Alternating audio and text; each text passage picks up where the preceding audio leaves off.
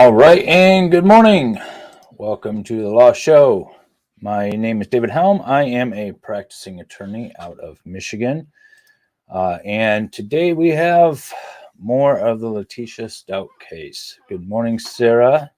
Good morning, everybody. I don't know how to pronounce your name on this stream anyways. Good morning, fact checker, everybody. So we have a few minutes before we get going into it. I was watching a little bit of that Ohio case on Vice's stream. It's an interesting case. The police officer, no badge, no radio, street clothes, undercover, has a hooker in the back of his car, and then shoots her to death. Seems legit. But anyways, that was an interesting case. I did want to... some people had been asking, I had mentioned this case a few times, so I thought I'd pull up this article, and there's a cat in my background. It's nearly 4 p.m. I thought time was the same everywhere, right? 3 a.m. Where are you at 3 a.m.? Is it tomorrow? Or is it just early?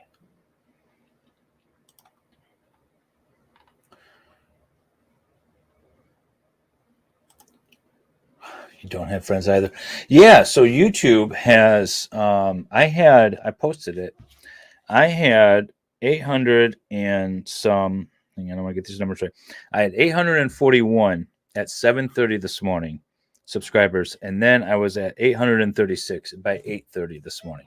So something's going on with YouTube, and I know other streamers complain about it, but I just thought it was odd for this. I'm a small streamer to have people unsubscribed automatically. So if you have subscribed in the past, please go and make sure you are still subscribed, I guess.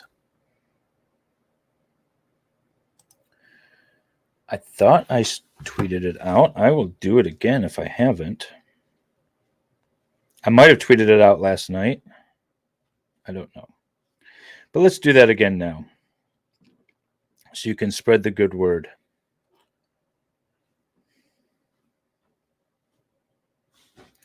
Okay, hang on. Let's see here. We got Law and Crime up. I'll tweet it out in a second. Why won't this work?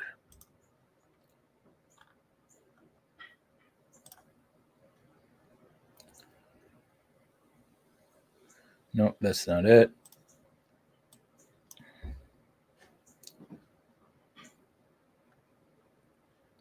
Why?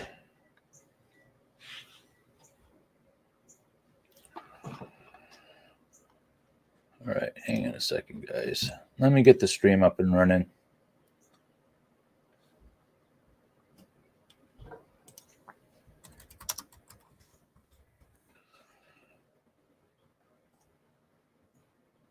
There we go. Okay, I'm going to pull this up just in case, because this court likes to just jump right into things. And we'll get it going. And then I will tweet it out so everyone can share. Oh, South Africa. 450 in South Africa. Welcome, South Africa.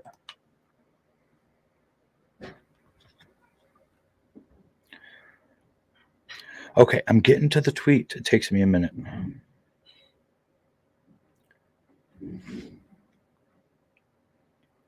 not used to this Twitter thing yet. Send now. It has been tweeted. So we are good. Share away. Share away. Tell your friends. Have your friends subscribe. All that good stuff. Make sure your friends are still subscribed.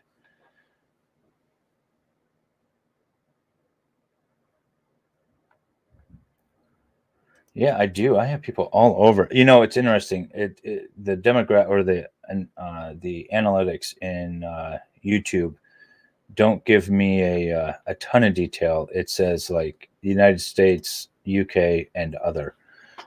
It sort of gives me by continent, which is interesting. I imagine there's a way I could get into it. Good morning, everybody. Oh, if you are not watching this on Facebook, you might not know, but there's a chat group on Facebook that's been created, and so we get to talk about this all night long. Thank you, Amy. Morning. How are you? I'm good. How's it going? Not too bad. Just waiting for the stream to get up and running. I am going to put my different banner up here since I have there. Or do that until we bring it in clear. I was going to see if we had better feed from the local court too. So I might actually, or not local court, local news. So I might actually try to jump over to them because they look like they had a better, clearer image than Law and Crime did yesterday. Yeah, they kind of did. Yeah, I think they did. So they're not up and running, but as soon as they are, I'm going to probably pull in their stream. And, so we can get a clearer picture of the defendant. I really want to see her face. Morning, everybody. I love seeing all these people back at it every day in the chat. Yeah, any of you YouTubers that want to join the cool kids on Facebook in that Facebook chat, if you have a Facebook account, Michigan Law Show has an account, and then actually I have no idea how that would work, how they would find it. If you tag me on the Michigan Law Show, we could probably get you in there somehow. Did you join, Jamie? Are you on Facebook? No. Well, actually, I made like dummy Facebook just to join the Zach little thing to keep up on it, but I don't really have a Facebook. Maybe I dummy join yours too. I don't know. Join all the funny people over there. You know, I think part of my analytics says India too. I'm going to look it up now. If I go to my audience, it says 78% United States, 2.8 United Kingdom. Canada, 2.1, Australia. All right, court will call 20 CR 1358, People versus Letecia Stauch. Record should reflect the jury's not present in the courtroom. Before we start today, I do want to talk a little bit, and Mr. Tellini's here, good, okay. I wanted to make a little bit of a further record on the Medina case and some research that I've done since then. 16.8.109 CRS section 16-8-109 permits a layperson to give an opinion regarding a mental condition of a defendant. Mr. Tellini has cited People versus Medina. Hopefully that's better. 521 Pacific 2nd, 1247, Colorado, 1974, for the proposition that the individuals which the district attorney's office sometimes requests be permitted to give an opinion regarding sanity. You can go ahead and have a seat if you want. Let me know I'll if give you a chance to talk. Mic to quote volume. But the defense has objected on the grounds of Medina. And I reviewed the facts and circumstances of that case. And in that case, the trial court, this was back at a time, it was 1974. So it was back at a time when the issues of guilt, afternoon, morning, and sanity were tried right now on whether or not separate phases. And actually, this case apparently had 3 different trials, all on the same facts regarding a robbery. And in that case, the trial court allowed a sheriff to testify that he thought the defendant was presently sane, and I note that word presently sane, based on a contact that the sheriff had with the defendant while transporting the defendant from Dallas, Texas, back to Fort Collins. It does not say when the crime occurred, and it does not say when the sheriff had his first contact with the defendant. So that's not terribly helpful. The go through the whole next analytics person that and was say, allowed "That's to testify not was an helpful." investigator. And according to the facts, the investigator did not first met the defendant approximately 2 months after the offense. And the Supreme Court ultimately held that it was that the trial court abused its discretion in allowing that testimony, saying that before such opinion evidence from a non-expert can be admissible, the specific facts upon which the opinion is based must first be stated by the witness, and his testimony must also show a close or intimate relationship with the party alleged to be insane. They also cite a case called People versus Cole from Michigan. And it appears to be that the emphasis of that case was that the witness must establish that he was sufficiently acquainted with the defendant or testator so as to testify to the mental condition on a comparative basis and not merely to some manifested idiosyncrasy or eccentric behavior. Also, however, reviewed the case of People versus Talley, 7 Pacific 3rd, 172, Colorado Appellate 1999. And I will tell you that there is an error in that case because it says that cert was granted August 28, 2000. That's not correct. Cert was denied by both the United States Supreme Court and the Colorado Supreme Court. But in that case, it involved I think it was a cable TV installer. Cable television company installer. And the one worker killed another worker for, I guess, infringing on his turf is how it's referred to in the case. I don't believe she was at the time of her arrest. And the defendant at that point in time, or some months before the killing occurred, told his supervisor that if the victim was not kept off his turf, he would go to a higher level of security. And I have no bias against was called to Ohioans. testify at trial and was allowed to express an opinion on the defendant's sanity as of dates other than the date of the offense. And the Court of Appeals in that case found that it was not error to allow such testimony. Also noted People versus Gallimanis, Gallimanis, 944 Pacific 2nd, 626, Colorado Appellate 1997, holding that it is proper to inquire into the mental condition of the defendant both before and after the commission of the act. And in this case, it said the defendant's supervisor expressed his opinion that the defendant was sane as of 9 days after the killing. Even if his testimony as defendant contends also expressed an opinion that the defendant was sane at an earlier date, that opinion referred to defendant's sanity only 3 months before the killing.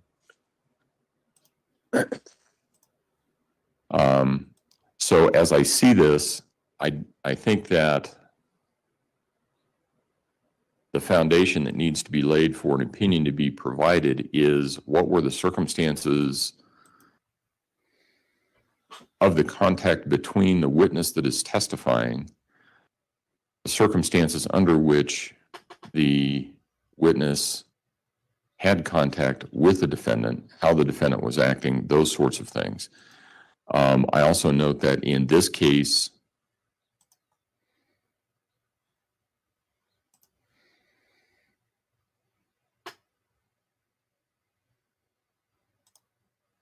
everybody. Yeah, in Colorado law, you're supposed to plead it right away. Except for the defendant's brother and Mr. Stauch had contact with the defendant either at or near the time of the offense, which is alleged to have been committed in this case. So it seems to me that a person can give testimony regarding whether or not, based on their contacts with them, whether they thought the defendant was sane at the time. They cannot, give testimony unless qualified as an expert and a sufficient foundation is laid. They cannot give testimony regarding a diagnosis that may have rendered the defendant insane, but they can testify as to whether or not they saw certain things, whether she was, I think the prosecution has gone down the line of, did she refer to herself by a different name? Did she seem to know what was going on? In addition, with respect to, I think it was Van Nest was the name of the nurse yesterday. She's in a little bit different position. Number one, she was qualified to testify as an expert, true, not in as a psychologist or psychiatrist, but part of her job requires her to obtain consent from a patient in order to perform an examination. And before she can obtain that consent validly, as she testified, she has to make sure that the patient understands the procedure, understands what's going on, understands why she is requesting what it is that she's requesting, and that the patient has the present capacity to be able to understand all of that and make a decision regarding that. So I think her testimony regarding whether or not the defendant was sane was properly admitted. So with that, Mr. Tellini, did you want to make further record, sir? Just briefly, Go ahead. in regards to the same nurse, I think it's different her testifying whether or not she was mentally signed the releases and so forth. I think she has a training on that. And my objection to her to that she's saying, I think that has a legal connotation that she's not qualified. This is the nurse that testified at the end of the day yesterday that Okay. did and some I DNA extractions, fingernail there's extractions, Medina and then signed. There's in had my reading consent of signed Medina, to do there a was kind rape of two kit. issues that the board had with the officers, with the two basically law enforcement people testifying. One was, I understand the court saying the proximity and time when they're in contact with them. It also seemed that they were stressing that the contact was of somewhat of a limited duration. In it, I think one of them only had like an hour-long interview with them. Tally, and I understand Tally, it's unclear from the case how much contact the supervisor had with the defendant, whether this was, we've been supervising for years, or been supervising for, a month. And so they don't necessarily have this that we had to focus on the time. It's depending on how this case goes out, we'll have some direction from the Supreme Court on how to interpret Medina, even though it's a 50-year-old case. It doesn't seem that there's a lot of cases subsequent to it explaining what the actual foundation is. We're going to so stream that I trial. think I made Tonight. the record pretty clear. Pretty areas trial. And again, I don't want. I'm not going to make a long record. In the. That's fair. For the district attorney, when they're asking that question, I'm objecting to. I'm just going to have that foundation. And I think that would make it sufficient difference, so they understand what the focusing on. All right. Prosecution, do you have any other record to add? Yes, briefly. Good morning, Your Honor. It's the people's position that we agree with the court on the analysis of the cases that you cited. However, the jury is also going to be instructed on what insanity is. They're also going to be instructed, at least in the packet that we provided, that a layperson can weigh an opinion about insanity. At the end of the day, all of this goes to the weight of the testimony, because they also going to be getting instruction on the credibility of all witnesses. And they can base the amount of time that the witnesses have spent with the defendant and weigh their credibility on that. So the instructions of law will cure any concerns that defense has. Okay.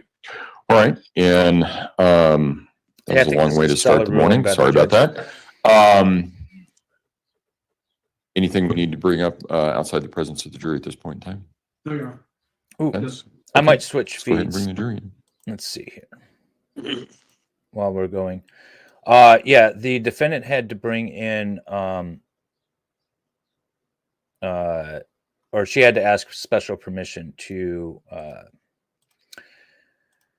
bring the insanity plea in at such a late date. So that's so yeah, normally somebody made a comment about her doing it earlier, and she should have, but because she brought it in so late, she had to get special permission for it, and the court ended up allowing it. But you would think that she would have done it from day one if she truly was insane. Yeah, and I want to see how this stacks up to the Jodi Arias trial. I'm excited for that. It's a matter of working out Nicholas's and I's schedule, especially with this trial. Who knows when this thing's going to end? Yeah. What did you think of the brother yesterday? Oh, the prosecution could have rested right then and there. That's what I thought. I was like, we're done. Yeah. We're good. No more witnesses. Oh. Yeah, that's that. Obviously, they still have a lot of foundational stuff. They have to make the connection. Are you going to start? You can't rely on the brother's opinion, No, I'll but start that with was some testimony damning. First, obviously. And there's actually will be 4 videos during her testimony. The long one will be her interview that she conducted on January 29th, I think it is.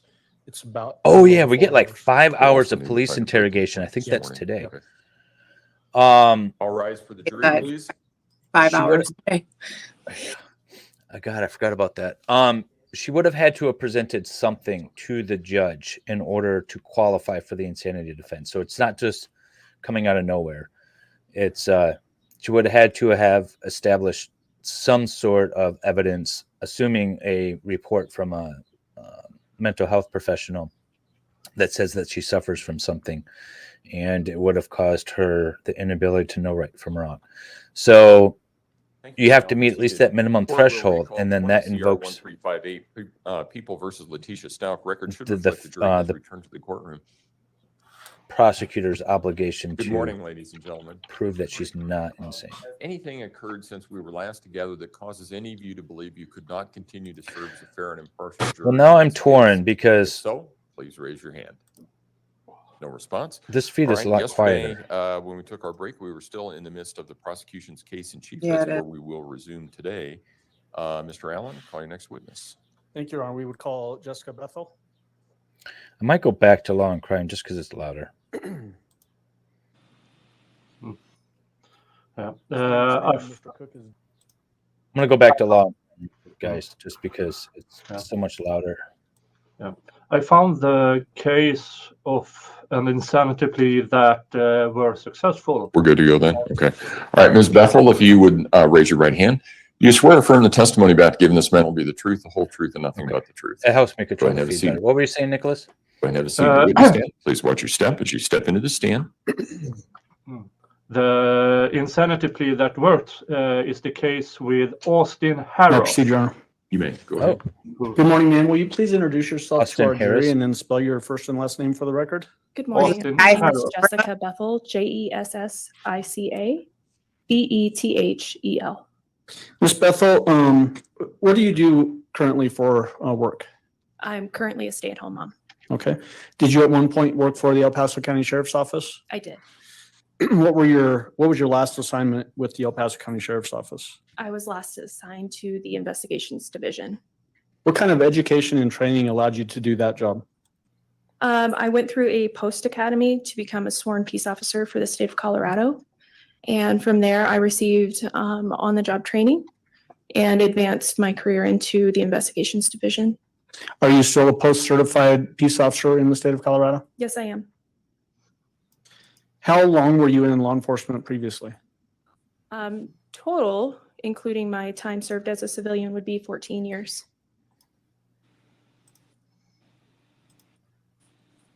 I want to specifically get us oriented to January 2020 timeframe. Were you working at the El Paso County Sheriff's Office at that time? Yes, I was. What was your specific job assignment then? I was assigned to the majors investigation team, which consisted of detectives that investigated homicides and robberies, assaults against people. How many different homicide cases did you get involved with investigating, if you have a round figure? Oh boy. I would say more than 100. At some point, did you become involved in the Gannon Stauch disappearance case? Yes, I did. What was your role in that case? I was assigned as the lead detective. What does a lead detective do?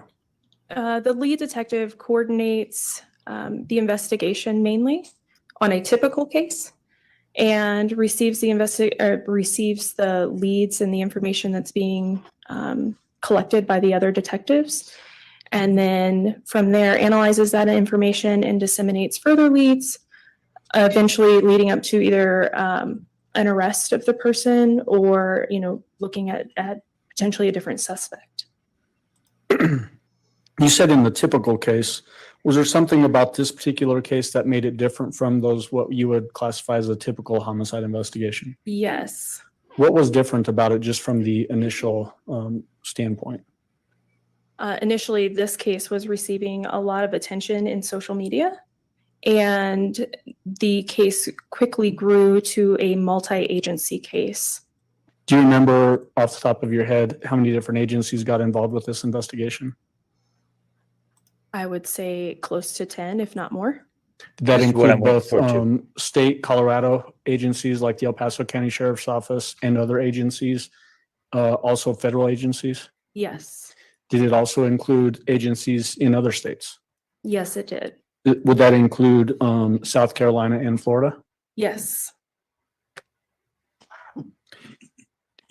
Because of the scope of this investigation, did that change the role of a lead investigator from the sheriff's office to some degree? It did, yes. In what way did that happen? Because there was so much information coming in, I assumed more of an investigative role as opposed to sitting back and collecting all of the leads at once. Would you classify the investigation as almost an all hands on deck effort? Absolutely. Speaking about just generally how the course of an investigation might go in a typical case, what are things that can influence the direction a case will develop into? Things that can influence it, I would say whether or not we have witnesses available, whether or not there's video, whether or not the suspect is willing to do an interview with us. Those types of things can influence it. What about the potential Stay-at-home mom absence now. or I imagine this existence case of helps physical with that evidence? idea. Absolutely, that can influence it as well heavily. You mentioned witnesses, willingness to give statements or lack of willingness to give statements. Can that also influence the course of an investigation? Yes, it can. What about misleading statements from witnesses? Can that have an influence on an investigation? Yes, it can. Those things that I just referenced, did some of those things occur in this case? Yes, they did. Did some of those things have a negative influence on the investigation? Yes, they did.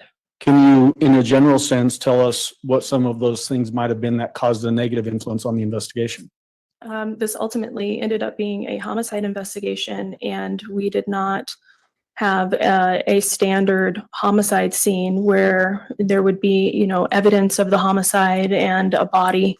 That was not present in this case. Also, the suspect providing alternate leads, multiple stories of what happened, also influenced how we proceeded with the case. When you've got that sort of dynamic going where there's different stories being presented to the investigative team, do you have to sometimes chase those down to see if there's any validity to them? We should always chase those down. Absolutely. Okay. And why is Any that? stories? It's just as important whenever you're trying to prove that someone did something as to prove that they didn't do something. We need to act without bias. And so if they present something to us, we need to take that just as it's a credible piece of information and vet it before we determine that it's not a good lead.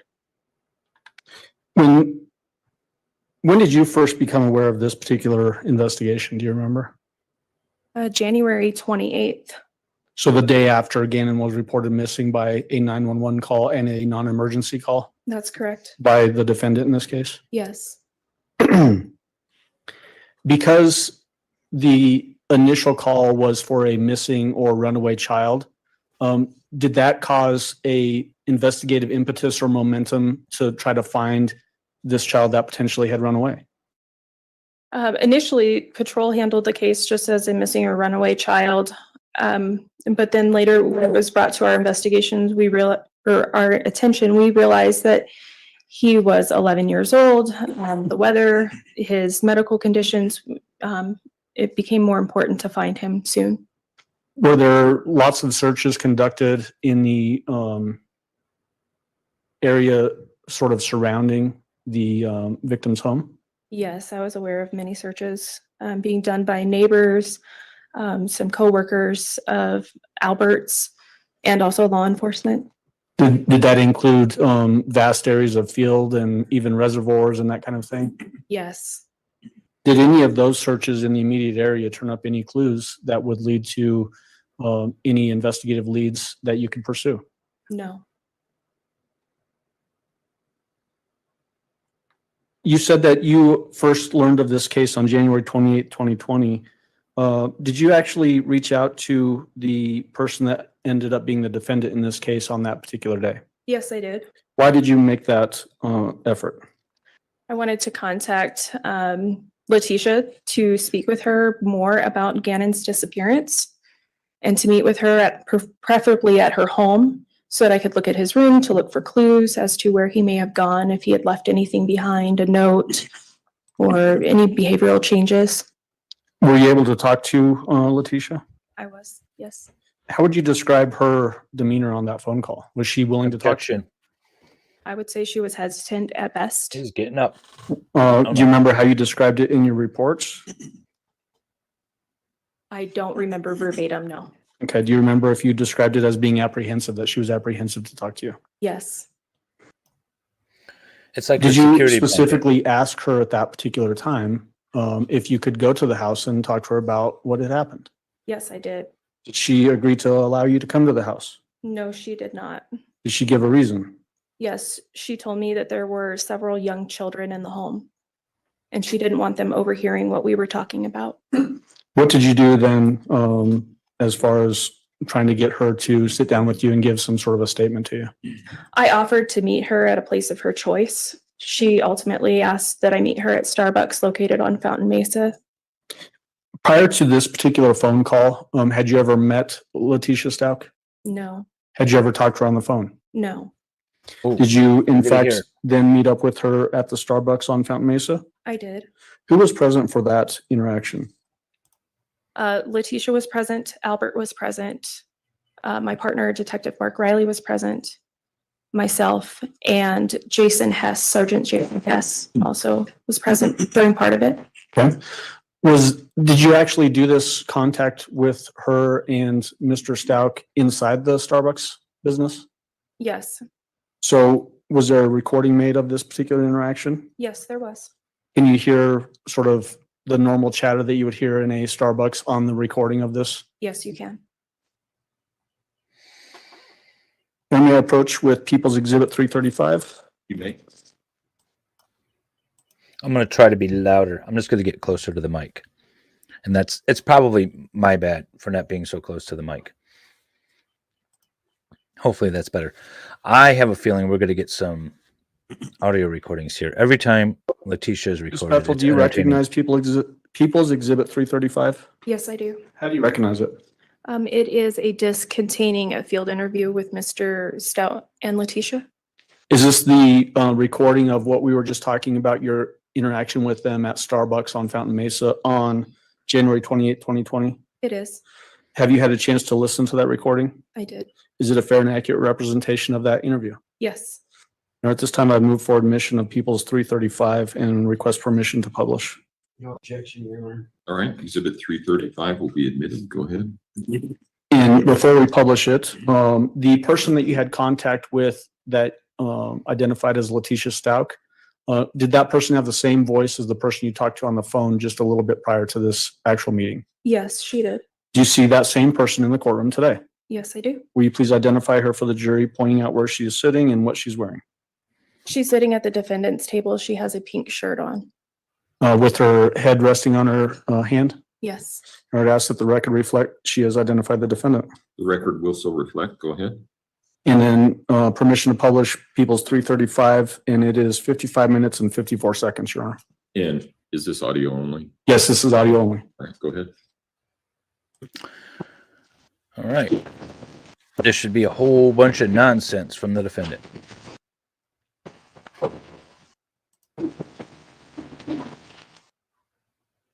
wasn't sure what you were gonna be in. Yeah. So, do you guys still want to stand out here, or do you want to go in the? You can go in.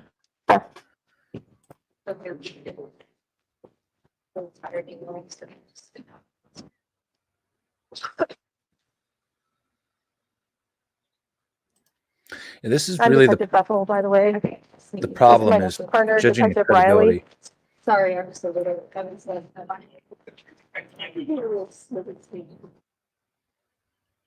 I'm going to bump the volume of the court.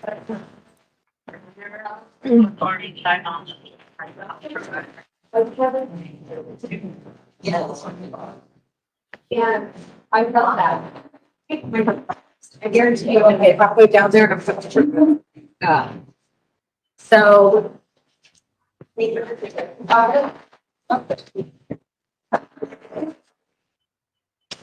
So we were just notified about what's going on with Gannon, and so I just want to start from the beginning, to make sure that I have accurate information. So your name, ma'am? It's TECIA. And same last name, Stauch. AUCH. Your date of birth? 8483. Give me the address, because I don't think that street name's right. It's just Mandan, MANDAN. How long have you guys lived there? A little over a year. And your name, sir? First name's Eugene.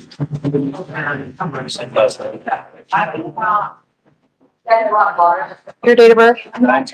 82. All right. Where do you work, ma'am? The beginning. Which school? I don't know. I don't like if I think it's it for the other college.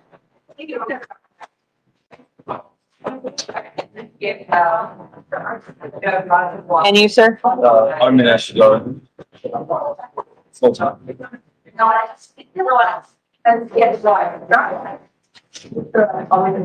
So tell me a little bit about Gannon. Welcome again. How old is he? He's 11. Hook 'em murder trial. That's, come our attention, and that's not true. Right. That's what I was told too. So we were like, everything we've been basing our mindset on, based on that.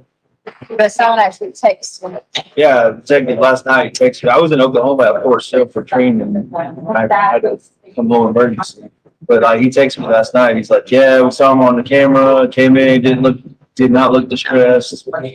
Bought some chips, left on foot." I mean, I can show you the text if you want to see it. But When did you go to Fort Sill? when? Yeah, I left Sunday. I've been there one day. What school does Gannon attend? Grand Mountain. Grand Mountain? Yeah, it's in our neighborhood. I was gonna say, I think that's a new one that opened up in Southern. Tell me about his friends.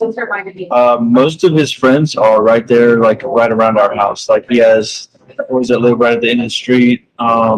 He plays with them most of the time. Braden is his name. What's Braden's last name? I mean, I got all his parents' phone numbers and we talk to him all the time. But If I could get their number too. yeah, So you have Braden. I don't. Braden, so they're like two families that live in the same house, but they're like related. So Well, Connor, I know. But Connor is the Webster. there's a Connor, but he goes to the web show actually, like, because they rezoned him because of the new school or whatever. So he went there last year. Connor's mom has been with us the past day or two. She works at Yeah, she works at Webster. So this is one of them. That's, Ian, so like I said, I think it's two brothers and their families live in the same house. And they got like 3 or 4 kids. But that's associated to Braden. I think that's Braden's uncle. I got Braden's mom in there too. But you can get to him through this guy. This is him. So.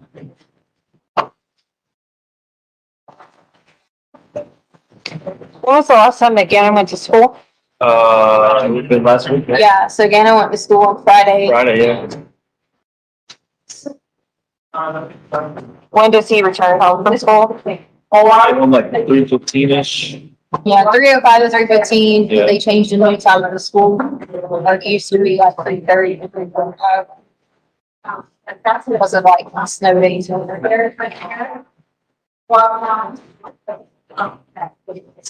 So Braden and Connor, are those the only two friends?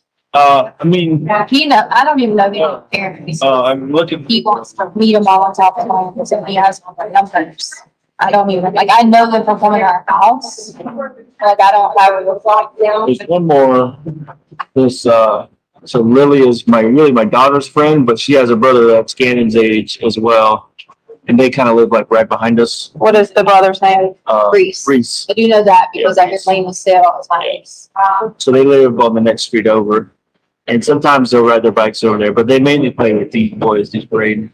And then, right next door to them is a group of girls that my daughter plays with. I just know their mom. Canberra is the mom, and that's her number right there. 801.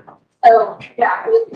CANBRA, I think. I was muted. Yeah, she did say to the police she didn't know any of his So that's friends. your mom And then of, she's being named. My daughter's friends. It's like 3 girls. But one of them is the age of Gannon. Yeah, I mean, these kids are like they range from like first grade to like they're 6. so these are neighbors. Yeah, basically they live 2 or 3 houses down, but they live next door to one another. Okay.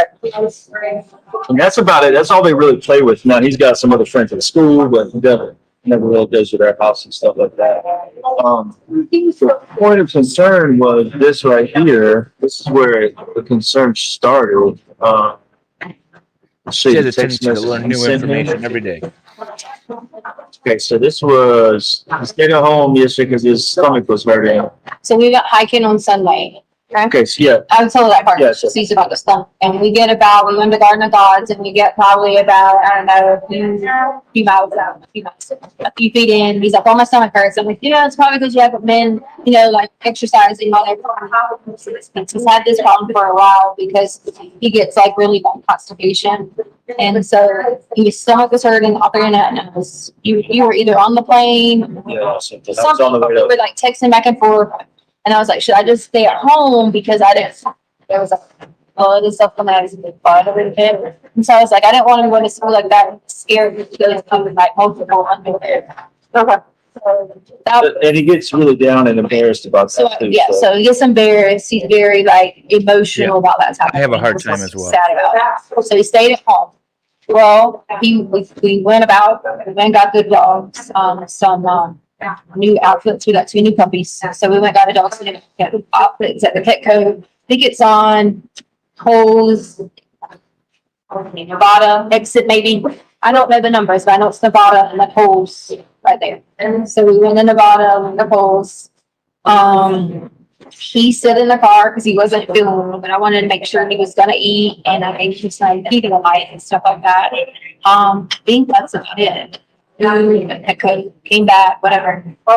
So when we came back, he was texting you. That's where you wanted. Yeah, so he had spilled a candle in the house, whatever. He was felt like he was smelling bad because of his accident. He lit a candle and was playing. He spilled the candle, so he got really upset because he made a mess with that too. So he burned a big. So then this is where he starts texting me. I'm in Oklahoma, so he told me my tummy hurts, blah blah blah. And I'm just trying to stay positive, So he's worried about. Teacher said he was really worried about getting in trouble not for the accident, but for the candle thing. So then right here, I was like, we'll talk later. And he's like, do we have bath salts? And I'm like, immediately, I know what that's all about. So I'm like, what, what's going on? Where did he even hear this from? So I immediately texted her. I was like, we have a little bit for baths and stuff. So I was like, put all the stuff we use for our baths and put it away somewhere so he can't access it. This is Al talking right now. And then I asked him for what. And then we have- Yeah. So with that, the day before, when he tells me this, I Letecia. said, he came in and asked me, did we have any the day before, which was the Sunday. And I gave him a bath bomb because I usually didn't know bath salt. I didn't know. So I gave him a bath bomb and went to the bath. I still was clueless to the bath salts until we looked at it. So then he tells me this. My friend said if I got some, we could play this weekend. And I told him no. Absolutely. So we were still talking at this point. And then he was like, he went on a little bit, but he's like, his brother has a car for a sleepover if I can come over Friday. And that's kind of the end of it, though. We need some more days. Al's reporting all of this based off of. That's where we get the idea that he may have left. Well, no, he told her. He told her he was going to play. So, Which she does. which they do all the time. They walk out and they're like, you know, where you going? Be back at such and such time. And they're always, maybe he's 10 minutes late, but you know, nothing like this. So, I don't even know who this friend is. That's the biggest concern on the surface. That's why, as she said, I always like to walk over there and meet, hey, this is blah, blah, blah. We don't know anyone with a car. Yeah. Yeah, with nobody funny that has an older sibling that drives. None of his friends that we were aware of. So from these other people, we got some names of other kids on the bus that he plays with, and so we kind of hunted them down last night. What they did while I was on the way back. Found one kid named Jimmy, but he wasn't. They hadn't seen him, and then they were like, "Well, this kid has an older brother or whatever." And they went to their house, and they're like, "No, we haven't seen him." So that's when it really, I think really Al is, Information that Jimmy had an older sibling. So of course, we all went. I mean, we think it was putting people together. You know. So then Jimmy's dad answers the door and they show the picture to Jimmy. Connor's mom, with the one with my daughter. She's a 17-year-old. So he's like, yeah, I think I know that kid. And then they were like, do you know Jimmy? And the guy was like, yeah, that's my son. And then he was like, I'm sorry to tell you guys, but we don't have a older child that drives. I don't know if she said Jimmy was the oldest, but whatever it was, Dad said there was no older boy that was in their home that drove. But it was like he said, pieces were coming in from different kids trying to give us information and names. See, the big deal here is it's not like, and I know kids, you know, they get influences, but he's a homebody. I mean, I'm like the same way. He would rather be at home playing his little Nintendo or, you know, watching cartoons. I'm not sure what you mean by you know, sometimes I gotta make him go ride his bike, that kind of thing. So he's not one just to walk off. And you know, he's had times where he's been a little embarrassed about his stomach problem, but never anything to drive him to something like that. So that's why I had to come to grips with. I'm pretty convinced that something bad. We kind of into ourselves kind of broke it down to either feel like he's at a house where some of this fun stuff is going on. They convince, you know, that they convince. Has anybody called the school yet? Yeah. So the principal called this morning. I emailed the teacher first. I'm like, can you give us any information? I knew she couldn't, but I wanted to start that dialogue. So can you give us any information about Anna's friends or anything? She's like, no, but I can go to the administration. So principal, somebody reached out last night. Her principal said he waited up front just to make sure he didn't come to school today, side or whatever. And an announcement is that, hey, if you have information, we're going to help Gannon. And They also just sent an email on the do not reply. The district just came to us where the principal said he's sending out all families. okay, so yeah, so they're doing their due diligence. So I just paid or if they're not enabled, I'm to going to us if not. What kind of social media accounts does it have? So I don't even let him get online with these things. I have. Does he have a phone? Obviously, he has a phone Yeah, that it's he's in the texting. truck, but like we check through that. I check the phone logs on my TT account, and we hadn't texted anybody other than the one friend. So we have the capability to do a download on the phone and potentially see things that are deleted that you and I wouldn't see immediately. It would be like in cache data or whatever. Would you be willing to let us look at his phone, Yeah. do that download, see, just to make sure that he didn't delete something that we need to look at? Okay. So it's an iPhone? Yes. You want to get that? We need to take it with you. Yeah, that would be great if we could. I know we'll get to that, but I brought this because but so some is of my Al. buddies at work were like, It's calm as yeah, it's in the way to protect the device is hooked to the internet somewhere. Okay. Maybe he's somewhere and played his game on their Wi-Fi or something. That is the Nintendo Switch missing? Yeah, he had it with him. So like he was going to play games. That's what obviously he was going to play games with his buddy or something. What's the serial number on that? That's going to be right there if I'm not mistaken. Everything should be in here. I think that's it. So does he, other than the stomach issues, does he have any other ailments, disabilities? He just he takes ADHD medicine, but that's never really caused him a problem. Other than he makes straight A's. He actually got his first B this past time. So That's his phone there. yeah, it's 292 times the best one. 2922. Yes. Yeah, let me give you this phone number.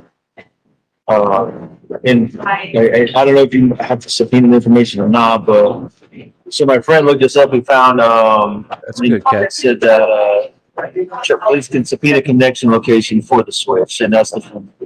And he found something on the internet that said that, so it's at least worth looking into, I think. Yeah, we've got a database of stuff that we work with, so we'll be able to find a contact if that service exists with that. Any Can I show you something? Yeah. I mean, I know you'll find it out, but I was just not sure about the issue. Oh yeah, he had looked up only one something that was. Oh, that's, okay, where's the history? Are there any other children in the home? Oh, I'm sorry, I don't know. You mentioned a 17-year-old who, biologically both of yours. No, so I have Gannon and my 8-year-old daughter. And their mom is on the way now, so she's gonna be here tonight. But What is sister's name? Lena, Laina. What's her date of birth? 12212. And you have custody of both of them? I do. What is Well, mom's name? technically shared, but they live with me and go to see her this summer. So we call it shared. So I really have this. Mom's name is Landon, Landens.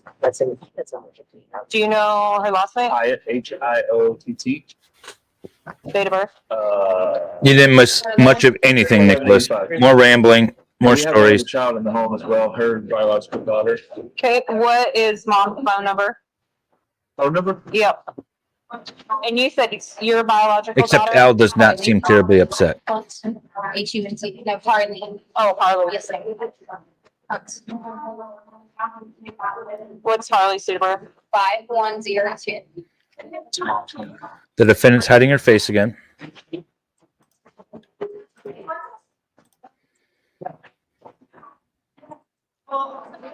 You mentioned younger children in the home. Well, mainly if I was meeting Lena because here's what happened. One of the people called this morning and she was sleeping and heard a lot of conversations and she's been like just crying and things like that. So, yeah, and she already has like a preconditioner with anxiety, but she gets very, It's worked out.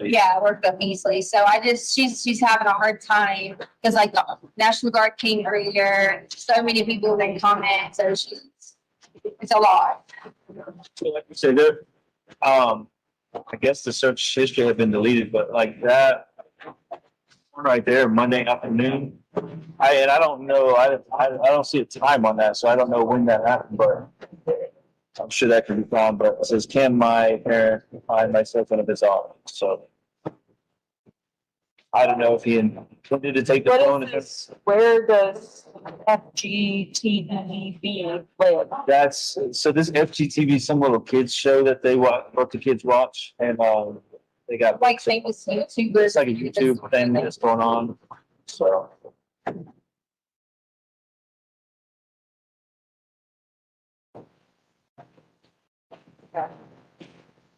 But he left the phone. Is he talking to any girls? No, actually, I joked with him about that, but He he, had a puberty class and he was like, Yeah. "Ooh, I don't want to do like," and yeah, they just had a little puberty class in school, so he's still in the ooh phase. Yeah, go ahead. Now, if you see the messages that say to mommy in the last day, that's me talking to his mom. Because I don't give her my. To see if you get any, searches and stuff on the maps. So he searched for 10315 declaration of that you guys. Declaration is probably somewhere. It's all. Yeah, it's probably. Oh, glory. Yeah, it's probably something that we were, it could have been things that. What date was that? 10315 declaration drive. I have no idea what they're talking about. I can't follow it. Yeah, I mean, that's our neighborhood. Right. Declaration. I didn't look for any declaration. Bethany was on campsite, so. Yeah. I can listen to two at once, but 3 plus We were background sound. driving around over in there and all somebody said measures that of- they saw a camera. That was on the old Glory address on there. Huh. Wow, I didn't think about looking at that. But it just kind of doesn't make any sense because he went the other direction. 3. I feel like that's someone's address. Yeah. I mean, some of the people. Is it recently? Because So this is how it was. Yeah, that wasn't clear if that So was map. I don't have this. referring to herself or the biological mother. That address. So when I click on it, I don't. if you just put horse and ranch, so is that the random? That's exactly what I'm doing. Office.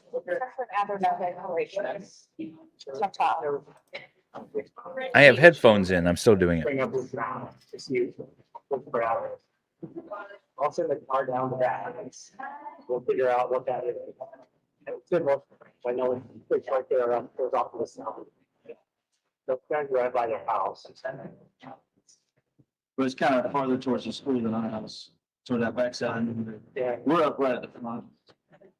That first section. What model iPhone is that? That's like a 6. Yeah. Search.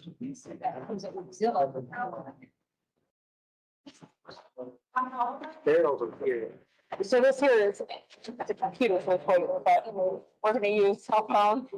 So basically, what the cell phone waivers would say, is that we're gonna dump this phone with your permission. You have a constitutional right not to have it searched without having a warrant.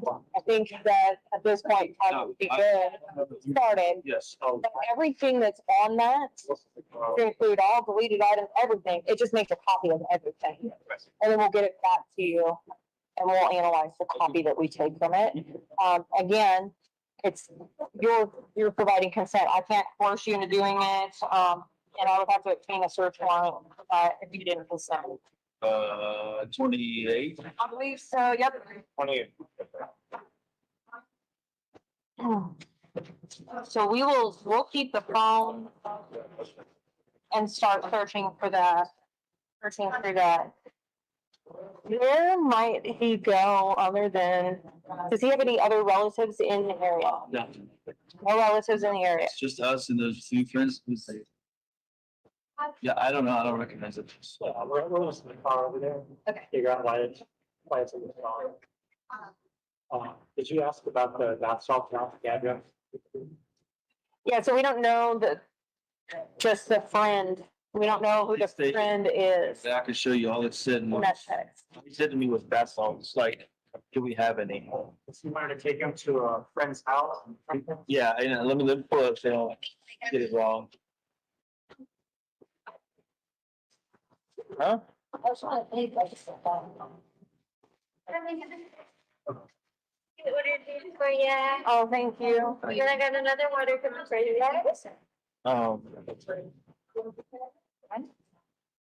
Thank you so much. So you can just read through it. It starts, I was in Oklahoma, it starts right there, so you can just scroll down. So you get this details we did with him. He's been having some stomach problems, so that's when he talks about his tummy. He had a little accident, dropped a candle, so he was upset about that. But then you can read what's part about the grass cells. And in context with that, at the same time, as soon as you said bath salts, I got on the phone with her and was like, hey, Yeah, because we do have someone to take more legit take basketball and stuff. Yeah. That's like get it all hide it, put it away, And I told him that figure out what's going on. you did ask me the day before, Yeah. and I gave him, because I didn't. So like she's very vague. There's no like friend's name or where they live or anything. Because the intent was to have that conversation face to face or whatever.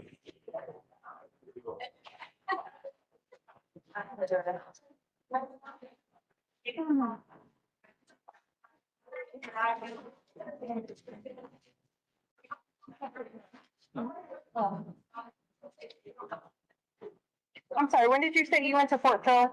I left Sunday morning. Well, actually, I went Sunday night because my mom flew out Saturday night. My flight was Sunday morning, and then I of course got there Sunday. That one day of class, and then this all happened Monday night. So, which was yesterday. I came back and What time did you guys go to Petco? I don't know, I would probably look to what time we set the alarm. Okay. that was Sunday, right? This is No, 55 Sunday minutes. was, There's supposed to be a 5-hour police No, we interrogation went- as well. Monday. Yeah, because it was just me again and again. This is just the warm-up. Okay. Because Lena went with us hiking, but Lena was.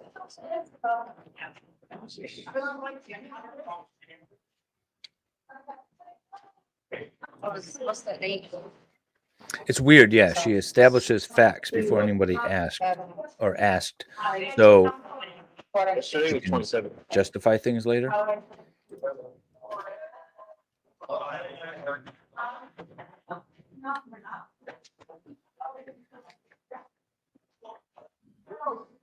So what about that address?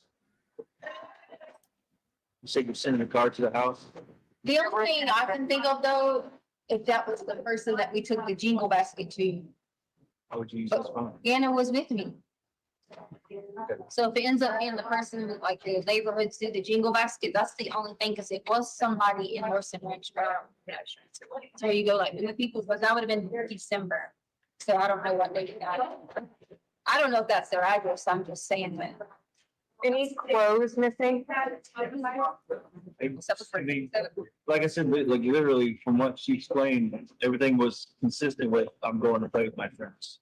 So it was like, whatever clothes he had on, we make him put his play shoes on. We got nice shoes and play shoes. He had his play shoes on.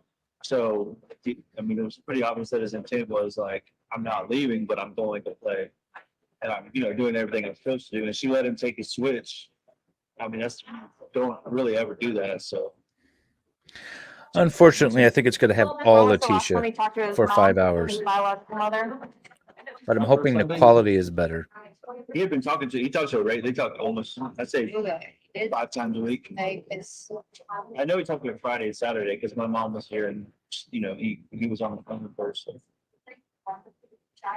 That's what he testified to.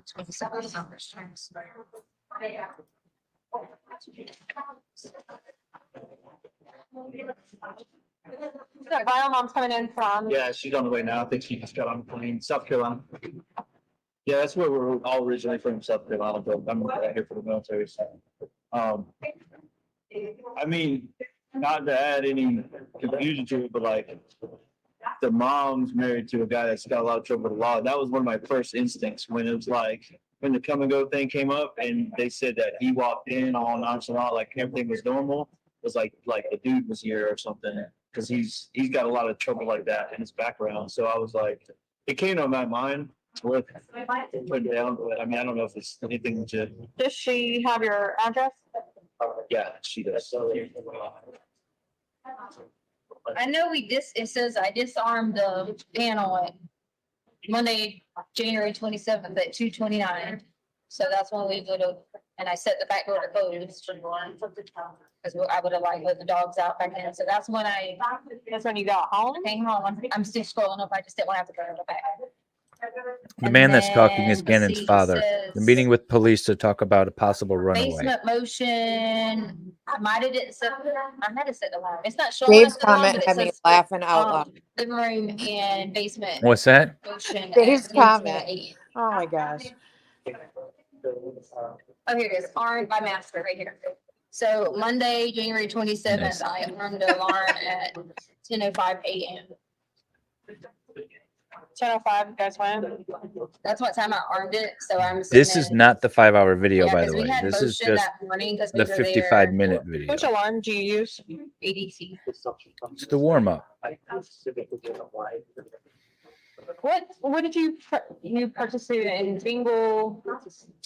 But they use little basket things where like they would like a group on Facebook or wherever, like say 10 women or 10 families, just you set a dollar amount. It's like, okay, you bring a basket of stuff to their house. Okay. So it's like a Secret Santa, I don't know, something like that, but for the neighborhood. I could either book on the lady who sends me.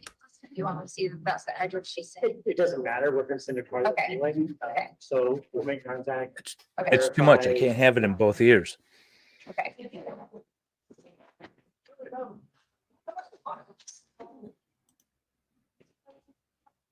It's weird to hear now that address is on. Yeah. The 5 hours still to That's come. like reset or no, we I don't. don't have I'm a gonna way to power see through when for it's you sent. all. I can just see what the address is. We're gonna stream it. Right, right. Has he ever left before? So, too, I mean, I know your parent says this, but he's a pretty straight up kid. And, It's a if ever police he goes interrogation wrong, like, the video, only thing he ever and I sneaks think it's is, sometime today. you know, playing his games if he's grounded or something. That's it. I mean, other than that, he does his chores. I mean, he makes straight A's, kind-hearted. I mean, he busses with his sister, but And Yeah, I feel to like they'd be that, I know punishing the you're jury. Saying that the counselor has said every. yes. Yeah. So I because of his mom and the situation with that, her husband, like she basically has lost everything. Doesn't have a place to live. It's gone through a lot. Yeah, much better than you this know, phone call, I drugs think. and stuff. So I got custody of them. It's been pretty hard, you know, for any kid. And I went through some of that as a kid, so I was like, let's get them counseling, just to be, you know, certain there's nothing that they're dealing with, and they know it's okay to talk. So they go like once a month on base. And I always ask at the end of the session, hey, is there anything alarming that you brought up or anything I need to know about? And Yeah, she always says that. for him, it's nothing, that he's just open and, you know, he's going through normal emotions of, you know, loving mom and loving dad and stuff like that, but nothing like, hey, you need to. Does he go on Carson? Yes. And I what's the wonder if there's counselor's gonna be name? Dr. Burt's parts I of the have her number. interrogation where they leave her That'd be alone great. and we get to see what she's doing by herself. It's exactly, I lived through a 12-year-old spell, talking about it. I mean, Jack. He communicates over a couple of game chats. They play the game once, you know. You got the kid, your game. This is it right here. And I refuse, unless he's done it behind my back. I know he gets on YouTube and watches some stuff, but I have absolutely said no online gaming. So unless he's got on there and figured it out, then So not necessarily communicating through the game. We have apps and stuff. If you can talk back and forth with your maybe while you game and stuff, and he likes using those instead of text messaging. And you could say, you could different apps. I was looking to see if I recognize any of them. Our son did the. Yeah. So I don't recognize any of them on there from what he uses. Yeah, and usually, once again, he's pretty innocent by telling us, or at least hinting at things. And he's never even like said, oh, I learned this from this. How he learns is he researches like YouTube and stuff.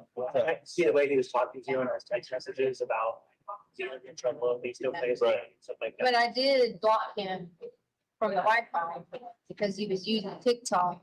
Out of something about some choking game. Yeah, I noticed, and you know, paying attention to, you know, what the news and all that, I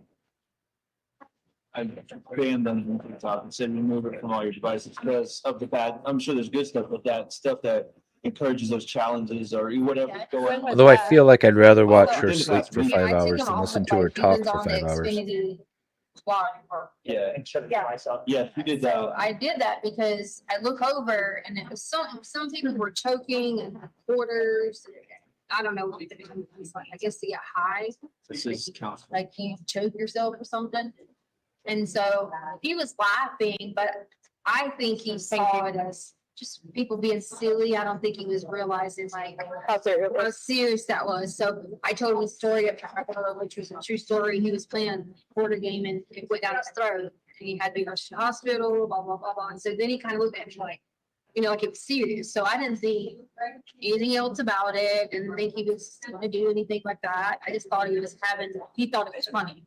To see, the kid is so like tenderhearted, like I know the kids are obviously influenced, we know that, but he would never like smoking or anything like that because his mom's got into that stuff since we split up, and stepdad as well, and his grandma, his mom's mom smokes real bad, and so he knows that causes bad stuff.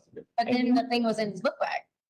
What was in his book bag? So she found after the bath salts, I said, go check his book bag just in case. Initially, she found nothing, but then after he disappeared, they went back and. No, I didn't let her go look at it initially. Oh, I thought you looked at it. No, you asked me to go look at it, but I was doing other things. So they I sent found Harley- a 2-pack of those little Swisher sweets. Yeah, I sent So- Harley to go look at it. I don't know, somebody had to give him those When did you find those? last night. Yeah, so I sent Harley to go do it. So Harley was like pulling out the book bag stuff and she's like, oh, I didn't see anything.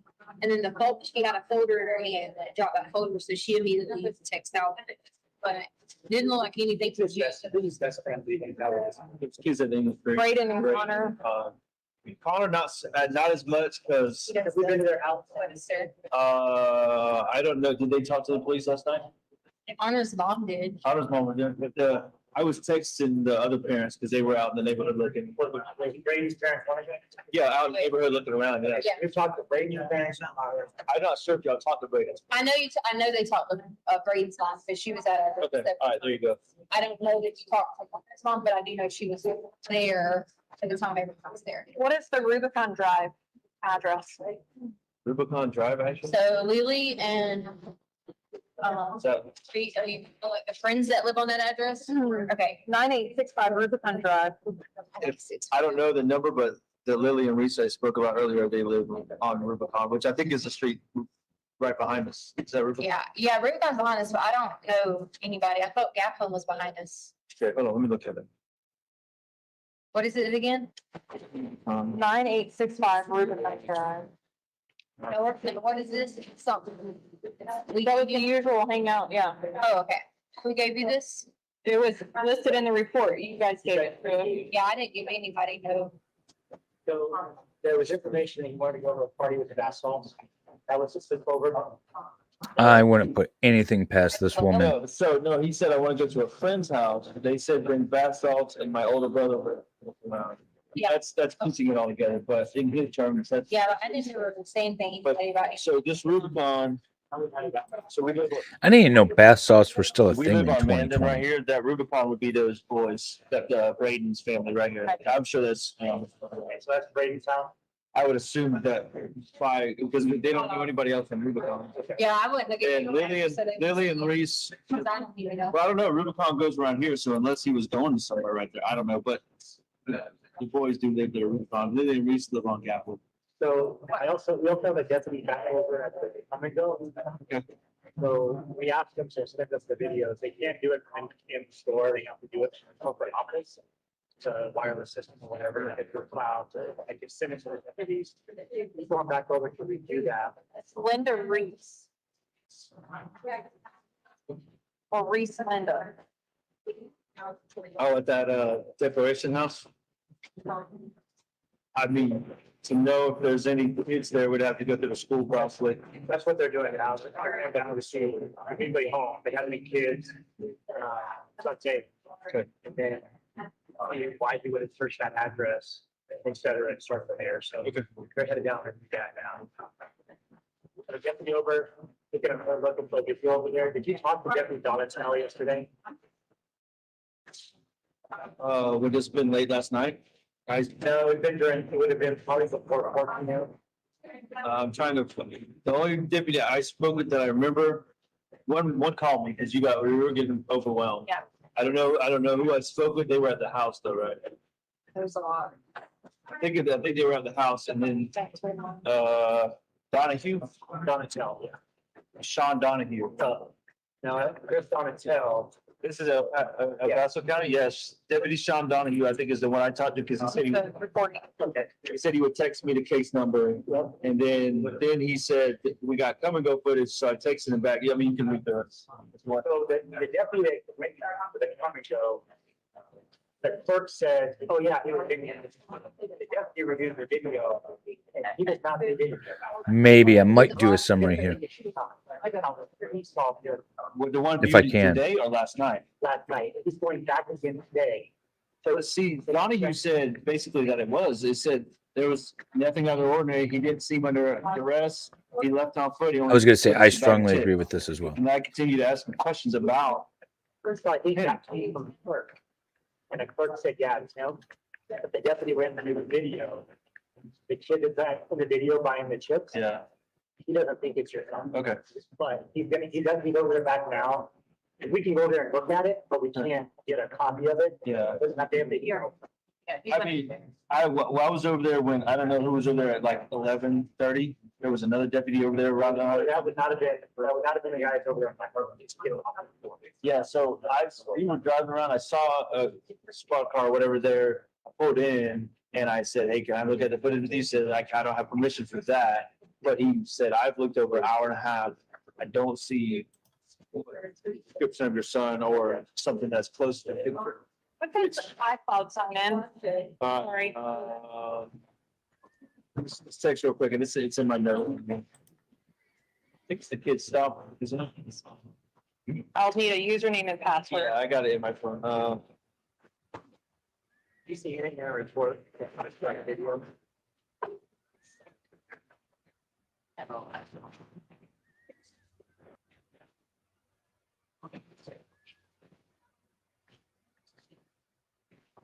I saw a screenshot on the phone of a kid on a sidewalk or something like that. You guys, Somebody sent that. So there's been like 100 videos, photos that I went through. And I know that a couple of them were what appears to be him because it's the same outfit, the same, looks like him, there were people scrolling on the. We had like 400 comments to go through. So that should be the iCloud. We sent. Username and password for his phone. Was available, we wrote it back. Then, Or whatever, so yeah. yeah, you can write on it. And that's the Gmail username and password attached. So yeah, Do you care if I just take a picture of that? Yeah, have a screenshot and send it to you. How about that? That's cool. like it was on Gatlin. One of them I sent to my cousin, I just don't remember where this. really weird to be up there. That's the. Gatlin's behind us. Always a cap. Oh, yeah, no, Gatlin. That's way up in the city. Message. All right, what's your number? 719 Okay. 208 1406.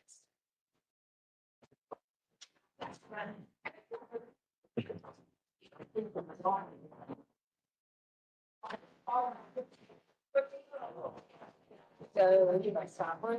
And I just left that's my daughter's iCloud too. Not that it'll matter, but just in case, I just left that one on there for you. You're pretty sure that's. Yeah, okay. But I mean, So where was this one taken at what time? I need to look back. To give that, I just thought of the private sending the. I give you a number, I can send a picture to you. I'm gonna send it to the guy that's overlooking the video.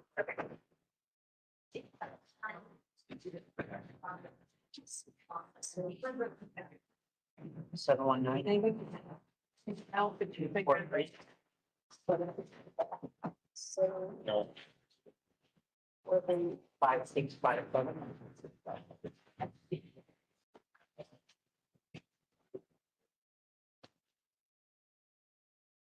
And that one was somewhere over by your house? Yeah, what video here, we didn't. You can be over the coming door. Oh, I Segway, I was like, I don't believe they posted what it was on Segway. So you'd see he has a whole bunch of emails for Segway. Well, this is why, this is fine. So we'll all be in there, they only let you do the just for you, keep on cooking. So everybody in the house with phones have to get, has to get it, so. In the system. So, I don't know. Well, Our son gets random emails from. You'll notice getting sick was on Wednesday. My email box. Yeah. That's your point. That's why it's. So let's go. That's all, that's. And then I'll get in there and be like, what number am I putting in and try them all. If anybody searched the Gannon house yet? Yeah, so that was the first thing they did was, it was about 6 people, showed up. And because we waited about 4 hours. And the first thing they do, they come in, they just were like, hey, you need to get your ID. Maybe you have to run in like, I guess like search and stuff like that. And then they said, well, typically, or sometimes kids can like hide, and someone told me something about kids could be in the jar and not realize that they could breathe, like different places.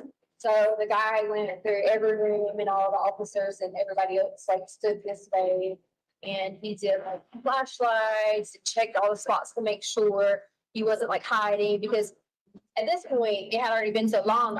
He doesn't ever come in to hide. He might do like a play, like jump out behind the thing, but not like anything specific. Yeah, so he went in like all of our closets. We like moved stuff. Everybody was silent.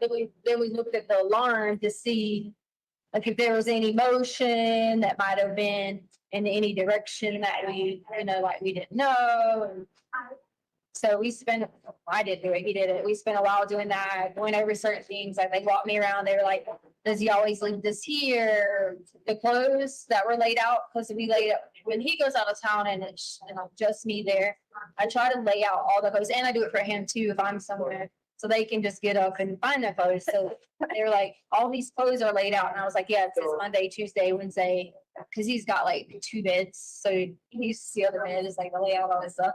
So they walk through, just asking simple questions. Would you normally do this? Would you normally do that?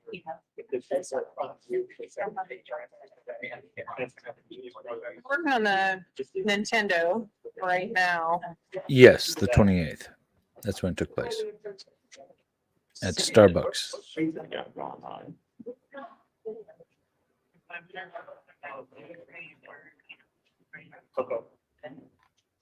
Does he have a gamer ID on that Switch? Yeah, you don't remember it. Did it come through on the?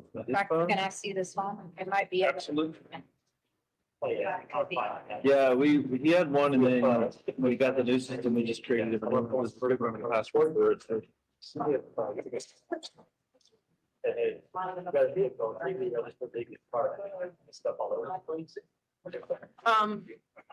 When he goes to play, I know you had said that you have to like basically kick him out the door to go ride his bike in that, but when he does play outside, where does he go? Goes to Braden's house. Well, you don't have to kick him outside. He's not on his medicine. If he's not on his medicine, he's hyper, he'll go. But if he's on his medicine, it's more like till it wears off, it's 5 minutes for ADHD. So until it wears off, it might be like I don't want to play, like it's zombie mode at first. So when it wears off, like if it's the weekend and we give it to him because we have to go to church, he would not go outside on a Sunday because it's still in his system at church. But he didn't take it because he didn't take it Saturday. He didn't take it because we went hiking, because we did a 6-mile hike. He didn't take it Sunday. I'm sorry, that was Sunday. He didn't take it Saturday, he didn't take it Sunday, and he didn't take it Monday, which caused the stomach problems. So he was off his medicine. I don't even think we ever go. It said that the manager of the store says it knows the kid. He comes in living with his dad.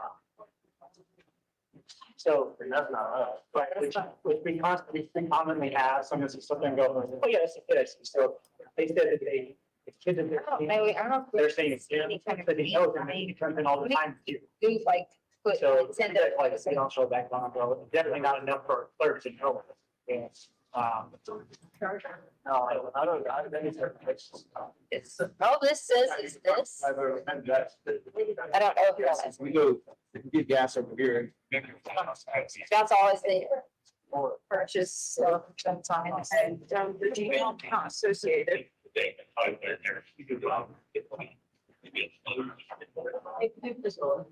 think. Should be the. I don't think he was last week, but it sounds like. So I don't need to be the last year. The guy that Brisky was quoted in there, saw him speak that over. He's saying, yeah, I know, but this guy can all the time. Obviously, that's not your guy. Right, yeah, no, I don't think it's ever even, I might have been there one time. The deputy was looking, the deputy did not think it was him. He's going back to her to see if this chick that he sees in the store that he might be chilling. Gets back into the car. I don't think that's gonna be. I don't think he made it. It is. Could be wrong, but it does not look like that's based on. Did you get what you needed? Yes. I didn't think. I have a lieutenant and a deputy going down after that, right now, but we went down and talked to them. Talking to a couple of deputies, so look this morning. Okay. Checking the golf course. Yeah, because we saw him put the light on and we thought like there was people out there, but they were doing like another call, so he like kind of chased them down. No, it was actually. Oh. They didn't know what they were gonna find and whatnot. Yeah. They didn't want to give people all riled up. They were checking on it. There was some noise coming from the shed. It was in that golf course area. Oh. So they went in and started. Okay. You see where the business pushed down. Right. He was not. But I want you to know, that wasn't him looking, but it was her. Following. Because they were just like, we were going to talk to somebody and we both drove off and it was like, we both drove to make sure it's not. We both drove off and like, they're going in the woods and talking to people.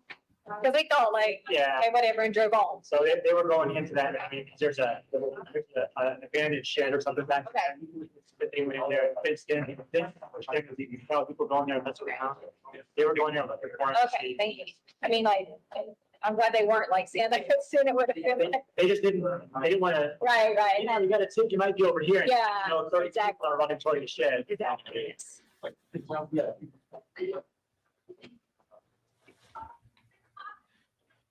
You guys can mark with.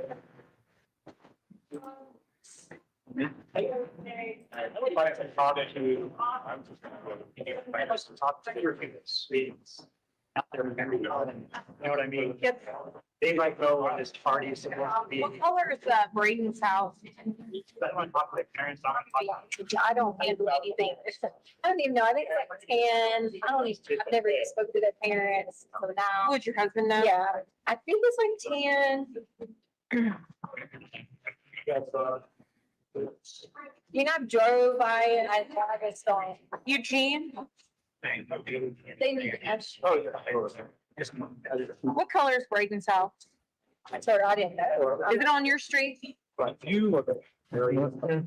So come in our neighborhood, our house is like third from the end, something like that. T intersection, dead end right here. There's Canberra, where I referenced, and then Braden. Basically, you go straight to their house from the intersection. So this is us. That's Mandan. Rubicon.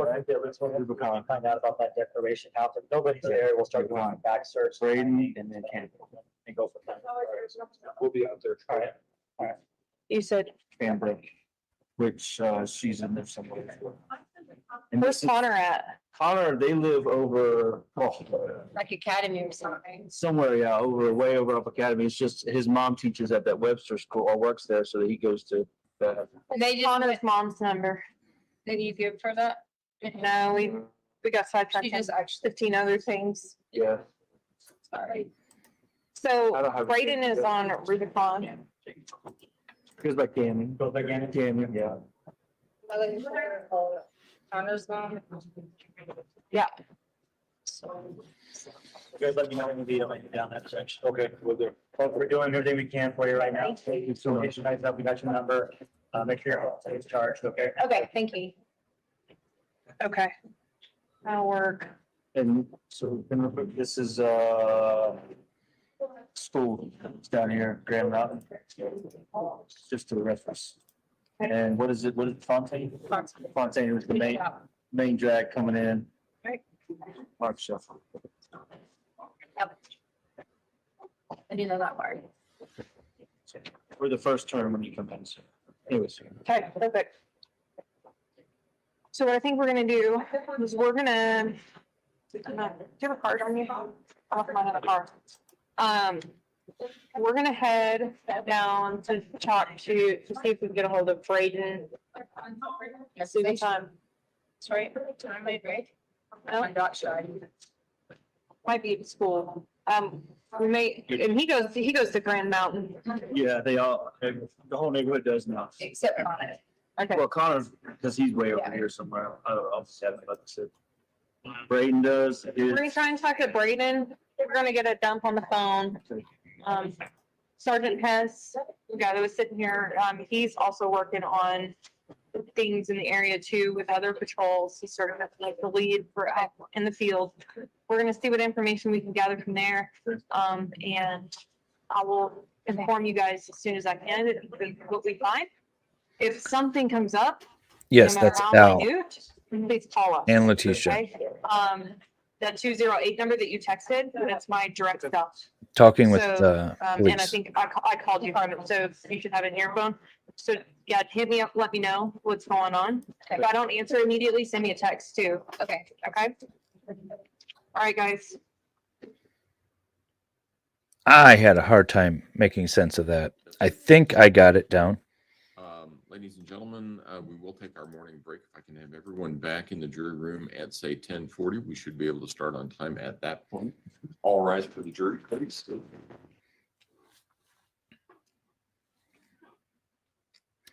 Everyone in the Facebook chat is making me hungry. Okay. Went and made breakfast. You did. Yeah. I think Nicholas checked out for a minute too. Yeah, hopefully they could hear it better. I mean, I know it's coming, it should be coming through a direct feed.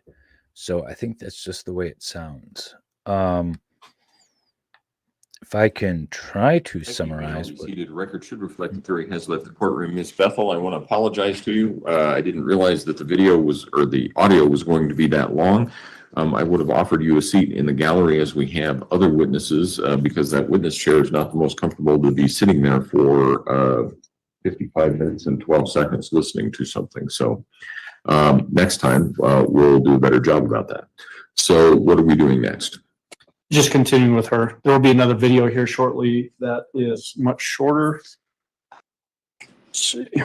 3 minutes and 43 seconds will be coming up here in just a little bit. And then we'll get into the really long one, which is 4 hours and 19 minutes. Okay. Oh, okay. So we'll probably get about a little less than half of that done before lunch. Hopefully, yeah. Just find a good breaking point for that, and then we'll go from there. Okay. All right, court will be in recess. You can go ahead and step down. Thank you, man. Good morning, Glenda. All right, court's going to recess for 20 minutes or so. That was, I need to like stretch after that. I just, like everybody else, was like, there's so many people talking over each other. It was just kind of hard to follow. And it was her same like BS crap she was saying. So Yeah, she is on, well, I could take this down. She is on this story. She's on story 3 at this point. mm-hmm. So we're keeping our timeline. We have seven lies of this defendant, and she is on 3 at this point. So this is taken the day after, or the day father gets home, the day after Gannon goes missing. What I gathered was the detective that was on the stand, or police officer, whatever she was, wanted to meet with the defendant at the home that day to get some more story. And she said, very first lie, actually, I don't know if Junie B. Jones got that, but her very first lie was that she had young kids at the home and didn't want to talk about it in front of them. Now, she did have a younger stepdaughter, but that's not children. That's not multiples. But that was her very first lie. And so they ended up meeting at Starbucks instead. Al apparently went with them. That wasn't clear from the testimony leading up, but obviously you heard his voice in it. Yeah. Again, with the idea that he has potentially just ran away, they are trying to locate Gannon, talking about Brandon and Connor, who apparently are 2 friends of Gannon. that he might have gone to visit. And also, I couldn't hear whether or not the defendant or Al said that they went by those homes looking for him yet or not. I wasn't clear on that. Maybe somebody else picked that up. I didn't catch that either. Yeah, most of this was going over his friends, possible locations where he might be, where he might have gone. There was discussion regarding the bath salts. And so the one thing is clear. She wasn't acting insane. That's true. What I gathered from the bath salts is that the defendant shared a text message earlier the day before with Al, with Al, that Gannon wanted to go to a sleepover with one of his friends' house. And I'm not sure if that's Brandon or Connor, but that this friend had an older brother. And the older brother apparently had asked about bath salts. And then there was some exchange regarding bath salts as to whether or not they were talking about the narcotics or actual Epsom salts or what that was. But Al had said no. And there was a suspicion maybe that he ran away over there because that's where he was talking about going. And she acts so ridiculous. Like, I gave him a bath bomb. I'm like, ma'am, don't act like you don't know what bath salt is. Yeah. She apparently took a picture of Epsom salts and texted it to Al, but I feel like that was all just a plant. Somebody said that earlier. I feel like she was just planting all of this. Absolutely. Yeah, I think he did, but I'm not sure if it was clear whether or not he went to Brandon and Connor's house, or if even Brandon or Connor are the home that Gannon was talking about having a sleepover at. I don't know how they missed the mattress thing. She threw blankets on it, but they weren't the same blankets. I don't know.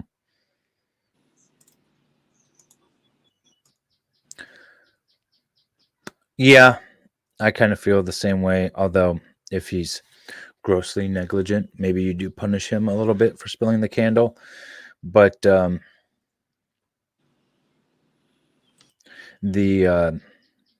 think she was someone said that she was probably jealous of him. And she might have been, definitely. Whatever the reasons are, I feel like she took out a lot of her frustrations on this poor child. Did they do? Okay, so maybe they did do an initial neighborhood canvas. That was the night before, though. That was 10 p.m. or so on the 27th. And obviously they didn't find him.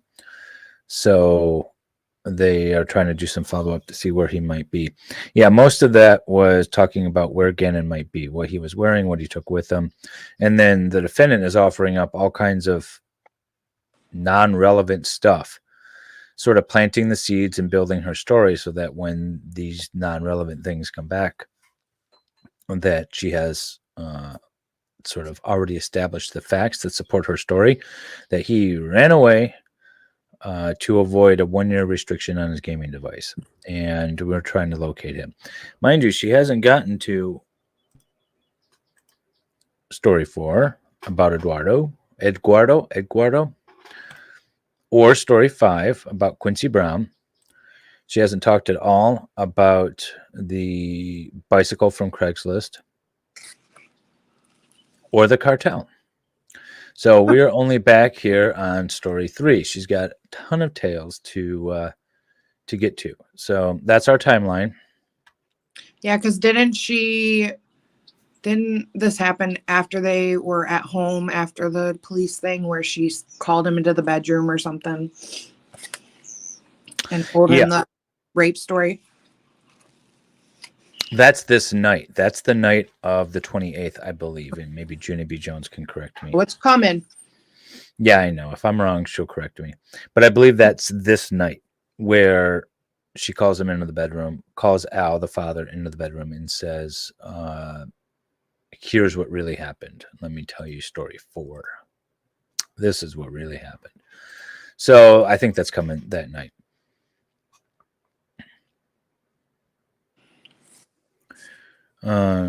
The same gaming system.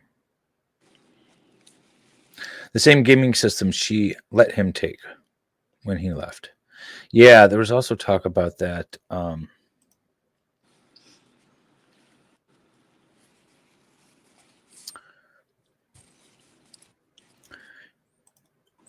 The gaming system, by the way, ended up being found, I think, what, in the couch cushions or something?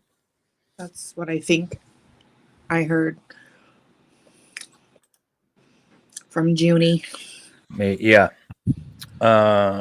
Is more than just anger and jealousy.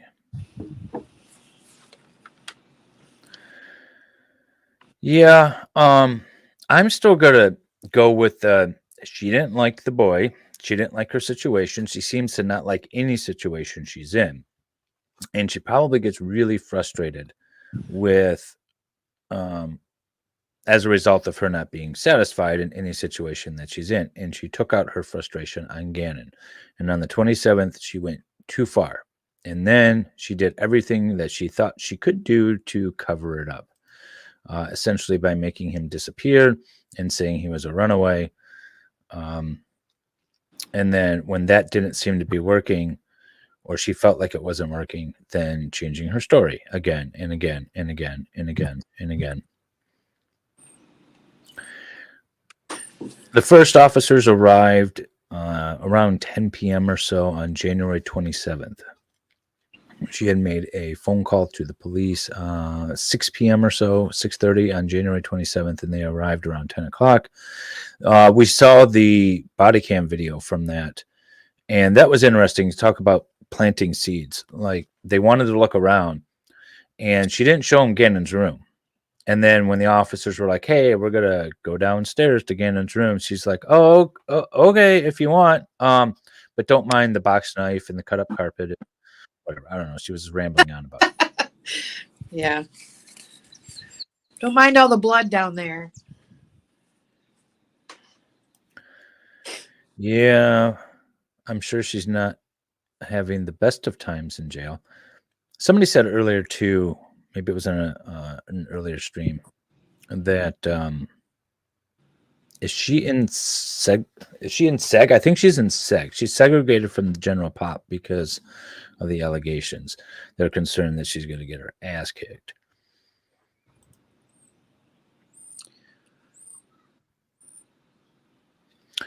The bike story did. Okay, hang on. So the bike story did evolve into the guy lying in street. When she stopped, he jumped into the car, raped her, forced her to take him to the house. Yep, I remember that. That's right. Like, there was this guy But laying did in she the stick street. with that, or did she? Was that like a one-off comment that she never ran with again? See, and that's the thing. So, are her stories legitimate if it's just sort of diarrhea of the mouth and it comes out once and then she never reinforces it? Does that count as one of her stories? Because if so, then we need to amend our list, I think. I don't know. She is she's just insane. Yeah, I'm not a huge fan of these audio recordings. The one we heard yesterday too was really bad. It was hard to make anything out. And I'm hoping, what they say, they had another 13-minute video or 3-minute audio or something really short coming up, and then a 4-hour long police interrogation.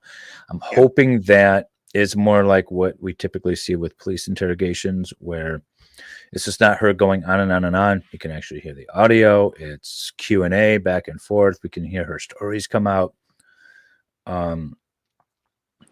That should be interesting, hopefully.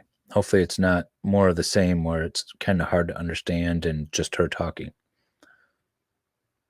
Okay, let's hear it. My theory might be a long shot. I believe that Gannon had a stomach issue and she went through hoops lying and got the job at this. She was upset, disappointed. Oh. Yeah, she did sort of call in the first day, right? She was okay, so she got the job at the school and she was upset, disappointing she had to. Interesting. That would be consistent with her Google searches, Remember, I think the day before she kept searching about how awesome. Ooh, I might have them actually. Let me pull up the Google searches. So these are the Google searches that she did. And mom advice from stepmom. Why you aren't involved in your kid's life. You are shitty. My husband's ex-wife does nothing for her kids. And these were searched, by the way, on the 25th. I can take this down. Let's see here. I wonder if my ex-wife or my husband's ex-wife is sending me a card since I raised her kids. I wonder if my husband's ex-wife is sending me a Valentine card since I'm raising her kids. Oh, she had to clarify that search. One day, some people will wish they treated you differently. Why should my husband choose me over family? I feel like these searches are very much geared towards her manipulation. They didn't make sense to me when we first went over them on day one. And then when we heard the Gannon's father testify about how she likes to manipulate situations, these kind of come more into focus. Find me a rich guy who wants to take care or who wants me to take care of his kids. Really? You want to take care of his kids? This was all searched on the 25th. It's crappy. Some parents don't care for their kids and buy them presents. Who don't care for their kids or buy them presents. Okay. Yeah, so these are her searches. And I definitely feel like that is part of her or an indication that she hates bio mom. And she might have taken it out on Gannon.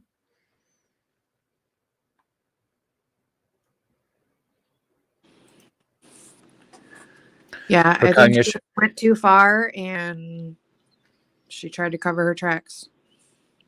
Yeah. My theory. Her cognition may be below. It might be. Yes, she actually searched Google for that stuff.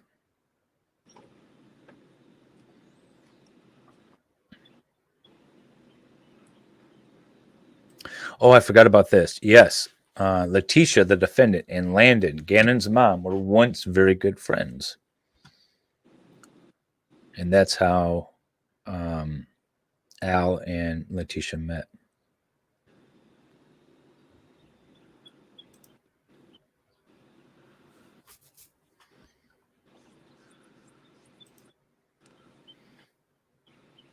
I don't think she was actually going to get that job. She lied on her resume about her degree. She called herself a doctor. They were going to do some background checks.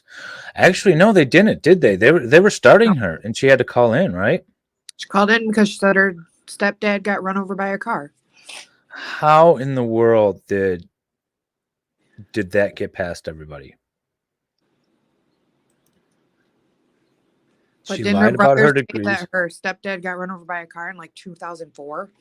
Yeah, and then you're right. Yeah, and then she used that as an excuse to call in that day from work. So she already had the job.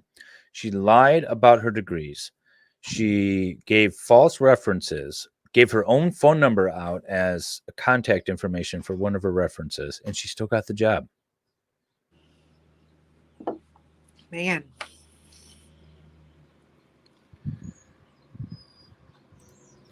Yeah, it's funny how sometimes people project their own inabilities onto others.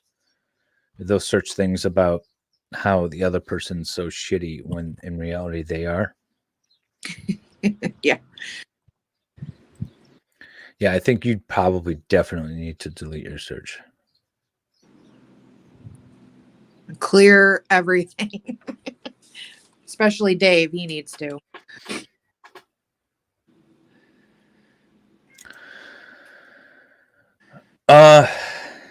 People do it all the time. You know, the state has an obligation to prove the crime beyond a reasonable doubt.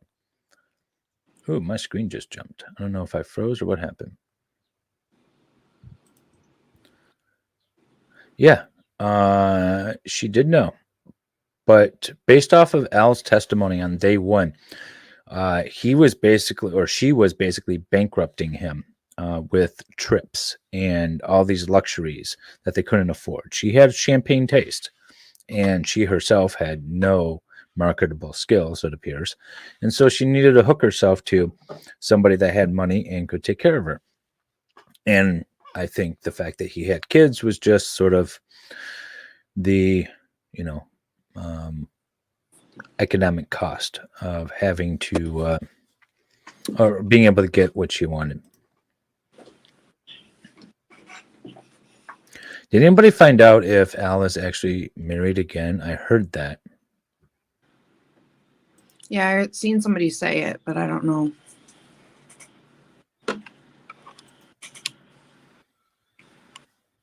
If I were him, I wouldn't be getting married for a hot minute. Just relax. Yeah, I'd probably kind of stay away from those things. So why search these things? I think she was trying to find memes or like inspirational posts to maybe put on social media. Remember, we haven't seen a lot of her Facebook, but apparently she was all over Facebook. And I have seen enough Facebook pages of people that post all kinds of inspirational bullshit or bitching about the other parent's ex or whatever. I think she was trying to actually look probably for images. But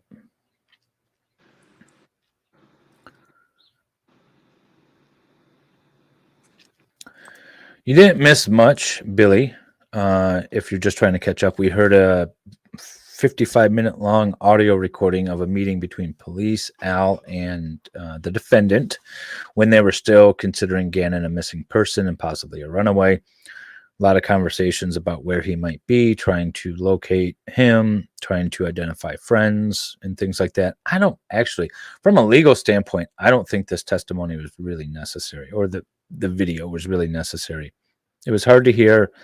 It seems to be that there was not a lot of follow-up as to what her stories were to try to clarify the issue. So I'm not sure that this was necessary.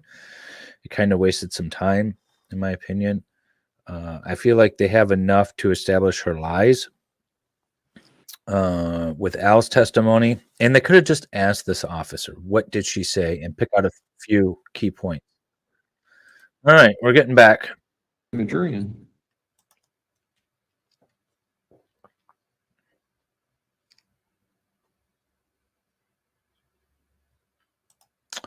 Interesting. Really is a pain, isn't it? Yeah. Yeah. I mean, it's And just, there's not a different setting, is there? no. And it's, yeah, proud of it, but it's easy, but Some of the Just stuff remember that to do I it. It would be disastrous otherwise. I'm just glad I have a YouTube video to back up. It's going to be a disaster. It just is, that camera's view, when it automatically reboots up and starts again, every time we start it, it has the whole jury box. Oh, And so you have to zoom it in to cut out Ms. Gratiano, so that we know that we're not getting the jury box. And because there's a juror that sits right behind her too, so you can't. All rise for the jury, please. Yeah, I'm the same way. I search all kind of ridiculous things. They'd be like, what's wrong with this girl? Oh, here's for you, Jamie. Yeah, I know. And I was laughing because I said, I'm not innocent, Dave. My searches are ridiculous. We've just seen your comments, Dave.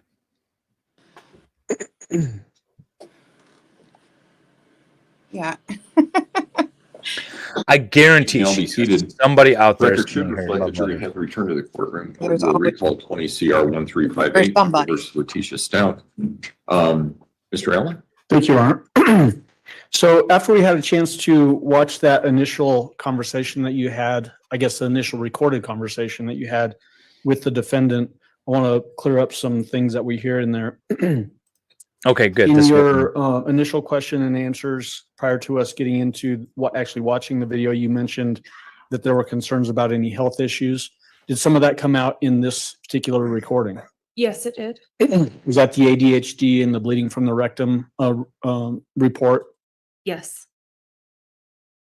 There was reference of a Petco on North Nevada that the defendant indicated she had visited. Is that the area up at University Village, dominated sort of by that Costco that's in that shopping center? Yes, it is. There was reference to a Nintendo Switch and trying to track that. During the investigation, did you learn whether you could or could not do any tracking on the Nintendo Switch? We could not track the switch. Did you learn later that the Switch was actually found in the house? I did. Can you track a switch was actually a search she did. There's on lots Google of things. discussion in that video, or that recording, I should say, about things that required investigative resources. Do you remember hearing those things? Yes. Does that include going to different residences, like that? I think it's 10350 Declaration Drive, to look for potentially clues that would lead to discovery of where Gannon might be? Yes. In your experience as a seasoned homicide investigator and detective, is time an important element in an investigation? Yes, it is. Is the fact that resources are being expended to chase down potentially a runaway child as opposed to a homicide investigation, did that waste valuable time in the investigation? Yes. Yes, the feed is a little blurry. And was that wasting of resources We have a- a direct result of misdirection from the defendant? It is. We have a better video feed, but it has lower audio quality. So During your course of conversation Splitting with the the difference. defendant at that Starbucks on January 28th, is this essentially the fourth time at least that she's given this story that Gannon has run away? Meaning there's the 911 call, the call for service, reporting it to Al, and then now reporting it to you in this recorded phone call. Yes. So almost a quadrupling down of that runaway story. Yes. What was her demeanor like? I guess because we can only hear what is being said. What were her outward demeanor expressions like? Were they normal? She was calm and collected. Did she ever change personalities while you were with her during this recorded interaction? No, she did not. Was her personality consistent throughout that interaction? Yes, it was.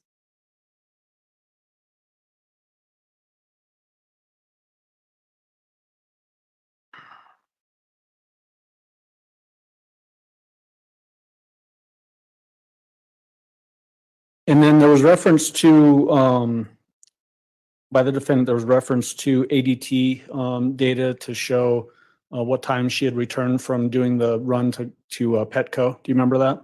Yes. Did you also during this investigation become aware of neighborhood ring or doorbell cameras that caught that action as well? Yes. That confirmed sort of that timeline? Yes. Was Yeah, it and I'm- consistent during your course of this investigation that there would be some kernel that could be confirmed, a kernel of truth that could be confirmed from the defendant wrapped around things that were unconfirmable or turned out to be totally false? Yes. I'll just say, yes, I have, but I don't like the way it works. Some point later that particular day, 3:45 p.m., did you reach out to the defendant again by phone to request particular items? I did. What were those items? I requested that she bring a toothbrush and or hairbrush with her of Gannon's What was the purpose for that? to collect for DNA purposes to develop a DNA profile. Is that a common thing to do in a missing child case like this? Yes. Why is that? Because if the child is located and is deceased, we're able to identify them. By comparing the DNA from the body to the DNA profile that you might gather from toothbrush or a hairbrush? Yes.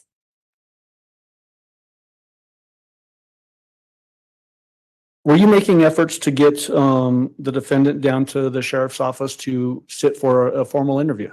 Yes. While that was happening, did Al Stauch, Gannon's father, show up at the sheriff's office and actually sit for an interview? Yes, he did. Was that about 4:30 p.m. on January 28th? Yes. Did you send a text to the defendant asking her to come down at roughly the same time? I did. Did she come down? No, she did not. Did she even respond to your text message? I don't believe she responded initially, no. Okay. Later that evening at about 6 p.m., did you get a call from the defendant? Yes, I did. What's the, and what was the call? Was it to your cell phone? Yes. Does the sheriff's office have areas in the building that make cell phone service difficult? Yes, they do. Did you experience that with this particular phone call? Yes, I did. So what did you do in response to that? Because I wasn't able to completely talk to Letecia on the phone, I hung up with her and I called from a landline located within the sheriff's office. Did you get a better connection on that? I did. Was that particular phone call recorded? No, it was not. Do you remember what she told you or what the discussion was during that phone call? She was discussing her relationship with Gannon and Lena.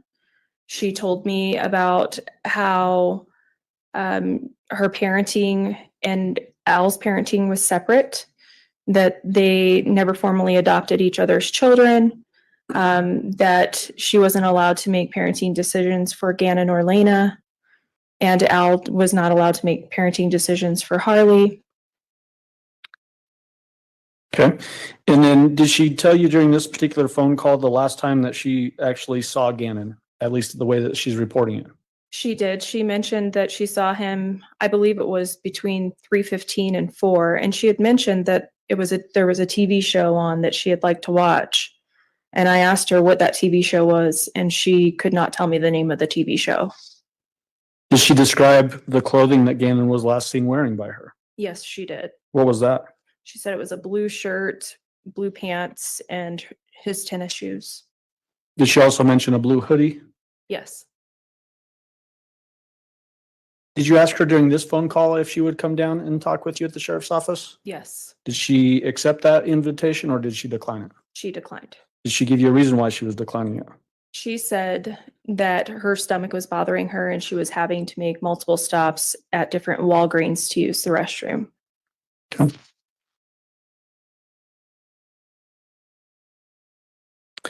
Later on at about 7:03 p.m., did you get another call from the defendant? I did. What was that phone call about? She was FaceTiming me and she was mad because her daughter was left alone with a bunch of men in the home, she claimed. At that time, the sheriff's office was at the home to get Lena at Al's request.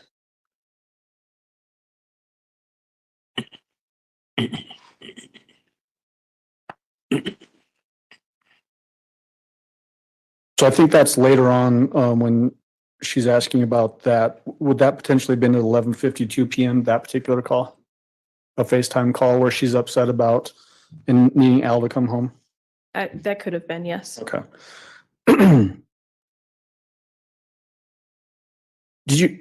I guess after that 7:03 call, did you get another call from Al in which he was upset?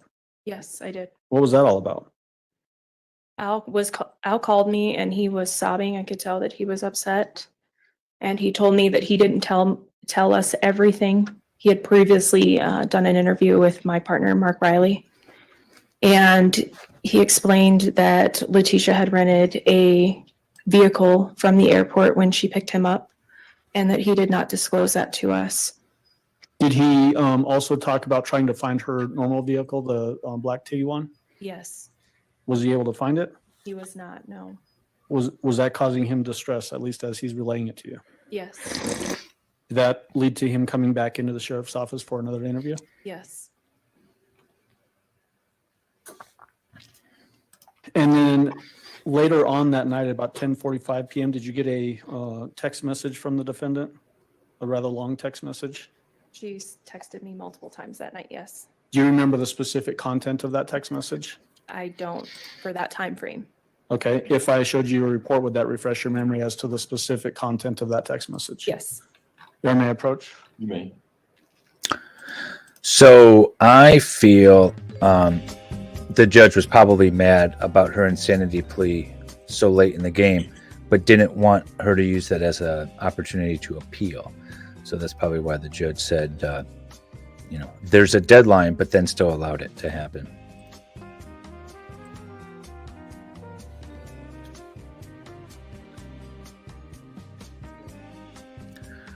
Refreshing the memory.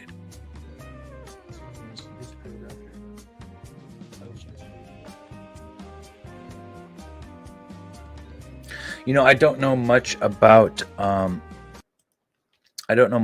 the insanity defense out of Colorado. I don't believe I don't see why it would be, because an MRI doesn't necessarily tell you what's going on with cognitive And for the ability. record, what I'd handed to Ms. Bethel is pagination 01-0043. Did that refresh your memory as to this longer text message? Yes. What did the text message say to you?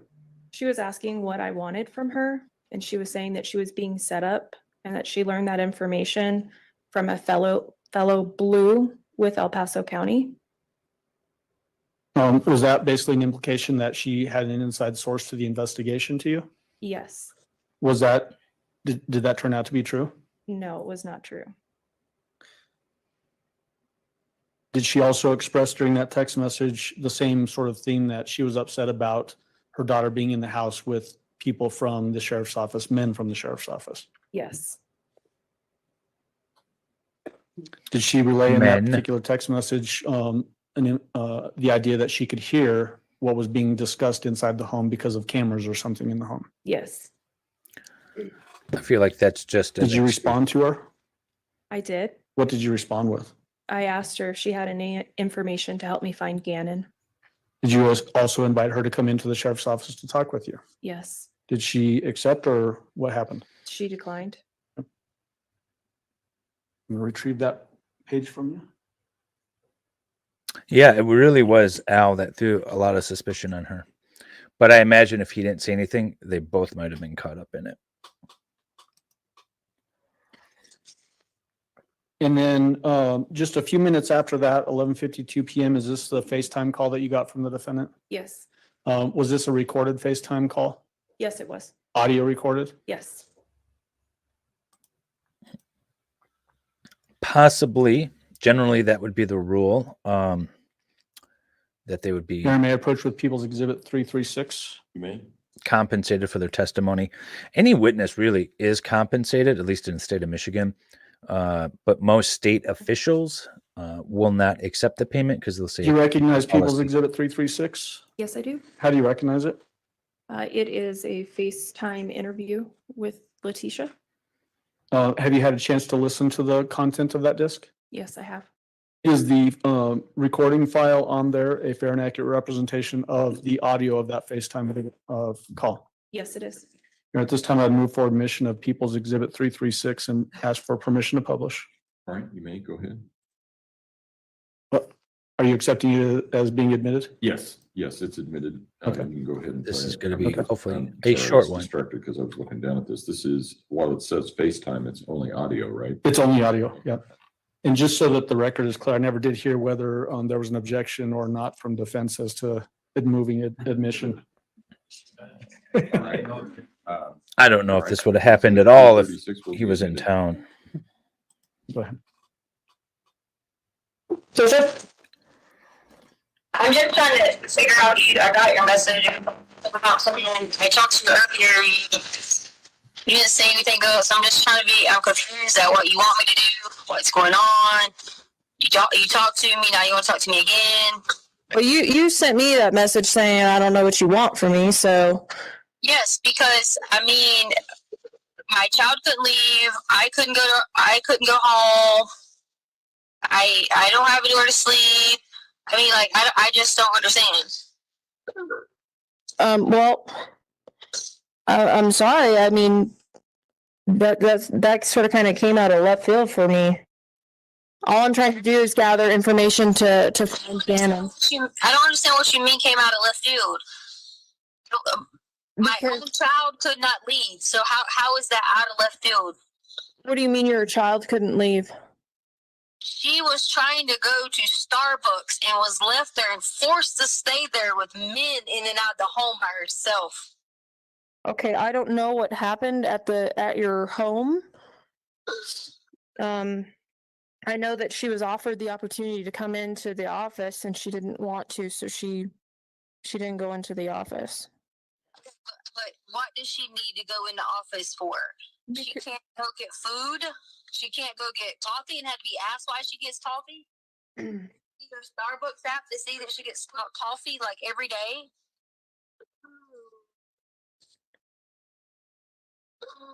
My baby needs her Starbucks. No. The officer's like, seriously, that's what you Is need? there anything more that you might be able to share with me to help me find Gannon? Give me this.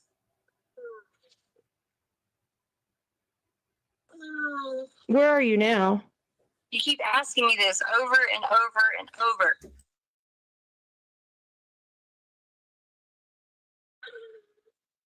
Where are you now? I'm not going in to talk to you Okay. without an attorney when you already talked to me earlier. Okay. That's perfectly fine. But I just don't understand what's going on. Do you have anything, any further information to give me that may help me find Gannon? Any new developments, new information? I told you this. Okay. Well then, I'm gonna go ahead and end the conversation then, because we've already spoken. Okay, so why do you keep saying because someone came and looking for me, wanted me to go talk to them, so now it's you. So I'm trying to figure out what's going on. You and I have already spoken. If you don't want to come in to speak with me at the office, that's completely fine. But why was someone? I don't know. And so what I'm saying at this point in time, Letecia, is if you don't have any other information for me to actively look through to find Gannon, there's no point in me continuing this conversation. I need to get off the phone here and start working on leads and developments. Okay. All right, thanks. That was crazy. First of all, where were you when you got that FaceTime call? I was in the sheriff's office. The other noises that you can sort of hear in the background, do you know what those other noises were? To me, if I remember correctly, it sounded like windshield wipers on a car. Okay, making that weird moaning sound? Yes, they're rhythmic. Okay. The sounds like potentially her demeanor is a little bit different than what was happening at Starbucks. How would you describe that? She was angry with me. And angry because of the idea of trying to get her down and talk to you at the sheriff's office? I'm not exactly sure why she was angry with me, but she was angry with me. What was your goal? What were you trying to achieve as you're accepting this FaceTime call from her? I thought that maybe she had additional information for me to follow up on so I could find Gannon. And did she resist that giving you additional information that might help find Gannon? Yes. Besides the fact that she's expressing anger, did she have a consistent personality with what you had experienced in a previous phone call and at Starbucks? Yes. There was reference made by her that she wasn't going to come down and talk to you at the sheriff's office unless she had an attorney. Correct. Did that indicate that she had a good understanding of what her rights might be if she does come down? Yes. I'm actually surprised that got in. What was your answer? Yes.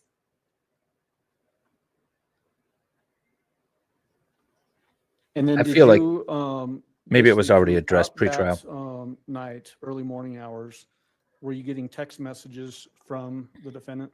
Yes, I was. What was the nature of those text messages? A lot of them were about her, focused around her. I kept asking her to come in to talk to me if she had any additional information for me. And eventually in the early morning hours of the 29th, she gave me a story that she needed to talk to me. She was asking for a friend if we released information to the media. I told her we did not.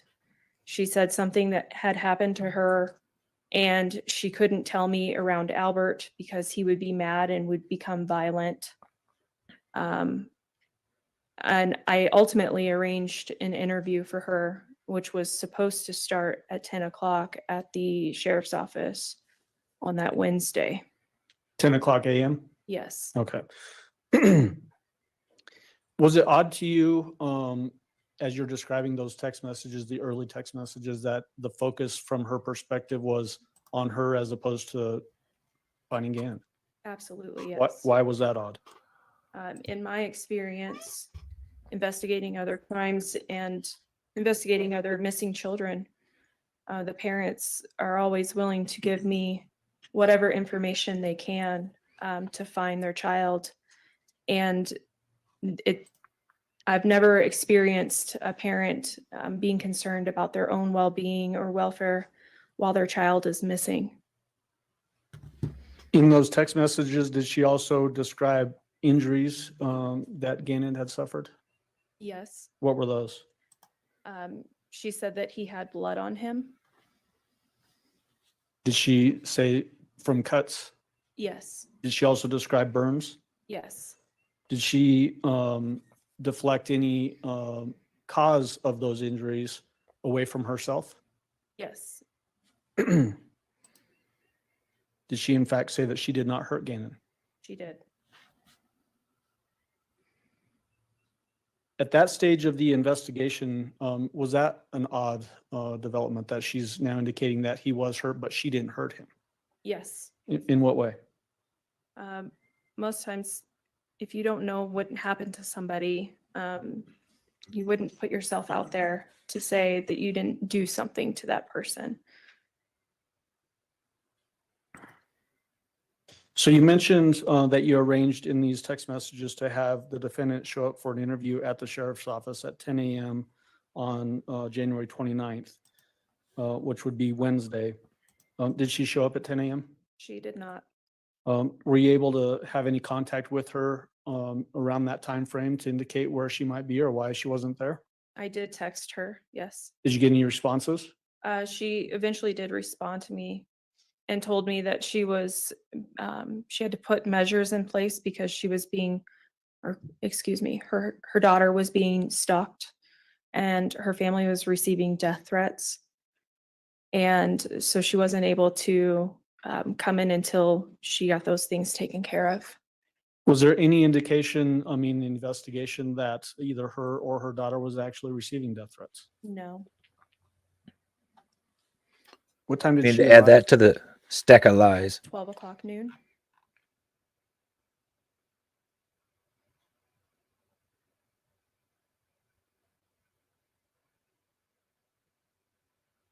Sorry, may I approach with 337?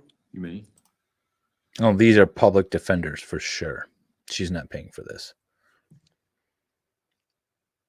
She has no money. All of her money came from Al, and Al's not paying for anything. Detective, I'm sorry, I keep doing that. Miss Bethel, do you recognize People's Exhibit 337? I do. What do you recognize it as? It is a copy of the interview I conducted along with Detective Kat Houston with Letecia at the Office of the Sheriff. Is this the interview from January 29th, 2020 starting at roughly 12 p.m.? It is. Okay, time to stretch. Have you had a chance to review the contents of, I think that's actually a thumb drive or a portable drive, right? Yes. Is the content of that thumb drive a fair and accurate representation of that interview of the defendant? It is. All right, at this time I'd move for admission of People's 337. I think she did for years get away with a ton of lies and manipulation.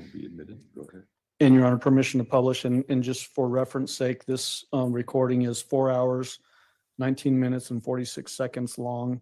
And so we will have to stop it for the lunch break and then probably a second time as well. Okay. Oh, boy. I hope this is entertaining. This is. Is it video or just audio? It I is. guess? Okay. I So, hope it's. we're going to start this. We will take a break, a normal lunch break. We'll flex that to a reasonable breaking period. And then we'll send you on your way. And I want to see it, but I don't want to sit through it. And Is Ms. that Bethel, weird? You can step down. No. Is that how and sit everyone someplace feels? that's a little bit more comfortable for that long a period of time. And prosecution, go ahead. Thank you. Please tell me there's video. Oh, yes. Okay. Oh, damn it. How can I zoom in on this? Going back to an earlier message, I'm going to try to get my own stream set up, but the software that I have to do it is not StreamYard, because StreamYard won't connect directly with the Quartz feed. So I have to go through an intermediary. It's a pain in the ass, but I'm going to try so that Trying to zoom in up there. yeah, so that I can manipulate it a lot better than they're doing.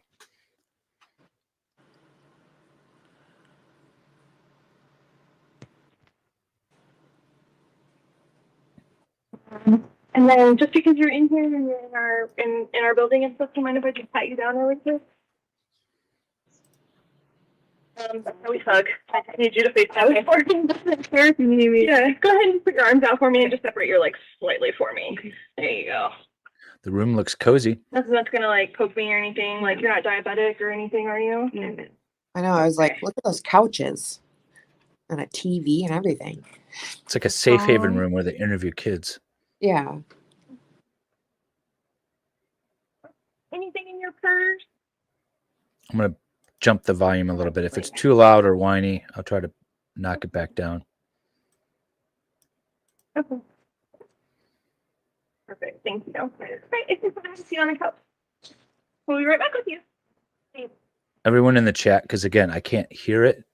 Let me know if it's too quiet or too loud or something.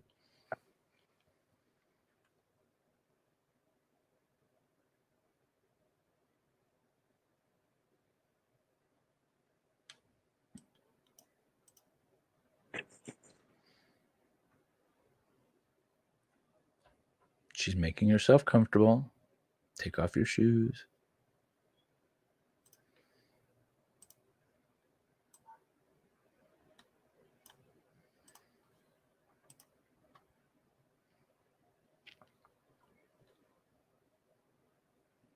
I really wish this court had better feeds for this stuff.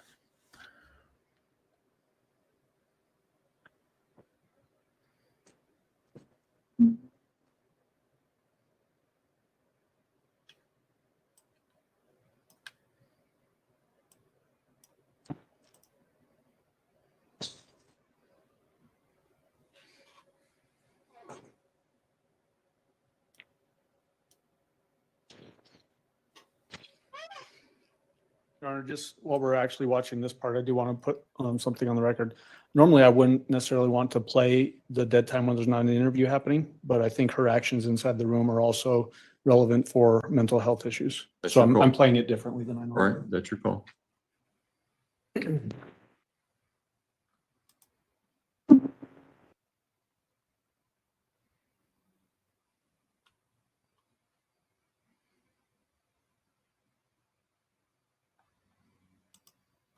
This is going to carry you way into the evening, early morning hours.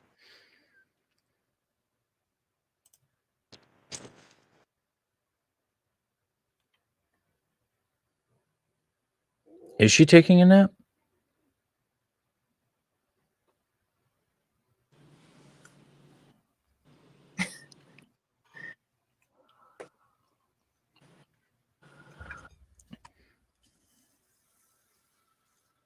We don't need to see her sitting in the courtroom. Just do the full screen of the television. All right.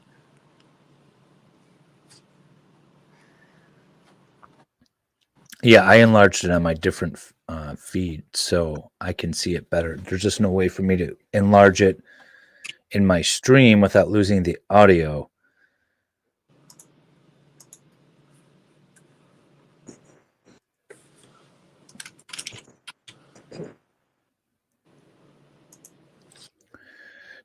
Daybell's more insane than this woman.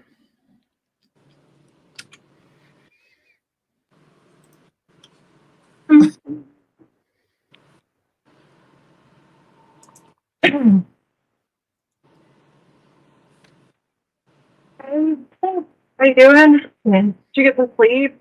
I haven't eaten today. Oh my goodness.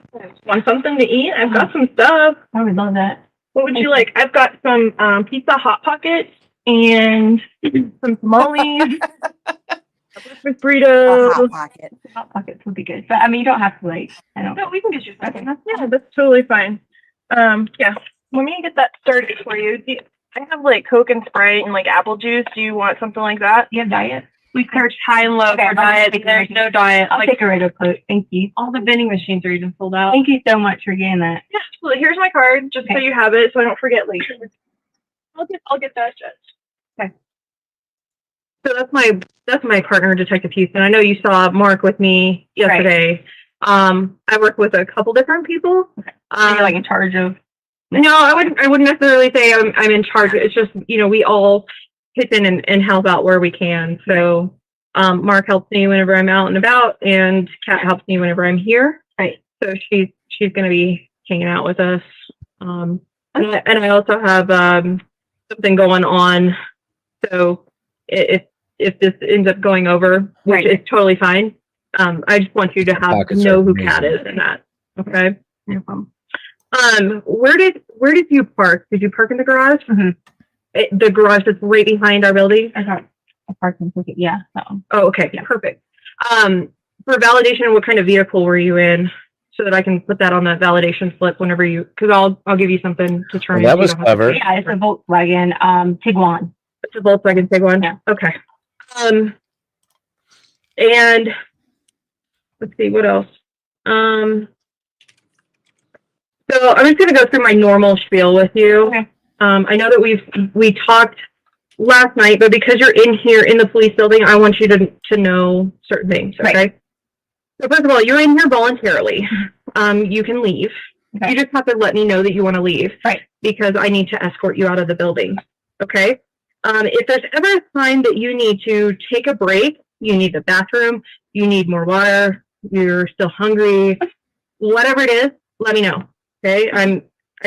I can't read your mind, so I need you to let me know what's going on with you. Okay.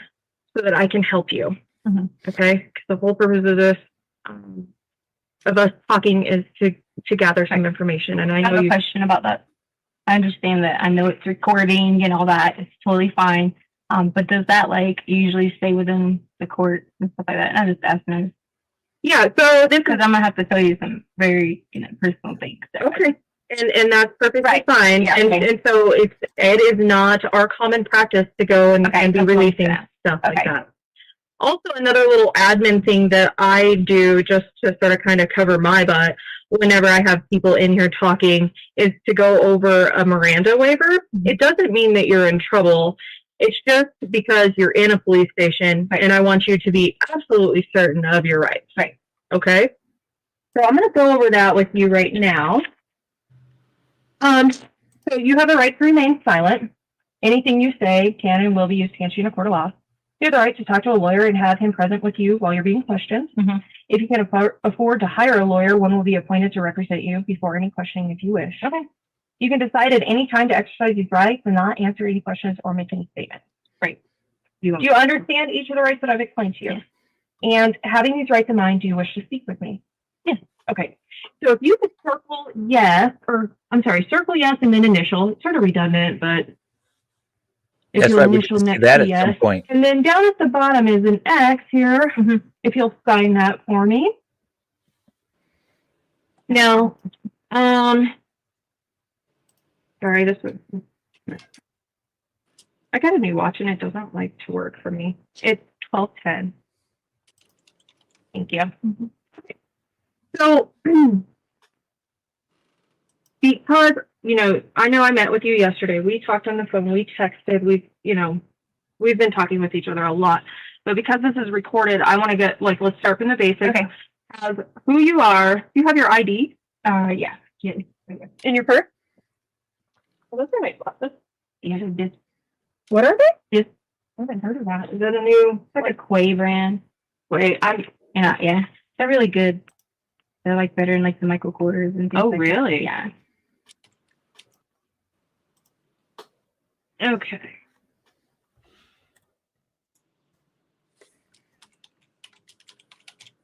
I know this is your South Carolina ID. Mm-hmm.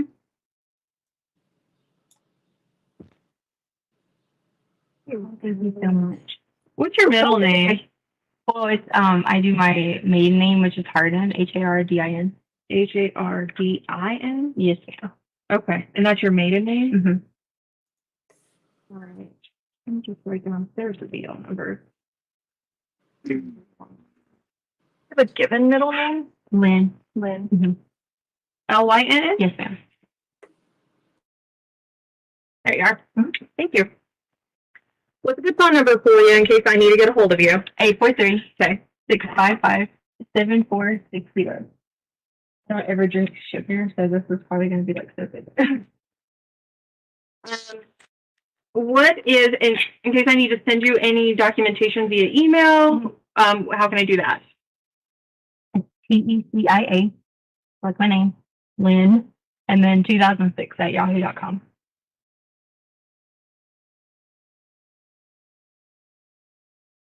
Are you on any social media platforms, Facebook, Instagram? Well, I wasn't for a long time, but just recently I just got like my Facebook back because we didn't have for like 2 years.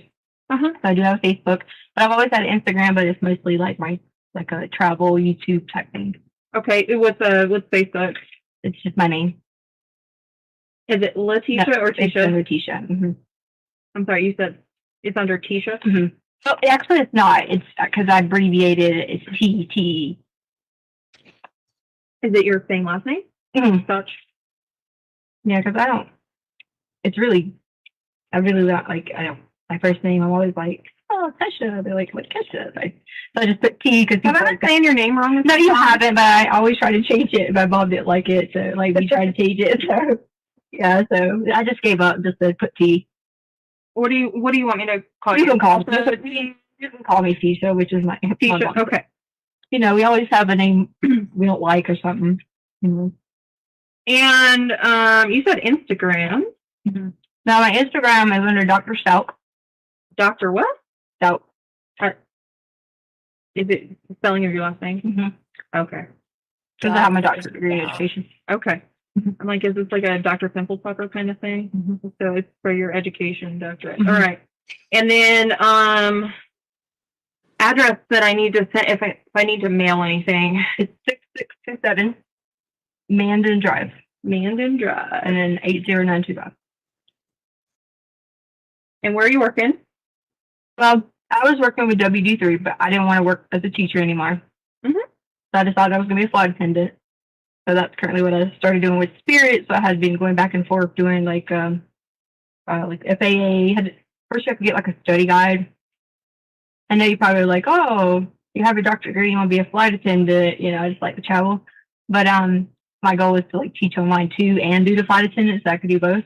Sure. So I've been looking over my books with Spirit and like things like that so that I could go to training. So I was supposed to go to training. We get like a training date February, March, April. So in the meantime, I was just doing like subbing at the early college. That's why I told you early college, picking up sub shifts and stuff like that. Okay, so you're more of a substitute. Well, I was just a 5th grade teacher at French, but it has gotten so difficult in the elementary schools. I don't want to do it anymore. Okay. Yeah, so it's kind of like in between. I just finished working with them and that. Yeah, I'm sure kids nowadays are a handful, right? It's hard because I did special ed for so long, because that's what my doctorate's in, and then you're like, oh, like you try to help so many people, and it's just hard. All right. So you're gonna do flight attendant with Spirit? Well, have you been picked up by them yet? Well, I got an offer letter from Spirit, an offer letter I just got one yesterday from SkyWest. Oh, okay. And the reason I like SkyWest is because they have a domicile in Colorado Springs and in Denver, so you can actually like work there, and I could do both at the college. I was gonna, I thought it was something that vibrate. I was gonna do like Seek and like, I'm sure I wouldn't have a problem because I just finished this past year.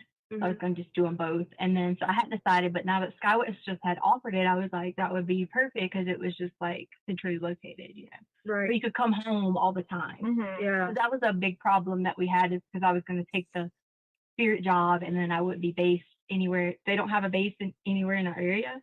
Oh. So like I would have had to be in Las Vegas. Oh, wow.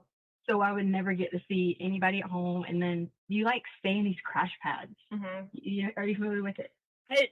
we were on vacation with some people who the wife used to be a nurse, and she actually transitioned into being a flight attendant. Right. She was telling us all about it, actually. Right, yeah, so it's scary. Like, familiar. I did start getting scared about it being in Vegas, and I was like, man, I'll never get to see everybody at home, and like, I mean, I love the travel part, so then I was stuck with traveling but being alone, or traveling with everybody else, but maybe not as much here. So, but anyway, that was in a nutshell. I was kind of in a self-evaluating.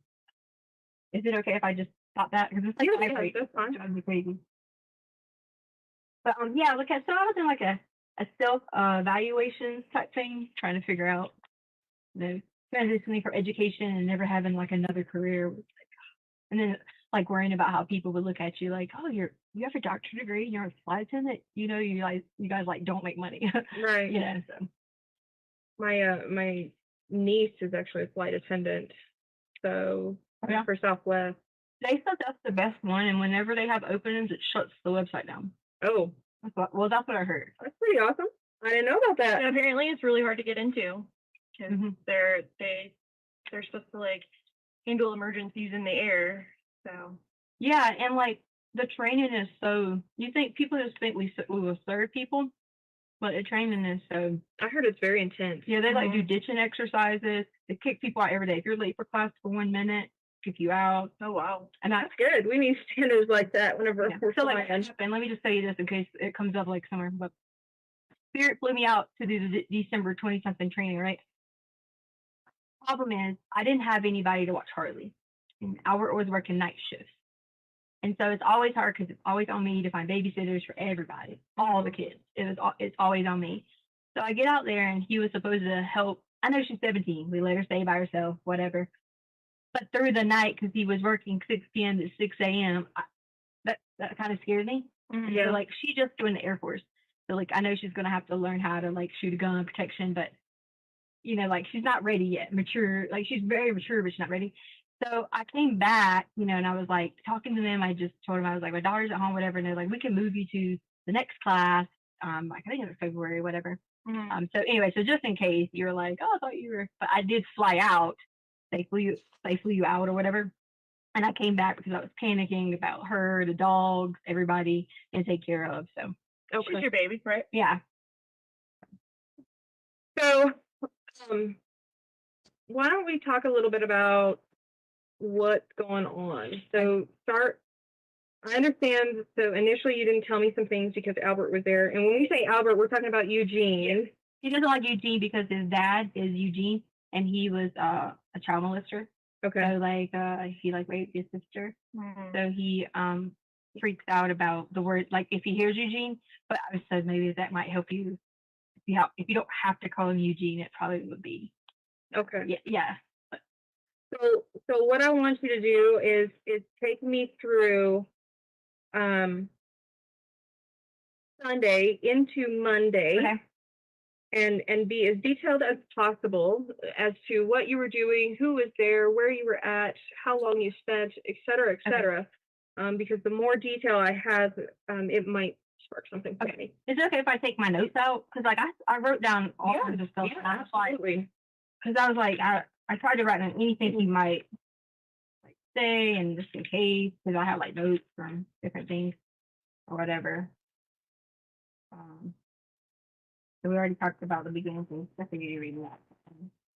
So my paper is that we're at the same story that we started with, but then you want me to start with Sunday, which was the day that we went hiking, right? Yeah. Okay. So we went hiking at Garden of the Gods. We actually, did you see the picture from Garden of Gods? I didn't. Okay, so we have pictures where we went to Garden of Gods. We were going to take the dog for a walk, but then my daughter got called in to work because she works at Massage City. Okay. So we were like, okay, we're going to go hiking. Crazy thing is, like, it's always like you got one kid likes to hike a lot, the other one don't. So spent the whole time like, come on, let's go. We got to burn calories. Excuse me, all those type of things. Gannon, he started having a stomach problem, and he pooped in his pants. So it kind of cut our hike a little bit short. But I was like, it's okay. It was kind of cold. I say cold for me, but I'm used to like 80-degree weather, so it was kind of getting cold. So we decided to go home. Okay. So we go home. I don't really remember what we did the rest of the day. It was probably just like random things around the house. I feel like we went to dinner. Oh no, we didn't get dinner because he wanted to take a bath. So he came in and that's when he asked me about the whole bath ball. Okay. And he had pooped in his pants, so I thought he wanted to like take a shower, so I gave him a bath bomb. Okay. So went through the night. We were just doing like a regular random. I don't know who I should be talking to, but you can talk to both of yeah, us. we used to be doing like random things around the house. It's Sunday, no football on, I mean, I don't know like specific every little detail we did, but just a normal everyday situation, other than he was in a lot of pain because he gets really bad. Is it okay if I like show you like graphic, like not graphic, but like with my hand motions? Yeah, that's fine. He'll get where he has to like poop, and like I swear they're like that big. It might take like 2 to 3 weeks. He has like a GI problem, so because he takes Vyvanse, so like he had went the whole time without Vyvanse. So whenever that happens, sometimes it'll get where his stomach like wants to work, but then like can't. So he spends a lot of time in the bathroom, like kind of like hurting and things like that. Okay. All right. So then at this point, the dogs, we have 2 new little, a Frenchie and a what is he? An English bulldog. They're really like, French and English bulldog. Yeah, they are.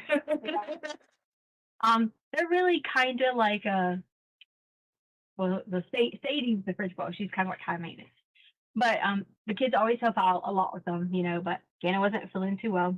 And the dogs, they all, how they like know someone's not feeling well.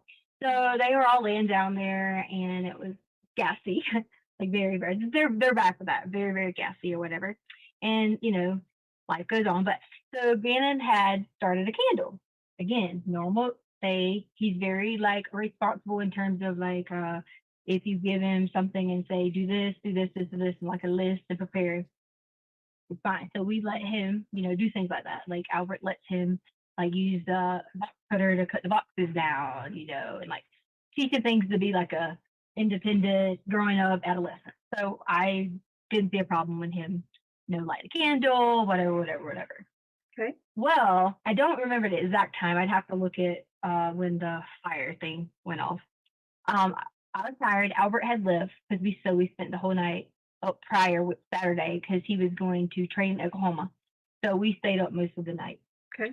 Just everybody was going to miss each other, wouldn't see each other for a while, whatever. So I was kind of like, tired. I had dozed off for a little bit. And Lena asked me, could she stay up and still watch the rest of her iPad or whatever. Usually I'm always like, no, strict, like, hey, no, you can, whatever. But I did feel kind of bad because it was just her birthday. And at the same time being her birthday, we had a lot of stuff going on. Right. So we made it about her, but like I was trying to give her a little bit extra because not everybody got to make it there. And we went all out for Gannon's birthday. Like we took him to a Rockies game. We took friends with him. I mean, like popcorn, hot dogs. Well, we didn't do that with her, but in her defense, we bought her a Switch. So it was kind of like different, but she didn't understand that. So I let her stay up longer than she's supposed to as like a, kind of sort of bribery, but, So stayed up a little bit later. And so she was still she's a very hard sleeper and she's hard to like pick up, move if she falls asleep, whatever. But I could tell she was just barely asleep when I went in there. So it starts beeping. It's like a beep, beep, beep, beep. And I thought that someone was coming in the house. So I look and don't see anyone at any doors or hear anything. So I was like, I thought it was just a sensor. So I hit in our 2564, which is our alarm code, but it didn't go off. And I was like, what's wrong with this thing? So I walked through Lena's room. The alarm is in her room. And I walk back like through the top part of the house. And you've been in the house, so you know the top part of the house. I haven't been in here. Okay, so there's the upper level and then there's the below basement. So I like walk back and forth or whatever. I didn't see anything going on. Then it started saying fire, fire, fire, fire, fire. Like it kept saying fire. Oh wow. So and I thought it was the you know how like so there's like sensors for your fire alarm and then there's sensors for your like alarm. Mm-hmm. So I was just going to everything trying to like ban it while it was going off because I was thinking kitchen fire, nothing's wrong, whatever. Mm-hmm. So I was putting like towels over some of the sensors because I thought that was like monitoring the fire thing, whatever. And then I realized it kept going and going. So then I see smoke coming up from the downstairs. So I run downstairs and my idea of a big fire is anything that I see on fire pretty much and there's smoke, that's just because I grew up in the country So, like I remember bonfires and like things like that. So there was smoke coming up through the basement. So the basement has, so if you walk down the basement, there's a sofa and stuff over here. It was coming up through the basement. So I like run back up the stairs, go grab Lane, and luckily, my point telling you about her being not a rough sleeper, she woke right up. So she woke back up, and I like almost like grabbed her, and I was like, get up, get up, get up, get up. I said, I gave her the keys. I said, can you go? I don't remember the exact order, but I said something along the lines of, can you go take the dog to Daddy's truck and sit there and wait? Right. So I don't remember the order of how we all ran out the house, but I know that at that point I did. She ran out, and I can't remember if I ran out to make sure they got the truck or if she ran out by herself. I don't remember that part, but I do know that they weren't. I know that they had gotten in the truck. I came back inside, run back downstairs, and that's when I was trying to get Gannon because I couldn't get. I didn't know how to get everybody at once. So my main thing was to get the front people out, and then go. So then I ran back downstairs to get Gannon, and then the fire was on the floor over here, then on the sofa. So I'm pretending this is the sofa and this is our floor. So it was right here and right here. And I saw the candle that was over here. So there was covers everywhere because the kids always get on about, they leave a lot of covers laying around all the time. I mean, there's like 10 clothes and LOLs and blankets and all this. So they were all right here. So I take a whole bunch of them and I go and like basically smash down on the sofa and the fire to put it out. So I got a burn, and then I was like, get up again and started running at that point because it wakes him up. He's alert. He's realizing that the covers and everything's on fire, the carpet's on fire, and we all go outside. So we get in Albert's truck and we drive. And I drove off in panic because I saw that I put the fire out. So I knew that there was no, like nothing wrong, like it wasn't gonna keep going. I drove off in panic because I just like, oh my gosh, what do I do now? Like we burnt the carpet, we done this and this. Gannon's upset, freaking out because he's scared he's gonna get in trouble and da da da da da. So like the whole talk was going on. So we drove maybe around the block a little bit and came right back. So we came back in and like developed a plan for the next day to figure out. Honestly, we were gonna fix the carpet and try to like not say anything. And the reason for that is because like Albert freaks out about every little thing. If the kids do something and I'm on like me, and he'll be like, you did this, you weren't being a good mom, you weren't doing this, you weren't doing that. And so we both kind of were like a little like worried about it. And he gets very like crazy, like if something goes wrong. So that was the plan. Go to sleep, rest. He was going to stay out of school. We were going to get the carpet fixed and then go from there. Plus some hurting. So Lena didn't want to sleep in her room. Everybody was still kind of like frazzled. And I think Lena slept with me or on the sofa. I brought the dogs up, and Gannon he wanted to go in his room at that point because he was already sleeping on the sofa. So that's where Sunday, like pretty much kind of like stopped, and everybody went to bed and yada yada yada. And I think I sent Albert messages because he was sleeping. Yada yada yada. I had you. you. Didn't see him that night. So. Okay. And I didn't feel that no one was in harm. Make sure I say that because the fire was not going. Now, I know that Gannon had like black marks all on his shirt, like smoke marks. But he had on a long sleeve shirt and a short sleeve shirt because sometimes he has on whatever. He had on a short sleeve shirt with a long sleeve shirt. So I didn't see him in any kind of like nothing other than the little burns that we had. I didn't see. Where did you see burns on Gannon?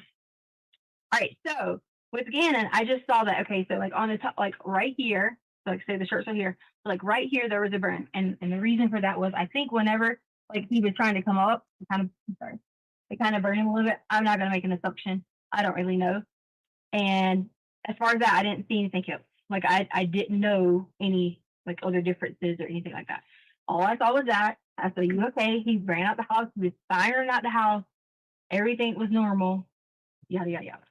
Now I'm gonna let you know in a little bit why he was bleeding. But at that point, when you get to the Monday morning thing, I'll let you know about that. Describe the flames for me. How tall are these flames? Is it like smoldering on the carpet, sort of kind of creeping across like a grass fire, or is it? I don't like the behavioral like panel. up? I was put it out there. Way up the couch? I don't like how is it?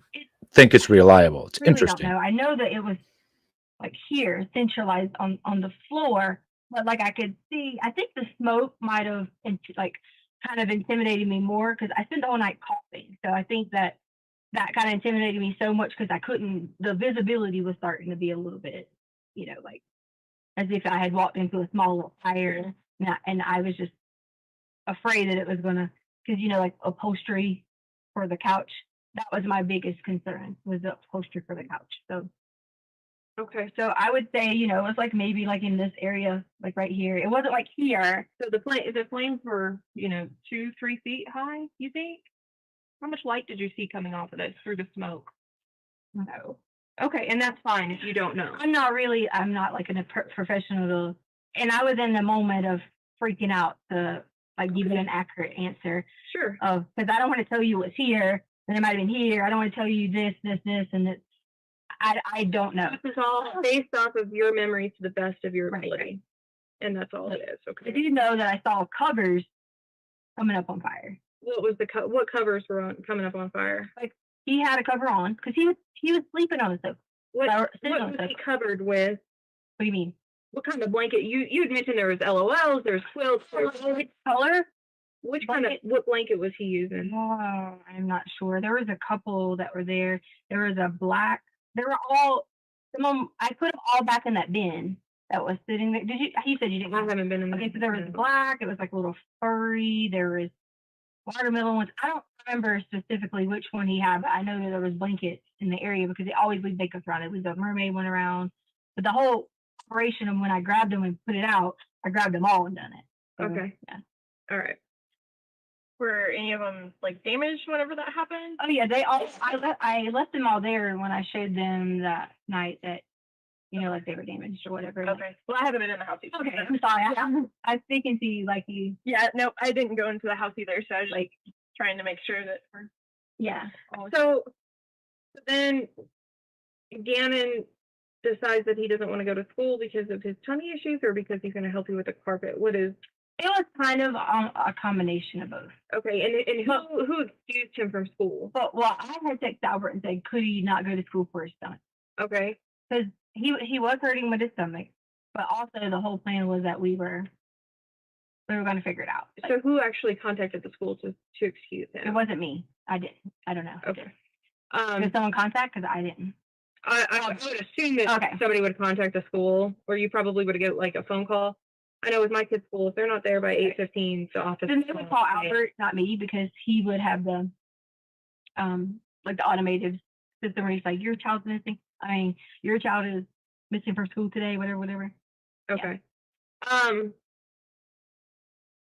So that's Sunday, and you're saying a lot of we and that kind of thing. So you mentioned earlier that Harley had gone to work. Mm-hmm. She got called into massage MV. Mm-hmm. So who went on the hike? So it was originally going to be all of us: Harley, me, Gannon, and Lena. And then Harley got called in. She switched shifts with someone, but then that person, like, I guess the policy is that person agrees to take your shift, but then don't come, you still have to come or something. I don't know. But, so she just was like, I have to go. She's only gonna be working there like a few more weeks or whatever. So I told her, I was like, don't burn any bridges. I know it sounds crazy that you have to do that, but you got to go in. So she went into work on Sunday. Okay. So it ended up being you, Gannon and Lena that went hiking. Right. Okay. And so then let's go through Monday.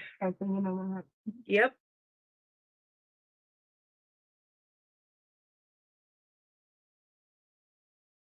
So we wake up on Monday. Normal. How we wake up. Like everybody gets up, whatever. Gannon stays in bed. He already knows that we are going out and about today. That was the plan. I walk Lena out, because usually Gannon walks her outside. So I walk Lena out to the front door and around to make sure I seen her around the corner to get to the bus stop. And she did. Okay. I come back inside.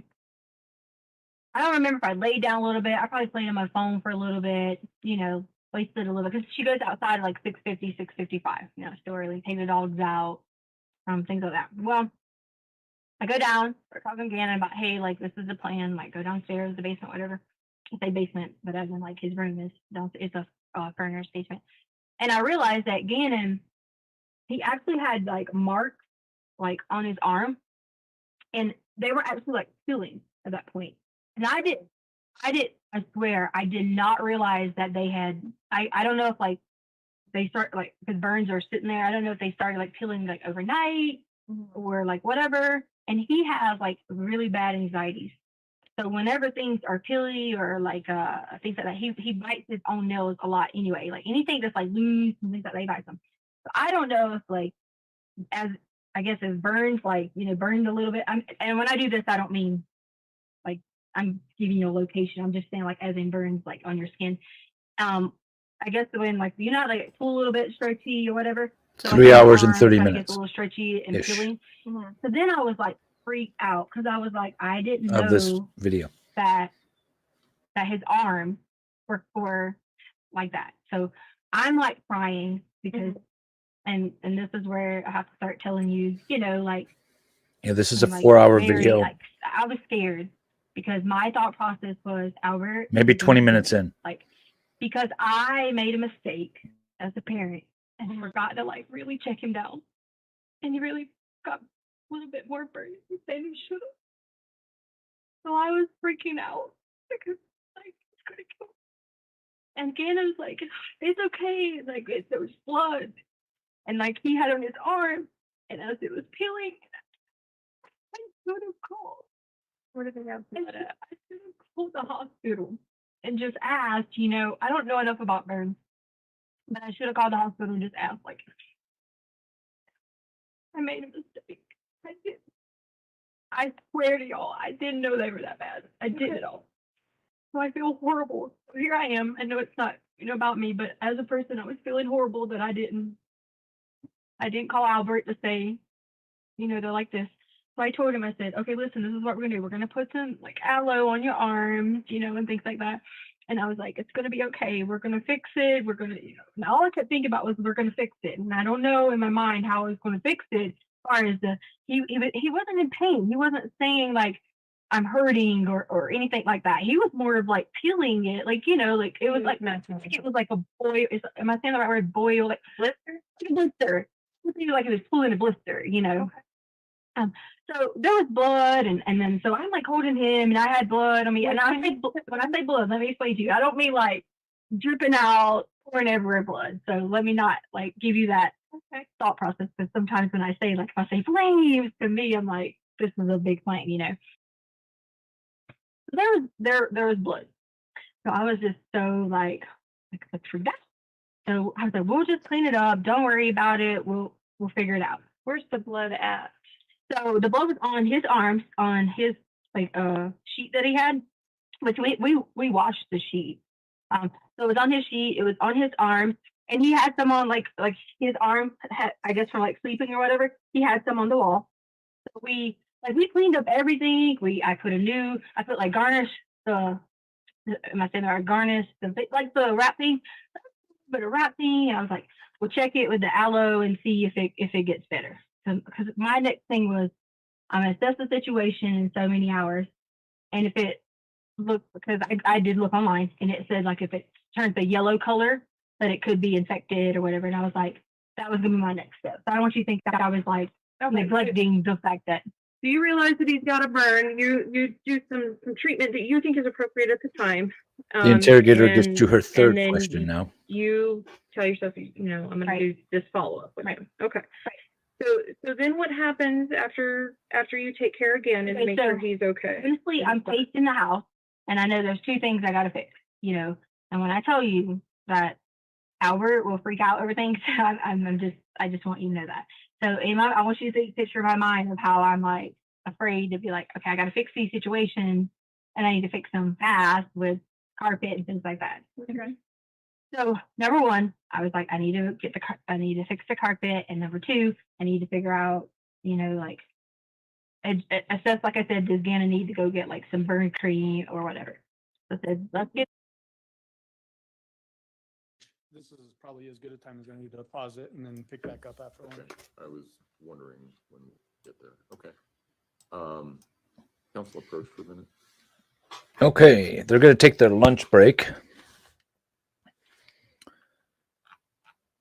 I don't have anything bad to say about the behavioralists specifically. Just so the record's clear, I just don't find it terribly credible because you never necessarily know how someone's going to react to a situation. And more to the point, for this particular defendant, she overshares with everybody. The neighbor said that when she was dropping off clothes, she was chit-chatting like they were old friends and going way too deep into conversations that were not normal to go into. So I think that's her MO. And if we establish that as a baseline from a behavioralist point of view,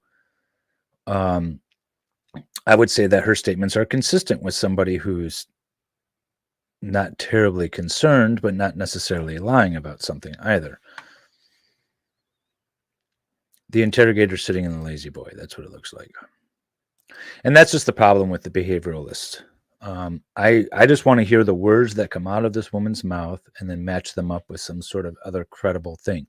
And then the fact that she lies, I should take that back. The fact that she says one story and then another denotes that the first story was probably a lie, or the third, or the fourth, or the fifth, or the sixth, All right, seventh, ladies and eighth story. gentlemen, if I can have everyone back in the jury room at say 1:20, we should be able to start this afternoon on time. What we're going to do is I've been talking with the attorneys, and when we come back, there's still going to be about 3 hours and 20 minutes or so of the video to go. We will take another break during that. That's just too long to have you sitting. So we will take another break during that, but that's what you can expect when you come back. So if you want to bring beverages or something like that, feel free to do that so that you have something to drink. It seems like it's getting a little warmer in the courtroom. When we came in this morning, it was a sweltering 64 degrees, but it's a little bit warmer now. So, and I expect it will be this afternoon as well. So anyway, we will see you at 1:20. All rise for the jury, please. She definitely sounds manipulative. Again, I'm going to keep the screen on just for a minute. And I think Jamie and Nicholas have disappeared. So I don't know if they'll be joining us for the rest of the stream. Oh, you're here? Okay. I know Nicholas was like, okay, I'm going to cut out for a minute. So I don't know if he'll be back. But I like watching the defendant. No, I'm just I feel like she working. does need to be in a white coat, but not a doctor's coat. Yeah, her Instagram is Dr. Stauch. Record should reflect the jury has left the courtroom. Is there anything we need to take up outside the presence of the jury at this point in time? Prosecution? No, Your Honor. Defense? No, ma'am. Okay, all right. We'll see everybody back. Then. All right. Swedish minutes are very long. Yes. And Nicholas does have, well, he's 6 hours ahead of us too. So it's 7 o'clock there. He's had a full day. No stories today. It's actually my son's birthday, so I'm going to get out of here for today. If you didn't hear my announcement earlier, I'm not going to do a live stream for the rest of today's trial this afternoon like I normally do. I'm going to do it tomorrow, Thursday, and then by the time, and they don't have court on Thursday, so there's no live stream from the court on Thursday. And then by the time we start Friday morning, we'll be all up to speed. Yeah, it's almost... Yeah, that seems right. Yeah, almost 8 p.m. in Denmark. With a really, really long sleeve. Yes, maybe tied behind her back a little bit. Yeah.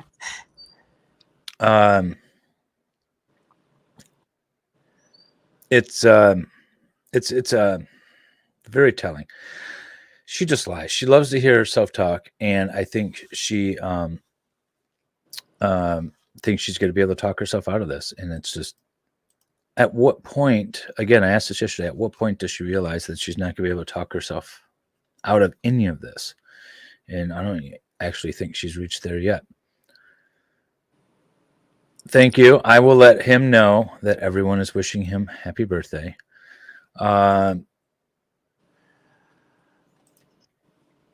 Yeah, happy Your birthday. live stream this afternoon, court tomorrow. Yeah, so no afternoon live stream today. The court will be, of course, going, and they will have their live streams if you want to watch it there. But I will be watching the court proceedings tomorrow from this afternoon. The court does not have trial on Thursdays, so we're going to take that as a extra day to get caught up. and then we are going to pick up live again Friday morning. What are we going to say, Jamie? Oh, I said happy birthday to him. Yes, I will. He's popped in my chats before. What's that? I said, are you doing like a dinner? Yeah. We got family dinner for him. I got to go get the cake and all that stuff. It's his sweet 16, so we're getting him a pink cake. Aww, sweet 16. I remember the days.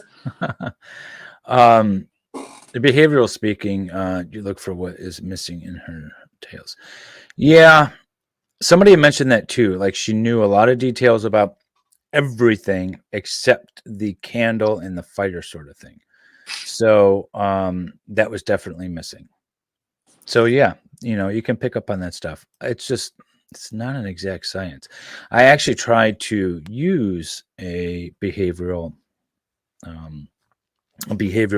on a trial I had involving a young lady who was much like Letecia, just couldn't ever tell the truth. And we weren't able to get it in. So as interesting as it is to look at and analyze, it's just not reliable enough for court proceedings. So any parting thoughts, Nicholas?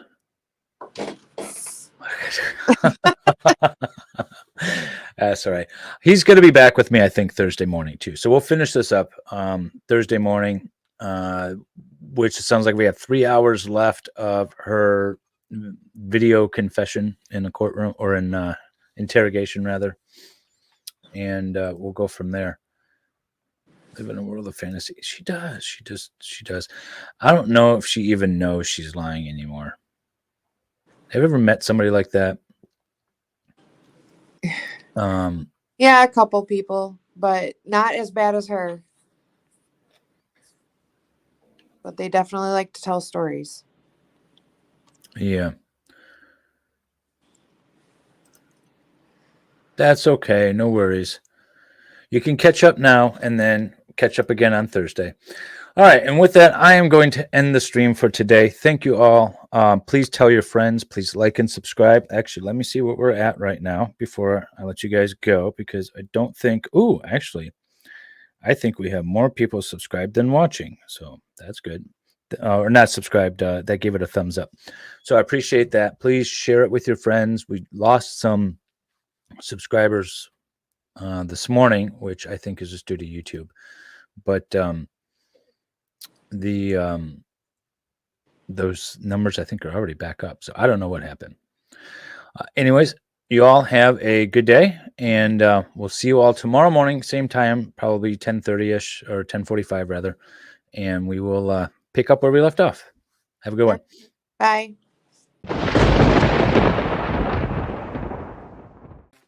All right, and good morning. Welcome to the Law Show again for Thursday, my day off. We are here. Good morning, Christine. We have a makeup day today. We're going to be finishing up the Letecia Stauch Day 7 afternoon trial. And, I was thinking, a lot of people are sending me some good information about this case. I have some DSM documents regarding her supposed diagnosis. I have some maps indicating her driving route, some photographs and other things of the bridge. And I kind of want to go through them all, but I feel like these streams are so long streaming this trial that maybe Thursdays would be a good day to do that. So I think next Thursday, I'm going to start with a shorter video, or start doing shorter videos where we do a lot of recap stuff. I haven't done a recap video on this trial yet, but then we can also interject some of these other things. What do you think, Jamie? I think that's a good idea, because I was just going to say there's a lot of people that float in and out of your streams and they always want to recap. So it would be kind of cool to just recap on Thursdays and stuff. Yeah, so I think we're going to start doing Thursdays as a much shorter video, but doing a recap and then interjecting, inappropriate speculation, interjecting some of the things that we either glossed over or didn't really touch on, or outsider information, such as what exactly is this dissociative personality disorder. Let's take a look at the DSM and go through that. We can also break down the statute a little bit too, because one of the things that was talked about in the morning, well, at the end of the day on day 6, and then also the morning on day 7, was whether or not lay people can offer testimony regarding the defendant's mental health. And I thought that was interesting. And I've been putting all this together, but I don't know where to interject it in these long trial stream days. So I thought Thursdays would be good. Did you finish watching the testimony from day 7? I know some people did. I did not. I actually was waiting for the stream. All right. Be fresh. There is a chat group, and people apparently were watching it and then saying, "Ooh, look at this!" And so I'm not gonna. I didn't pay close attention to it, but we'll see what she has to say through the rest of her 3 hours of police interrogation. And it ends. I did fast forward to see if we actually get through all of it. And I don't know that we actually get through all of it. There still might be some more Friday morning. But good morning, everybody. Oh, they didn't. I just went to the end of it to I wanted to see something and they didn't finish. So yeah, we'll still have more. Yeah, we'll still have more Friday morning. So she apparently for like 4.5 hours was doing a police interview. And we started, or a police interrogation rather. And we started it Thursday morning live, or Wednesday morning live rather. And since I wasn't able to finish the afternoon stream, we are doing it now. So this is actually yesterday afternoon's testimony. And that's what we're going to start with. And happy birthday. Yeah, it was my son's birthday yesterday. It was a good day. He had no school. It was like 80 degrees out. And so he spent the whole day driving around. So he was happy. Sounds fun. Yeah. He definitely had a good birthday. So we can jump right into it. The jury is just being brought in, and we can go from there. I was experimenting last night with my own feed. The problem because I know a lot of people are complaining about the quality of the video, and it is in fact the court feed. So I took a direct court feed and recorded it yesterday afternoon to see if then I could zoom in and get a better quality video for us all, and maybe even zoom in on the television that's playing the video. And it's really bad. So it's just happened. It's just the court feed. It's not anyone else. It's not any, the news media that's streaming it or anything like that. So, yeah, so we're stuck with this kind of court feed, and we'll deal with it. It's better than no audio, I suppose. Good morning, everybody. Good morning. Trying to get to all of them. Is it all about making him happy? I guess maybe. He had a good day. So we're going to get into it. We have 4 hours? No, 3.5 hours, something like that. 3.5 hours of video. I think maybe they take a break. So we have 3 hours of video today from yesterday's trial. We'll start it now. But essentially what we're going to be watching the entire time is her police interrogation. So we'll see how many of her lies she gets to throughout this police interrogation.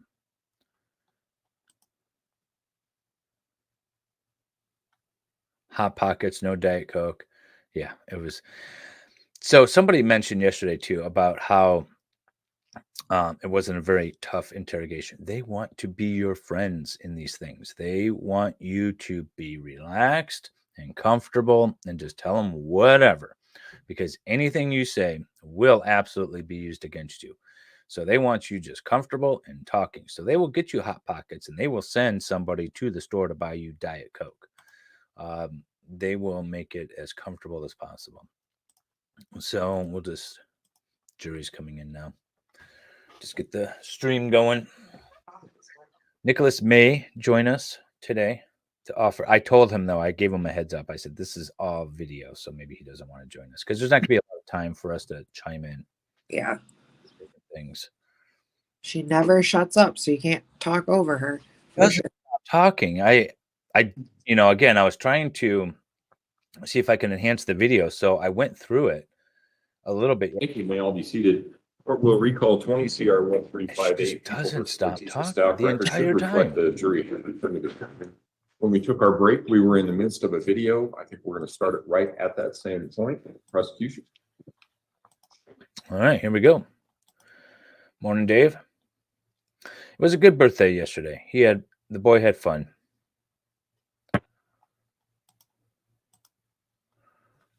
You can listen to the craziness, Nicholas, that is this woman's story to the police.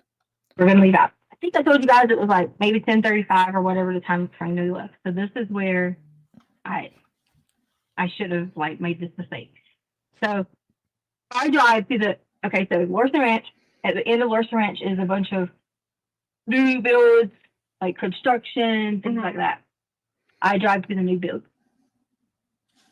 I was gonna be like, hey, look, here knows how to, fix it. Because if I get online and start calling people, then they'll be like, make an appointment. I figure I might find somebody that, would do like a little side job and come and help us fix when I say carpet, I'm talking about fix the living room, the spot that I had cut out or whatever. So I did. I pulled up. On the back part, there were some new houses being built, and there were some like Hispanic, and I'm not saying that to be like discriminatory. They were Hispanic people that were out there, and I was like, "Hey, do you know where you can get the carpet that is in the Larson Ranch model home?" So I told him the model home, which was the same home that we had. I mean, I don't know if it's the model home, but I gave him the name because I asked, like, I looked online for the company for the name. And I said, "It's in there." He's like, "Everybody has that same carpet." Yes. So we got a roll of the carpet. Where'd you get that from? We got it from the guy on the scene. Like I say, on the scene, but the construction area. So we got the carpet from the guy in the construction area. Well, I didn't get it then. He said he was going to bring it to me. So I gave him the address. And this is where I messed up. I gave him, and this is why I couldn't tell you this in front of Albert. I gave him our code to get in. He was going to go fix it. And I just assumed working in the house, he was going to be okay, whatever. And me and Gannon left. I just said, hey, did you give him the garage door code? Yeah. And what about the alarm? Well, if you go in through, say, like you're walking in through our house, there's no sensor. So we always keep it on our alarm, and you can walk in through the garage and the alarm will never set on fall. Never. Okay. And the reason for that is like there's no door. Like there's nothing that tells that door that it's open. You can sense. So you don't have a sensor there. Right. So we always, and the kids come in every day in the garage and never have to like set, reset, anything like that. Okay. So me and Gannon go on. I don't remember exactly where we went first. I know we rode a little bit because I was looking for different places to buy the dogs some like different cute outfits because sometimes I get them at Ross. But Petco has some really good deals going on right now. So I was like, I'm gonna go to Petco. Gannon was like, at that point, it was like he wanted to lay down because his stomach was hurting. He wasn't complaining about like any like pain on his arms or anything like that. He just said he wanted to lay down because his stomach was hurting. So we were in Albert's truck. So we lay down. He lays down in the back of the truck. So he's just laying down, whatever. I went to Petco. I can't remember if I went in the store beside Petco. I know we went some places around town, just different locations. What places did you go to? I know I went to Petco. I know I went to a gas station to get gas. Which Petco did you go to? The one at, is it Nevada and something? Okay. I don't really remember. Like that it's nice. It's a nice area. That's the area I basically was in for. I wasn't gone that long for most of the time frame. That was the area that I was in. And then I made the wrong, when you're coming back and it tells you go this way, I made the wrong exit. Like I got in the wrong one. So I went back. I guess that would be, I went north a little bit before I turned around to come back because I made the wrong one. So I get back and let's see, did we go eat at that time? I feel like I didn't get anything to eat. Maybe I just got Starbucks. I could look at my credit card or something like that. See if you want to look and see where I spent that day. You want me to look? No, eventually, yes. Okay. That would be helpful. Okay. So I remember what happened. Then I realized I had to go back to Petco. That's why we turned around and came back. Because I started off, I bought 2 outfits, maybe 1 or 2, and then I came back in Petco and I got the rest of the outfits that were on there because I was like, I'll go 2 more for this price. So I did go back to Petco twice. So I'm sure you'll see that. In between, did you go let's see, if we left at 10 something, it's like a 30-minute drive from Lorson Ranch. So if I got there, got gas, got Starbucks, maybe I was there at 11-ish. I don't want to say a time. I'm saying, so you go to Petco the first time, and then how long in between the first visit and the second visit to Petco? Can I give you that, like, looking up a guesstimate, or maybe an hour? Maybe no. You have like any tracker apps or anything on your phone? Because I know, like, for me, I have that Life 360, and it'll tell me. It'll tell me, what my short trips are. It'll even tell me if I walked somewhere. It's freaking awesome. Okay. Yeah, I just get tracked by Google. I have Android phone, so it just tells me. My family likes to know where I'm at, so Well, I do that to Harley because, Harley, was the only child, and then her father was killed. So it's always like she and I, and like she was like really all I had until I got remarried or whatever. So I kind of like do maybe a little over board of stalking them. Hey, you know what? I do that right now. I'm like, all right, let's see. Do you have the one with the subscription? I'm like trying to figure out if I should get that or not. I don't. She always says something about purchasing it. And she said it would help if Like you the like crash detection. Right, that's what and- she was saying. Yeah.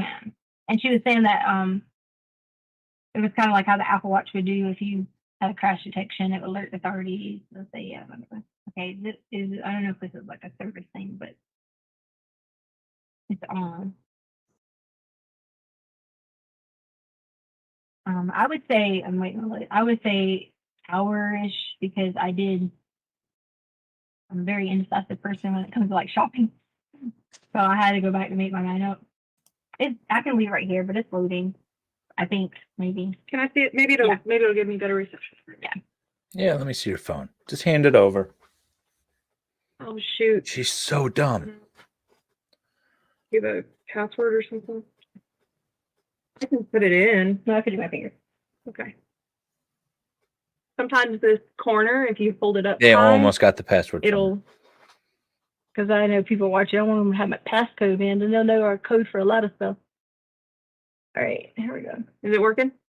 No. Oh, that corner is like typically the sweet corner. Hold it up here? Yeah. We can set it down here. Let's see if it keeps going. Okay. Okay, so you make the second trip to go back and buy more outfits. Mm-hmm. And then where do you go from there? Is Gannon still telling you that he wants to like lay down? How's he doing? Something happened. There you go. Yeah, I told you this was a sweet corner. It says purchase could not be completed. I didn't purchase anything. The purchase cannot be completed. Huh. What does that mean? I have no idea. I've never had that pop open before. The purchase could not be completed. Please try again later. Well, I mean, we tried. I guess it says to access signal, so. Free membership include two. How long have you guys had that app? Oh God. I'm sure her husband locked her out. For a long time. Okay. Yeah, maybe a long time. Yeah. Because I want to say, like, it's never had me do a purchase. He just says. It didn't even ask me to put anything. Purchase could not be completed. That's bizarre. That is bizarre. You didn't hit anything. I didn't hit anything. Okay. So you go back to Petco the second time. Does Gannon, these places that Sorry, I was going to say, it says crash detection disabled. Does that mean I don't have the... Yours looks different than mine does. And you don't have a subscription? Mm-mm. Like it gives me, but it sends me all the alerts. Like it says, like Carly arrived home. Well, yeah. I mean, I get those too. Yeah. If you have certain places set, like No, work I get or them home. Yeah, well, I get the work at home, but it'll say completed a 4-mile drive, completed a 15 Oh, mile. okay. You know what I'm saying? Like I think we might have different versions because mine is Android. So anyway, that's neither here nor there. So when you and Gannon are out running around to these places and getting your gas and your coffee and Petco a couple times. And does he go into the stores with you? No, or- but I parked, and I know you're gonna see this, so I'm gonna say that I parked on the front, and like I don't know if you'll probably if you see the Petco cameras. I'm in the can I show you? Sure. I'm in the store a lot of times walking back to the front door doing this. And my point of doing that is because I was making sure that I didn't see him like, if he needed something or like getting out or whatever. And he stays in the car, like I'll really stay in the car all the time with like if like Lena's in the car and he'll be like, it's okay, stay here, sit here, buddy, we'll be right back. Didn't think anything of it because he had his Switch with him and he was playing his Switch. Did he know what store you were in? Yeah, Petco. So like if he needed you or whatever else.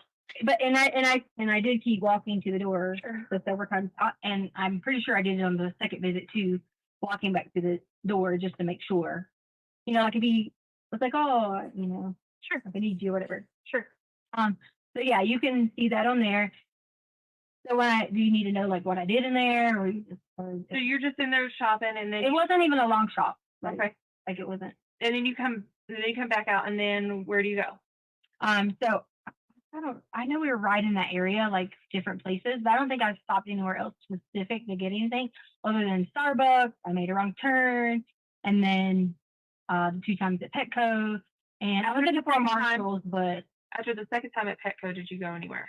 I think after that Petco is when we started to head home. Okay, so you go home, and I want to give you like an accurate of that if I pull this up because I feel like right after Petco we went home. I don't want you to try and bring it up. Yeah, I don't want you to think that I missed a stop or something. She's trying to formulate her lie as she goes. I will tell you on the way. It's so obvious.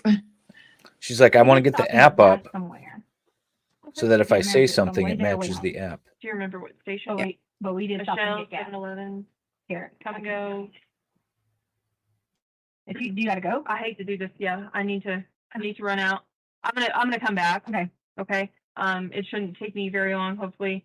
But please continue talking with Detective Houston, and then whenever I get done with that, I'm gonna come back in and we'll get back on again. Okay? Yeah, I'm trying to pull this up too. Minutes. Oh. I don't know who the other woman is. Sure. The USA app is being slow too. Is it my phone? I don't. You can try that corner again. It might. The floor is a little weird.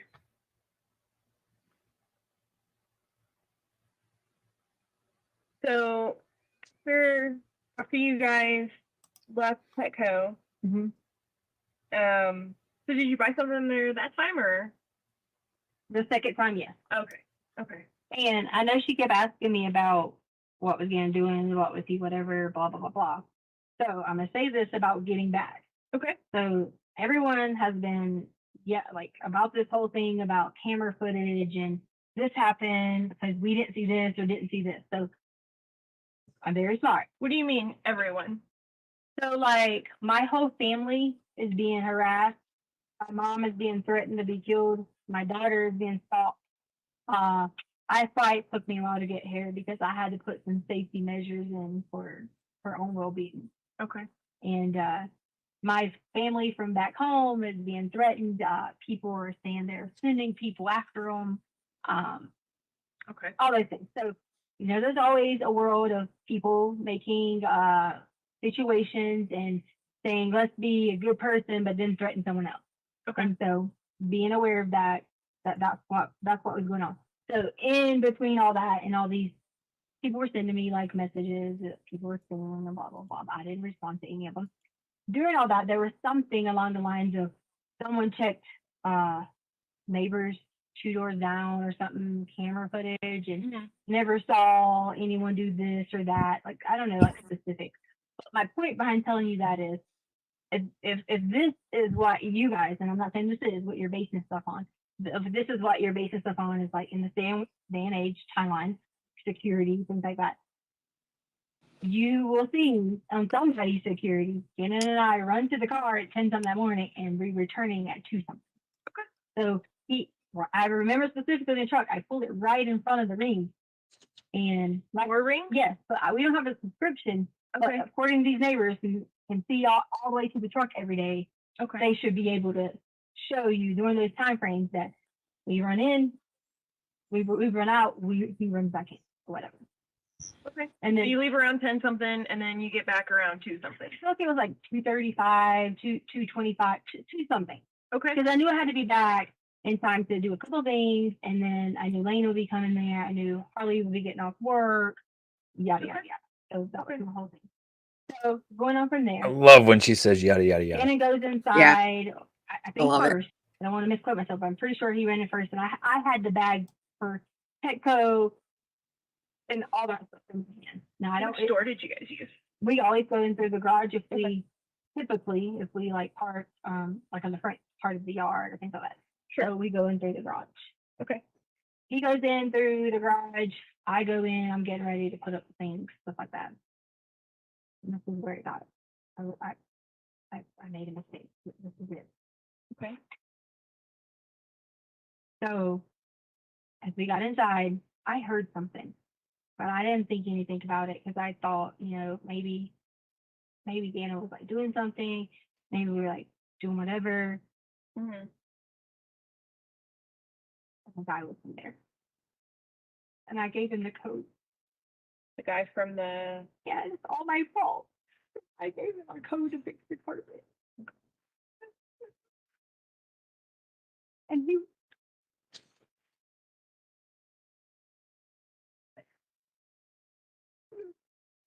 he was inside. I noticed when I had like walked in and I saw we had like a little bookshelf thingy. I keep my shades in there too, but we also have like our guns and stuff.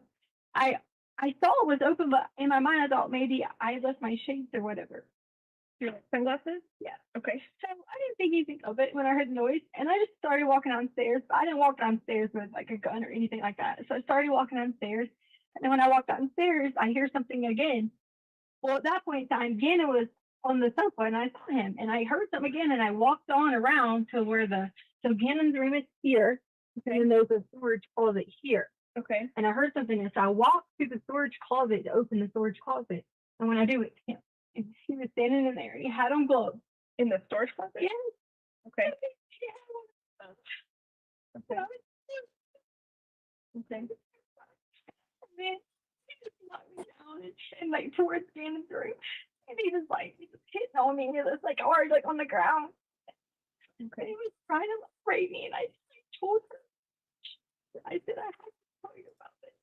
Okay. And like from there on was like in a blur because I was trying so hard because Gannon had a table in his room, and I went back and hit my head on it. Like with him, Gannon runs inside the room and like tries to be helpful, do something, whatever. And from there, it was kind of like a blur. Everything else that was going on, because I was just like crying, I was freaking out. And I swear to God, I don't know what. I really don't know. I don't. Okay. I don't.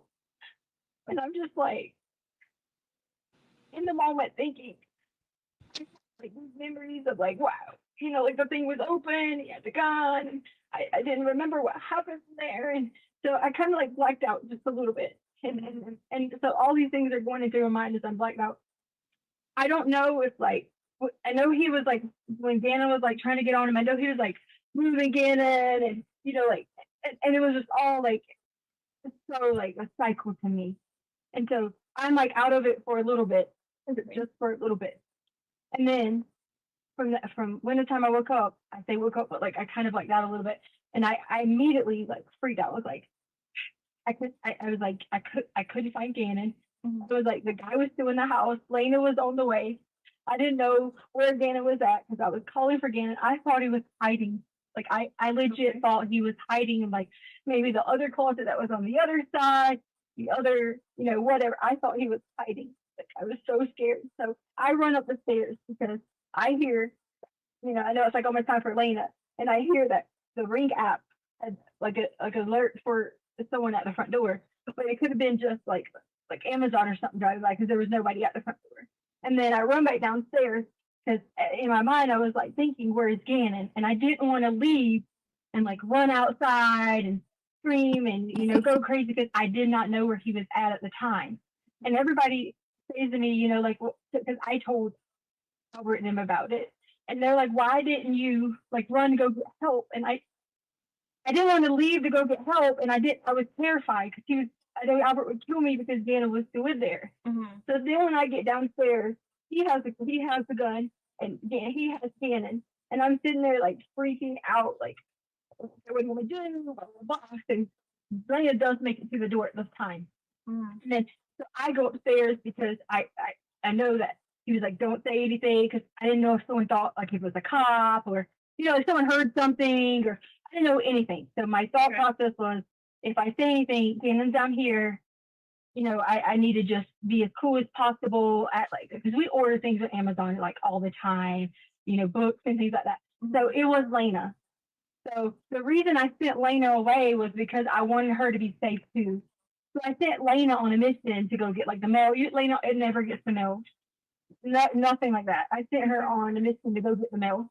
Okay. And so I just started making up random things for Lena to go do. And I looked at Lena and I said, she was saying, I was like, just stay gone for a little while. Because I didn't want her coming back and then that, like her in the situation as we were too. So like in my mind, I think if I say anything, if I do anything, I just didn't know what to do. I was in complete panic.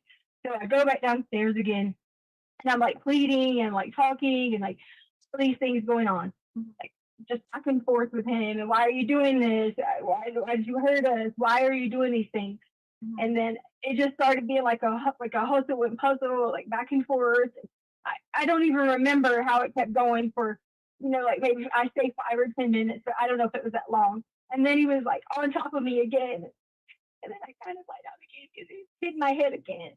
Oh, really? And then I was on the table that was inside, like in between the red blue table in there. Okay. He forced me in there again, and he was trying to do it again. And I was just like losing my mind, like completely. Like Albert's sister was raped. And so like in my mind I kept thinking Albert's gonna be like I'm nothing, and I shouldn't have been thinking about that. I should have been, but I was, and that was all I could keep thinking about, was like Albert was gonna be upset, Gannon's over here, Lena's coming, and all these emotions are running through there. And he was like, he asked me to give him a suitcase, and I gave him a brown suitcase, and then he hit me on the head again, and I was like, right here. This is after she told police that he ran away. I blacked out again. I was having a panic attack. And then I don't know what happened. I really don't. I don't know. I just know that I did lie. I did. When they came, I did say, get a lift, whatever. You know that. But he never did. He never left to go play. I just didn't know what to do, and I panicked in the moment. And I didn't want. All right, in the chat, somebody come up with a legitimate reason Kind of get a lot of fights. to lie to cover up a I just crime that's the only like reason this. that I made up the lie is because I knew that I didn't want to face the consequences of, trying to explain to him all that was going on. Because he was saying to me, you're trying to make this about you. This is not about you. And I knew all those things because I've lived in it. I panicked and I just told a story, and I was going to try to think of plan. I'm sorry that it might have delayed, looking for Gannon, but I do not know where Gannon was. I do not know. I do not know his whereabouts from that point on. But it was still in the same time frame that I gave. That's what I'm saying. Try to come up with a better excuse for to that same time frame because it still initially was about lying. 4 o'clock. Assuming her stories are true. What was the time frame? It had to be around like 4. Okay. Because Harley gets off at 4:30. Okay. And so Harley had just gotten home, or no, was on her way home or something. And my phone was like alerting. I knew Harley was on her way home. And I was going to tell Harley when she got there. I was going to be like, look, this is what happened. We need to get help. We need to call 911. And all I kept thinking about was, it's going to be my fault. Because I gave him the code. He brought the carpet. He did all that. Okay. And did he fix it? No, I had already cut it. He brought the big roll of carpet. It's at the house. He brought that. It is? Yeah. Okay. And where's that at the house? It's in the back storage room. Okay. Is that the one that he was hiding in? Is that the storage room that he was in? Yes. Whenever you went down there? Yes, I put the carpet back in the storage room. The reason I put the carpet back in there because it was laying like in the like. So the storage room is right here. It had fallen over at some point when all this was going on. So I picked it up and put it back, like on the thing. I rolled it up. Oh. It wasn't all the way rolled out, but it was like somewhat rolled out through the commotion, and I rolled it back up and put it. Okay. Inside. Notice she wasn't asked why the carpet was in the storeroom. She offered that. Are you doing okay? Yeah. Okay. So the time frame is that 4 o'clock is whenever. I don't want to tell you exactly 4. I don't like saying that because about 4 o'clock was whenever. Yeah. We can say about. Okay. Okay. Okay. And then what happened after that? So did Lane come home or? Lane is still out and about. Harley's home. Comes home or whatever. I'm pacing the house, like trying to think of a plan of like, what do I do? And I should have like immediately like gotten on the phone, did whatever. But all I kept thinking about was, it's all my fault. It's my fault because I was going to say to me, you gave some stranger access to our home. You know, this is all on you. And in my mind, I thought I could fix it. Like in my mind, I thought I could fix this. And I don't know why I thought that. That was horrible decision making problem. But it also was in a very emotional state that in normal situations. She's not saying she was threatened. I will call, I would do this, I would do this. But if you're not in a situation, everybody handles things differently. Sure. And I was making an irrational decision in a panic situation when I should have immediately, being an educator, being all these things, it should have been one of those things where it was immediate, know how to answer. And you might think, this girl's going to want to be a flight She was an attendant. educator She's for a gonna be day, able to didn't think show fast. up. It was not that easy in the moment because my mind was in so many directions that I could fix it. I literally thought I was going to fix it. Sure. And that was where it went from there. So I was going to tell Harley. I didn't tell Harley. I paced around the situation and was thinking, okay, if I don't have any kind of like information, like if I don't have a plan in my brain by a certain time, that's when I'm going to call. Okay. And so that's how. So you had like predetermined a time that you were going to call if you hadn't figured it out? I didn't come up with a specific time, but in my brain I kept saying, okay, I got to act soon. But I knew that, you know, I'm like thinking by 6:30, like I need to make a good decision because what am I going to tell the girls? Because they're going to be like, you know, like where's Gannon? Like because we were going to all go eat sushi. So that was where that time frame would have been like, what am I supposed to do? Go get in the car and be like, Gannon's not going with us. I couldn't keep going on and on with the irrational decision of not calling 911. Okay. And I had to stop the decision. So what happened? So tell me what happened as it went on. So I called 911. Okay. And they said, hey, sorry, you know, this is not an emergency. You have to call this other line.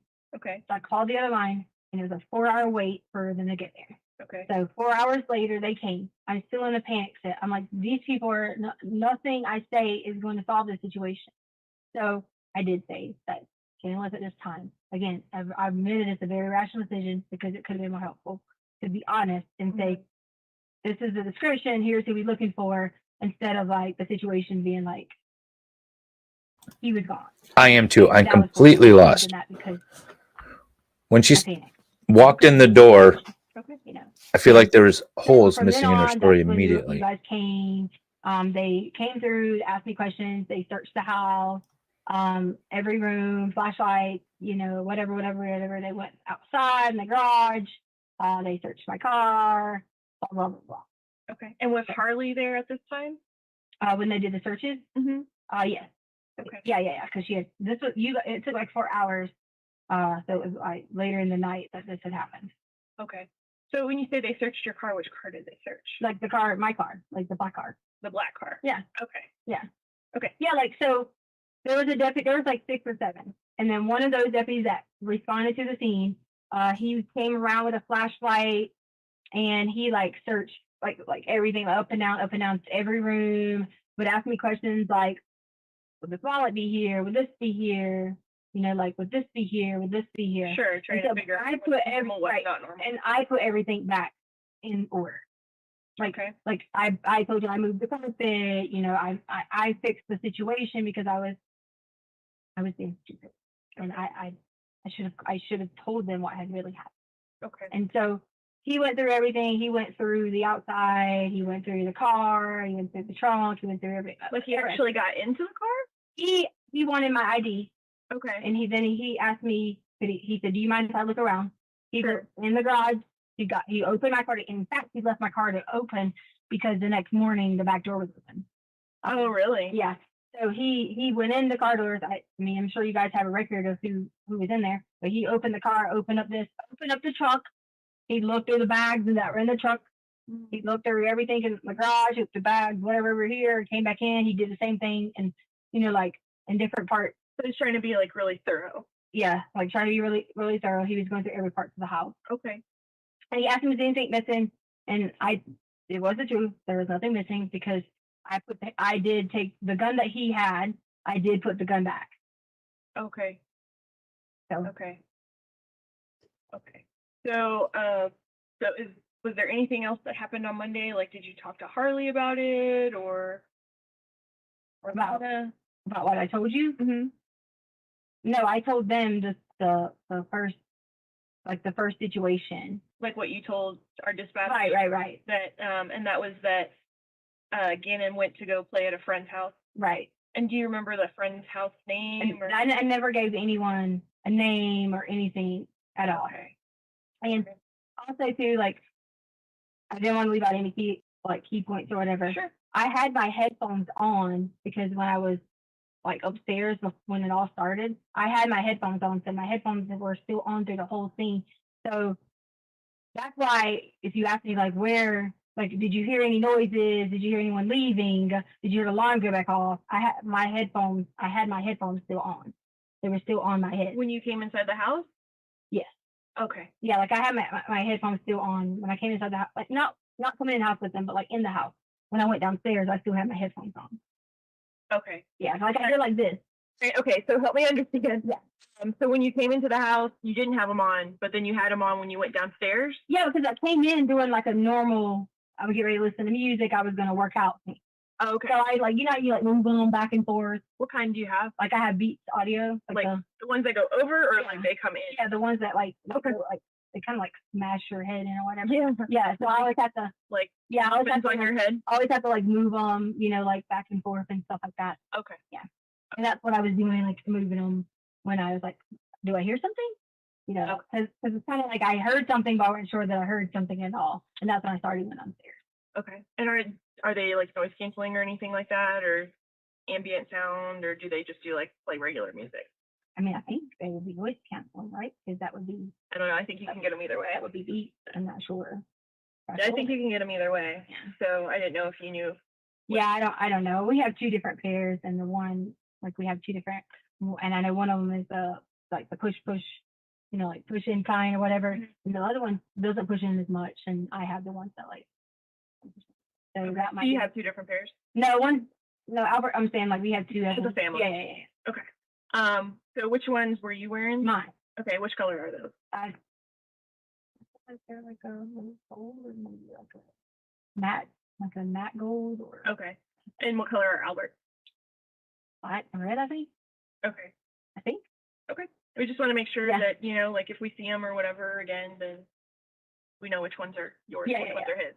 So that it's like, if you said that that your head got hit and stuff like that, and we'll go back to that a little bit, but maybe if he like touched them or something like that, then we want to make sure that we get the right ones. Right. Okay. So was there anything else that happened Monday, like after the deputies left or anything like that? No. So I went out to my car that morning because I knew that Albert was going to fly in or whatever. Mm-hmm. And so normal, like routine, like I got up, whatever. I got in my car and I realized that the guy had left the back door open. And then so I was like, oh, my car might not crank. And I, drive out and I drive down the street because I was going to drive my car blah, blah, blah, to pick it up. And I decided to come back because it was too early. His flight wasn't coming in until 8:53. Okay. And I was going to like, honestly, just drive. I had to think in my brain, you know, I was like, this is the best thing, but I didn't. I just drove down the street, came back. And that was in your black car? Mm-hmm. Okay. And then, so then you ended up picking him up later? Yeah. And you took your black car to do that? No, so, well, yes. So what happened is I took my black car, but I sent him a message earlier and I said, hey, is it okay if we get a rental car? Okay. And he said, yes. I have a leased vehicle, so you can only put like 1,000 miles on it. And I'm like pretty anal about, you know, like I don't want to go over and that type of thing. Okay. So his car is very expensive on gas. So I was going to get I did get a little economy car, and I knew we'd be driving around everywhere. Everybody was like searching. And in my mind, I was like freaking out because I'm going to be blamed because they someone our codes in our home. And so I was like, I know we're going to drive everywhere all day. So I was like, I'm going to get a rental car. Okay. So I did. And so I got my rental car, and I left my black car at the airport. You left it at the airport. Right. Because I had to have a way to, like, I didn't walk. You see what I'm saying? Yeah. So Albert asked me where my car was at, and I told him it was at French. The reason I told him that is because Albert and I get in a lot of fusses about this whole working and changing career thing that you guys, I told you about in the beginning. And that was like a personal situation that I didn't want to fuss with him about, you know, like the working and changing, you're going to give up your career for this, and this. So I just said, he knew I had just worked at French. So he knew that. So I said, it was at French, one of my friends brought me. That's what I told him. Okay. So that's why he thought it was at French, but it was my way of, so he thought that I wanted him, he knew I had to go get my stuff from French because I stopped working there. So, and that's kind of, I wanted it to go with the story because I wasn't ready yet to tell him I wasn't returning at all to education. It just wasn't. Okay, so he doesn't know that yet. Well, he knows that like I'm gonna be a flight attendant, and oh, never mind, I can't do it because I've been back and forth. You're gonna go from making I make like 60 grand to, I think they make like $18 to $20 an hour, but you can only do so many things like reserve shifts. You got my crash pads, so I'm back and forth on something I really want to do and the money. So I went back and forth with him on that, and that was just one of those things where I just wasn't prepared to be like, oh, you're gonna be a teacher again. Oh, you're gonna do this again. Oh, you're back at the school again. Blah blah blah. You know, so you're back at subbing again. So you drove to the airport in your black car. Okay. What time did you do that? His flight landed at 8:50 something, so I got there in time to park my car, and then I walked up to the thing, and he was coming down the escalator, and then I go over to budget, and I get the rental car. He's sitting on the little corner over here waiting on his bags. We walk out, we get the car. Okay. And so where did you park your car at the airport? Do you remember? In the short-term parking, maybe about like a middle. Okay. It's a long, like the short-term. It goes from, you got the rental cars, the section here, section. So it went to like the farther section, and maybe like over here. Okay. Okay. And then Yeah, so you were I'm in your unsure black car this morning. if we're talking about Gannon. Because I had to turn the rental car back in. Okay. Right. Okay. So you picked your car up this morning? No. So I took the rental car back last night because I didn't know what time situation, he's upset with me for not telling you guys first, so that, it could have been a quicker search or whatever the case may be. So I didn't know, like, I thought we were going to have to stay, like in a hotel or something. So I parked my car. My Harley picked me up because I was going to get a room at the hotel. Okay. And so I thought you guys did that because it was sheriff's there this morning. So. Well, people are working different pieces, Yeah. and so I just want to make sure that while we're talking that I have all of the information, right? So if I ask you something that you feel like has already been covered before, I'm not trying to be a brat or anything like that. Yeah. I just want to make sure we have everything. We're all on the same page with everything. Okay. So you drove the rental car back last night, early this morning. No, it was last night. It wasn't that late. Oh, okay. Yeah. And then Harley picked you up, and you left your car at the airport still? No. Okay, so I drove my car. I drove the rental car back. Got in my car. Okay. Left. Okay. Okay, so I didn't have anywhere to go because they're fussing at me, and people are in, everything's going on in the searches and things like that. So I just, basically, I didn't really have anywhere to go, and some of my stuff was at home, so I didn't have a car to get gas. I didn't have anything like that. So I was basically like just, like going somewhere parking, like trying to stay warm because it got a little bit cold or whatever. Sure. So finally, I was gave in. I was like, Albert, look, and he was like, I need you to tell me the truth. And that's when I started messaging her that, hey, Wood, I'm gonna come home and I'm sorry. I'll tell you exactly what happened. It's all my fault because I should have let everyone know that I gave someone the coat, and I tried to replace the car. So at that point, I leave my car at the hotel, which was near Harley's work. Okay. And Albert was like, "You guys coming?" I said, "Yes." We're on our way. I leave my car at the hotel the entire night, and leaving Harley's car. We stay at home tonight, last night, and then I come back with Harley when she came to work this morning, and I walk over to the hotel. Okay. Her day Hotel yesterday room, and then in change 20 your mind minutes. and decide to stay home. Parked your car. No, I parked my car because I was going to get a hotel. And my thought process was if we got in Harley's car and went home, and I didn't want people like his ex-wife is there. I didn't want people like, no the domestic type situations like going on, just me, myself against, like her family and that type of thing. So my plan was we'll just come back here and stay at the hotel if we have to. Sure. So that was the whole point of me leaving my car there. Okay. Do you remember which hotel it was? Yes, it's the IHG, the Holiday Inn that was right there. Holiday Inn? Yeah, and again, that's where the police were at all morning when my car was at. We were? Yeah. Okay.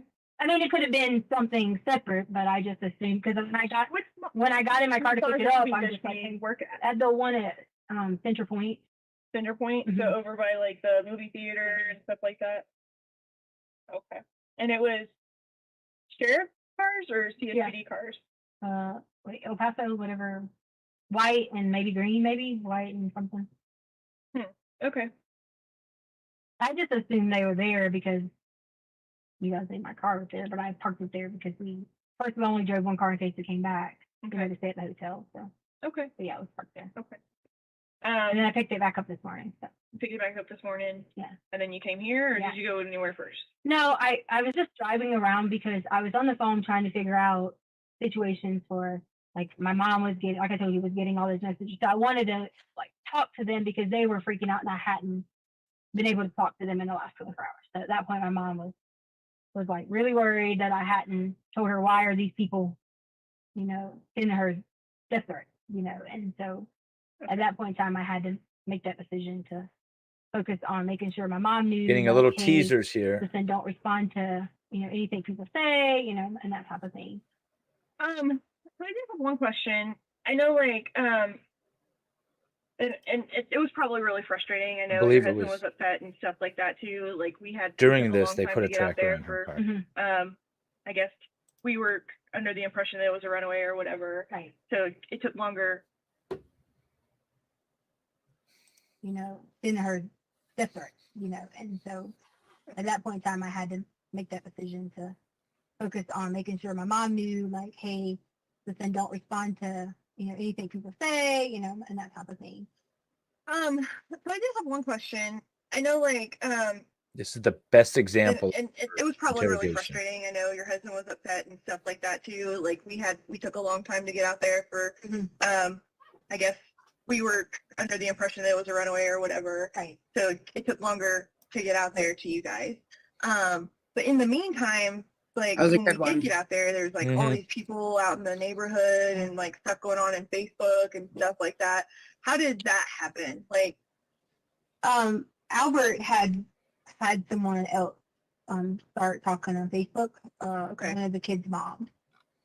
Okay. So she like initiated something on Facebook, and then of course all the people comment on it. Okay. Because the community page is a quite active page for.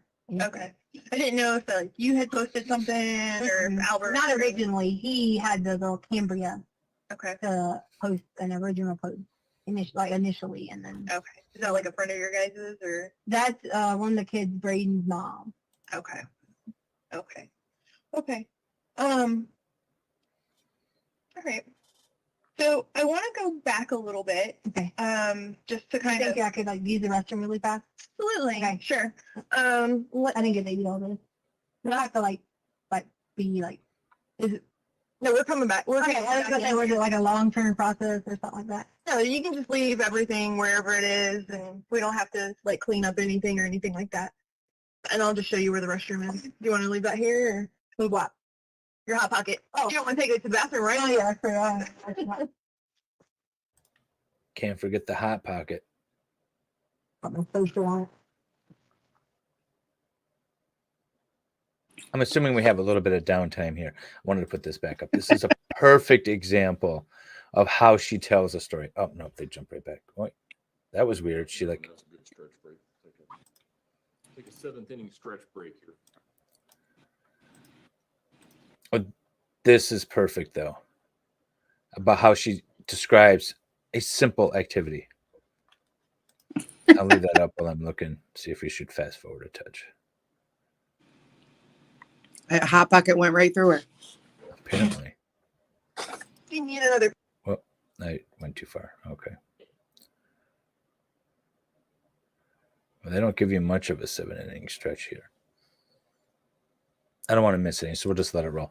But yeah, no, this was absolutely perfect. I had to put it back up. Thank you for that.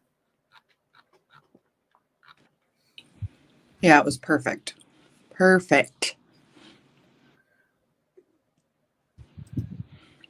Yeah, she's well. They didn't. This is after they took her DNA at the hospital, right? So they have her DNA. I think they really wanted to tag her car and get her story.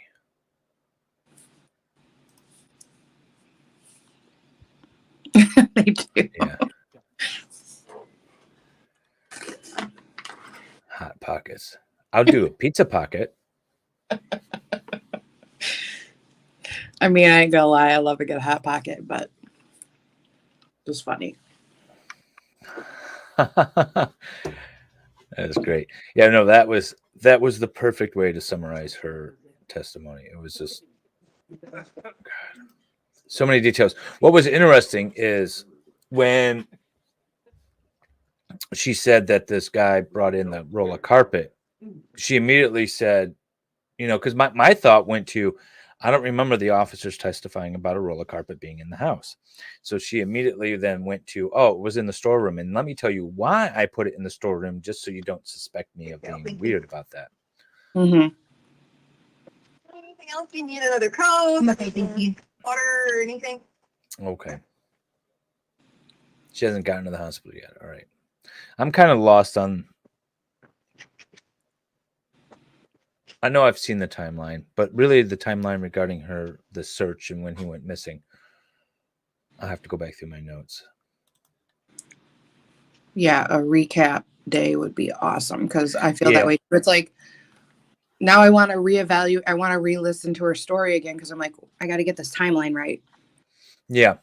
We're definitely going to do Thursdays are going to be recap days going forward. Not today. We're just finishing it. We're getting caught up. And if we're not catching up on trial for some reason, we're going to use Thursdays as a recap day and extra evidence day. We're going to go through the DSM. We're going to go through some driving maps about where she went and other things. So we're going to use that as an extra bonus day going forward.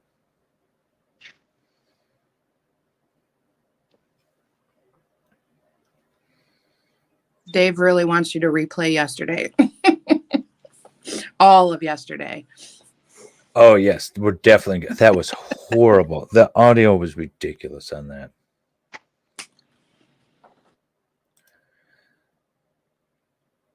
I can't remember exactly what the officer said, but they did find a scrap of carpet that was burnt. Yeah, and they testified that the padding had been melted as well. So it was burnt, but then she supposedly had a carpet guy coming in. The carpet that was in the storeroom was most likely a remnant from when they originally had the carpet installed. So I think she's lying. Ooh. I can't do his job. If he loses his job, I don't know. It wouldn't work out that well. Oh, she's on the phone. Hang on, I want to back. I don't want to miss anything. She's on the phone. You need another coat? Okay, thank you. Water or anything?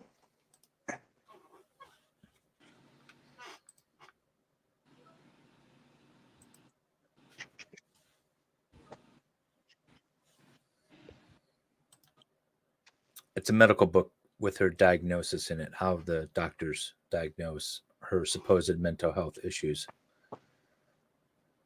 That's what the DSM is.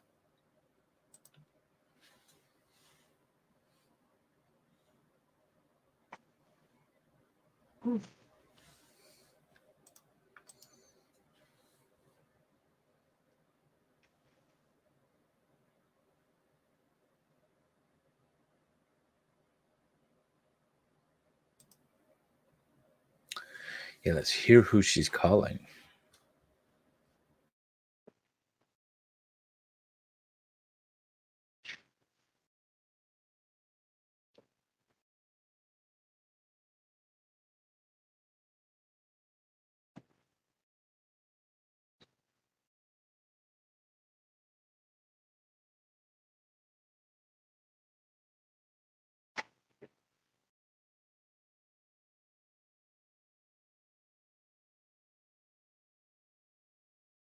Hey.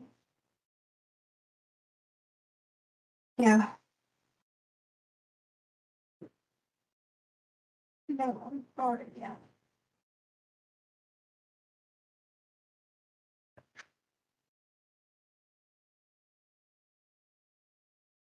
I know. I can't, but he'll lose his job. If he loses his job, I don't know. I don't like it wouldn't work out that well.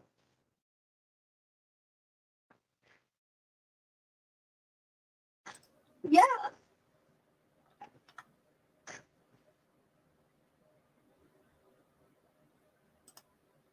I know. I'm not gonna do that because Albert will lose his job. Okay. All right. Let me do. I think that was Al she was Sorry, talking to. It's okay. Sorry, you know, a little caffeine. Oh. Okay. So I just want to back up with you. We kind of have like a good overview of everything, but so we can start really narrowing down to try and gain in and everything else like that. I just want to try and get some more specific stuff on everything. Yeah. So I did write some stuff down. So I did. So going back to the just a little bit to the fire part, you said that Gannon had some stuff on his arms. What part of his arms was that? Like I don't remember, like the inner area. You just point to like wherever, like in this, like in the inner area, like this. Okay, so like right here. Yeah, but like the burns were like not like you're thinking like round burns. It was more of like not like burns that are like this. Right here. It was more of not necessarily burns, but like a little bit like skin, like it was like skin peeling, like in left. Okay. Yeah. Okay. And so that was like on his left arm, his right arm. It was on both arms because remember when I came in, I took the covers and like basically like got on top of both of like on him and the fire. Not like him pushing him on the fire, but like you know, like I was just trying to get the fire out. Okay. Thank you very much. Like hanging off the side of the off the side of the sofa. And he was still asleep? No, he was like saying my name. Like he was alert, like what's going on because he had just like woken up. Okay. Yeah. So he was not having a full conversation with me, but as in just like calling my name. And he's like, I'm so sorry. He kept saying he's sorry. He didn't mean to do it. Daddy's been got me for a year. So it was him thinking, oh my gosh, shoot. Like kind of like waking up being like, oh shit, I just made a mistake. Like we would say in the mind of a kid. Okay. Yeah. Okay. Thank you for clarifying that for me. Okay. So the next day you go to like you're trying to figure out how to get this carpet fixed. And you said that you had already you cut the carpet? I cut the carpet. Okay. Yeah. What did you use to cut the carpet? I had Albert has like these tools that are like wood working tools, like chisels and I don't know the specific name of the ones, but they're like a little saw things. And I just like took the carpet and did like this. Okay. She knew it was called 2 days ago on the 27th. But I just kind of was like they're very sharp tools. He has a lot of woodworking tools and stuff in the garage. So I just took one of those things. It's got like a handle and. What color? You know, like he is. Because I tried with the box cutter, but I couldn't. Like it wasn't like deep enough to like really pull whatever. Okay. Yeah. Okay. Yeah, because I tried a couple times with the box cutter until it kind of like started the process, but then I had to get like a stronger object or whatever. Okay. To do it. Okay, sure. So you cut the carpet, and then you guys are gonna go try to figure out how to like get this fixed or whatever else. So you said that you went over to like where some new construction is. Do you remember? Can you tell me more about that? I'm not familiar with the area. I mean, I could if you want me to drive you there. And that's like. There's no trial on Thursdays. Street names if that's what you're asking. So we're playing Sure, catch that's up. fine. This But is can from you describe yesterday it for me a little afternoon. bit better? Okay, so like the school, there's the school in the back, and so there's a bunch of new builds that are in the area right near the school. We'll be all caught up and live tomorrow Do you morning. remember like when you went to the new builds and stuff like that? Was it like the first house in or like 12 houses in? Or Yeah, I was how far in did you have to go? There was a couple. I'd rather just go show you because you're going to quote me on me telling you an estimate of the number, and I don't think that's fair to me. So I can give you an accurate description of which house it was.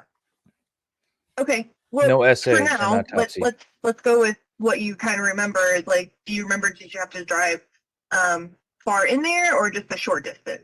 I don't know what you mean by like far in there. Like into where the new builds are. So they're all like you just go around. It's like in loops. Okay. So I don't know what you're asking. Okay. So far. Sure. I mean, I can show you. I just don't know your terms of distance that you're asking me. Like. Okay.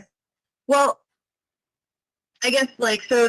You're saying that they're like in a loop or whatever. No, the whole area is in like there's loops, there's streets, there's like different sections of the new build. Okay. Yeah, so there's like I can show you because you're gonna quote me on me giving you hand motions and things like that, and that's not fair to me being on a conversation. That's just not fair. And I'm sure if I had a attorney here, he would say we're gonna go show instead of just giving you something that would be an estimate. So you went to the new build, and you found this guy and asked him about. Yeah, his name was Eduardo. Eduardo? He said, or Eduardo. I don't know how to say the Spanish names right, but Eduardo. Okay. Something like. Maybe I'm saying it wrong, but I heard Eduardo. With like a G? Yeah. Okay. But it might be a J if it's the Spanish. I'm not sure how they did it, but I'm not Spanish, but Eduardo. Okay. Yeah. So he said he told you that was his name? Yeah, he said Eduardo. Okay. Yeah. And so maybe about like 5'8", really skinny. He had on a tool belt.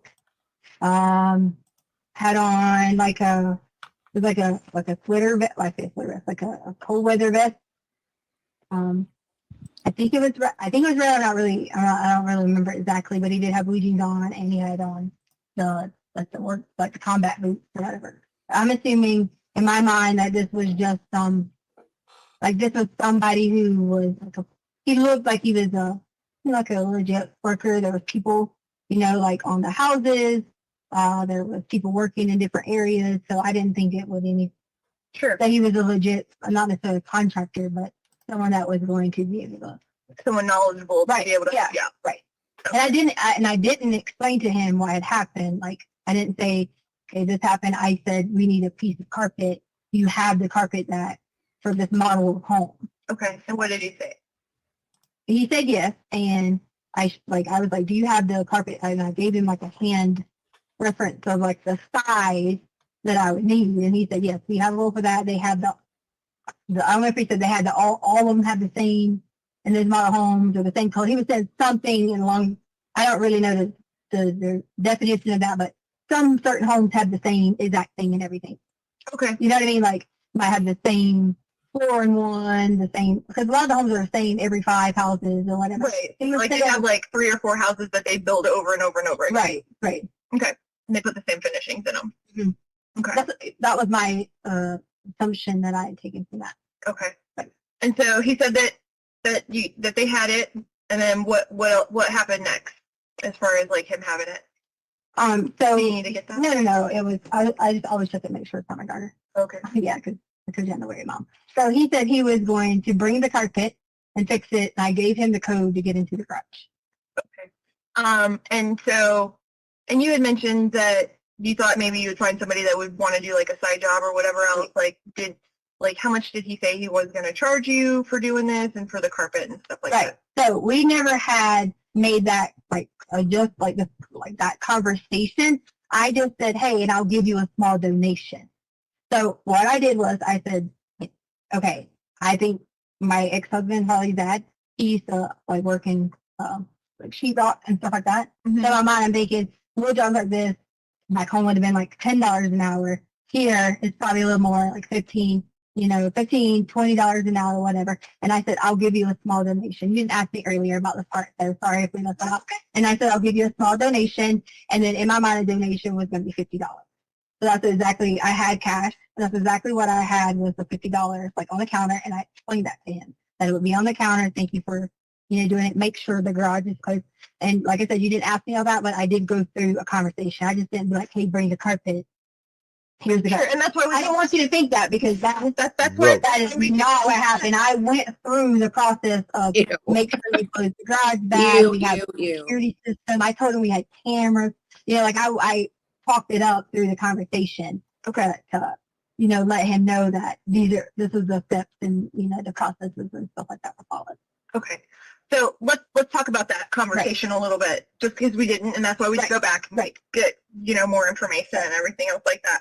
So he says he has the carpet, and then did you ask him like, okay, can I just have the carpet, or did you ask him like, can you fix it for me, or did he volunteer to fix it for you? What do you mean just have it?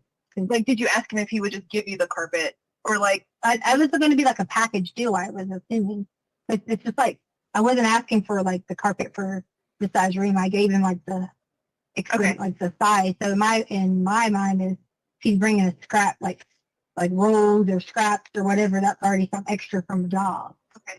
So you didn't ask him to just like bring you carpet so you could fix it. You asked him to come and fix it for you. Yeah. Okay. Yeah. I had in my mind to fix it. But then I was like, you have to measure and then like. Because I changed tools, like one side was going to be like this length, so if you cut it different on that side, and it just was a little out of my thought process so that I could. Okay, yeah. Have you if you've never done carpet before, I would imagine that like trying to patch something would be kind of hard, especially if you had to use different stuff to cut it. Okay. Okay. So he agrees to come to your house to fix it. So you give him the address. Yes, I went through the whole spiel. Here's where it's at, like here's money, how much we do back home. I mean, it was probably like a good 2-3 minute conversation. Okay. Again, gross. Specific that needed to be done. And I did that out of panic because I needed to get it fixed. I didn't want to put it on Craigslist because people say call me or this and they upcharge and we need to replace the whole section and things like that. And did he tell you like what he would charge you, or did you just say that's about right? No, I just immediately said that I was going to give a donation, like in the terms of I didn't really have a lot to give you, but can you like hook me up? But I kind of was like, can you like hook me up like that? Being more of like a please do this for me, I really need it. Like I don't have a lot of money. Like a favor. Yeah, because if he's on the job working and he makes so much an hour and can make an extra $50, I think she's plugging her ears sitting there at the defense table. 200. Gotcha. So in my mind of thinking of doing that was back to the times that Holly's dad would do the same thing. He would be like, don't go pay a subcontractor. Just go get someone who wants to work after hours, or whatever. And so that was my thought process. That'd be cheaper, faster. Someone will come do it right away. And then we're done with the situation. Okay. So, what did you tell him as far as like how to get into the house and stuff like that? What do you mean how to get? I just gave him the garage code. Okay. And I explained where the carpet needed to be replaced. Okay. There's no when you enter the home, there's no specifics. You just upstairs, downstairs. That's it. Okay. So you told him it was downstairs and kind of the area that it was in, or you walk downstairs, you would have saw it. Okay. It wouldn't have been you needed to go search for it. I mean, that's common sense. Okay. Yeah. I'm not saying you common sense. I'm saying to the person that commented like, oh, that's carpet, you know, because see, I had took the rug right here when I showed the police when I came.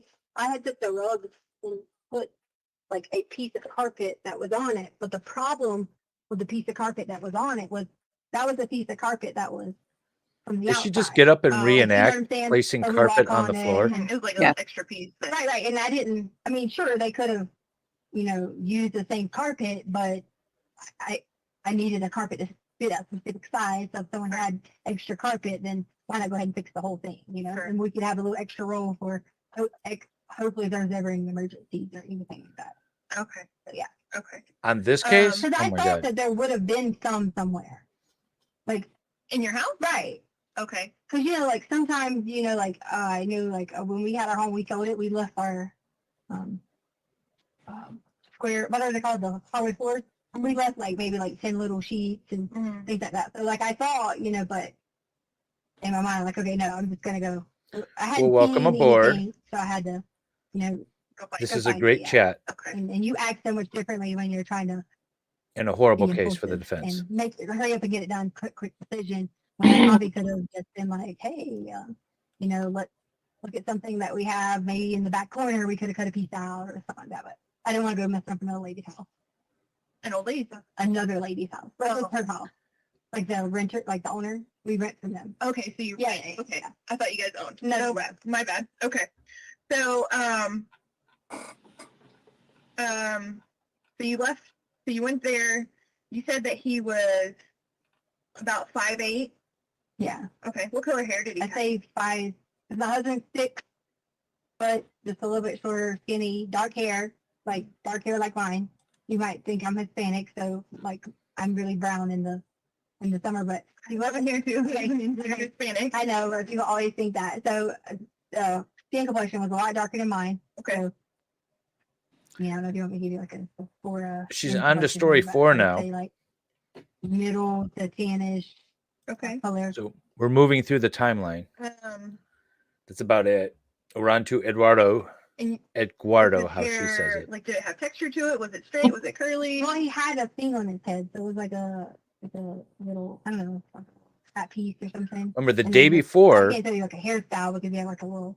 she had a brown, police like, interview thing around it, but and it she was was on like this almost story. like jet black hair. Okay. But it wasn't like long. Okay. And then, what was his face shape like? Maybe like a little chubbier than mine. Okay. Like more rounded. Was there anything about his face that like stands out that would help us be able to find him? Like that would we be able to be like, that's the guy right there? Like, did he have? Well, I was noticing there was like some bad saying, but like maybe like a little bit of is it craters or like the little holes. I don't say holes.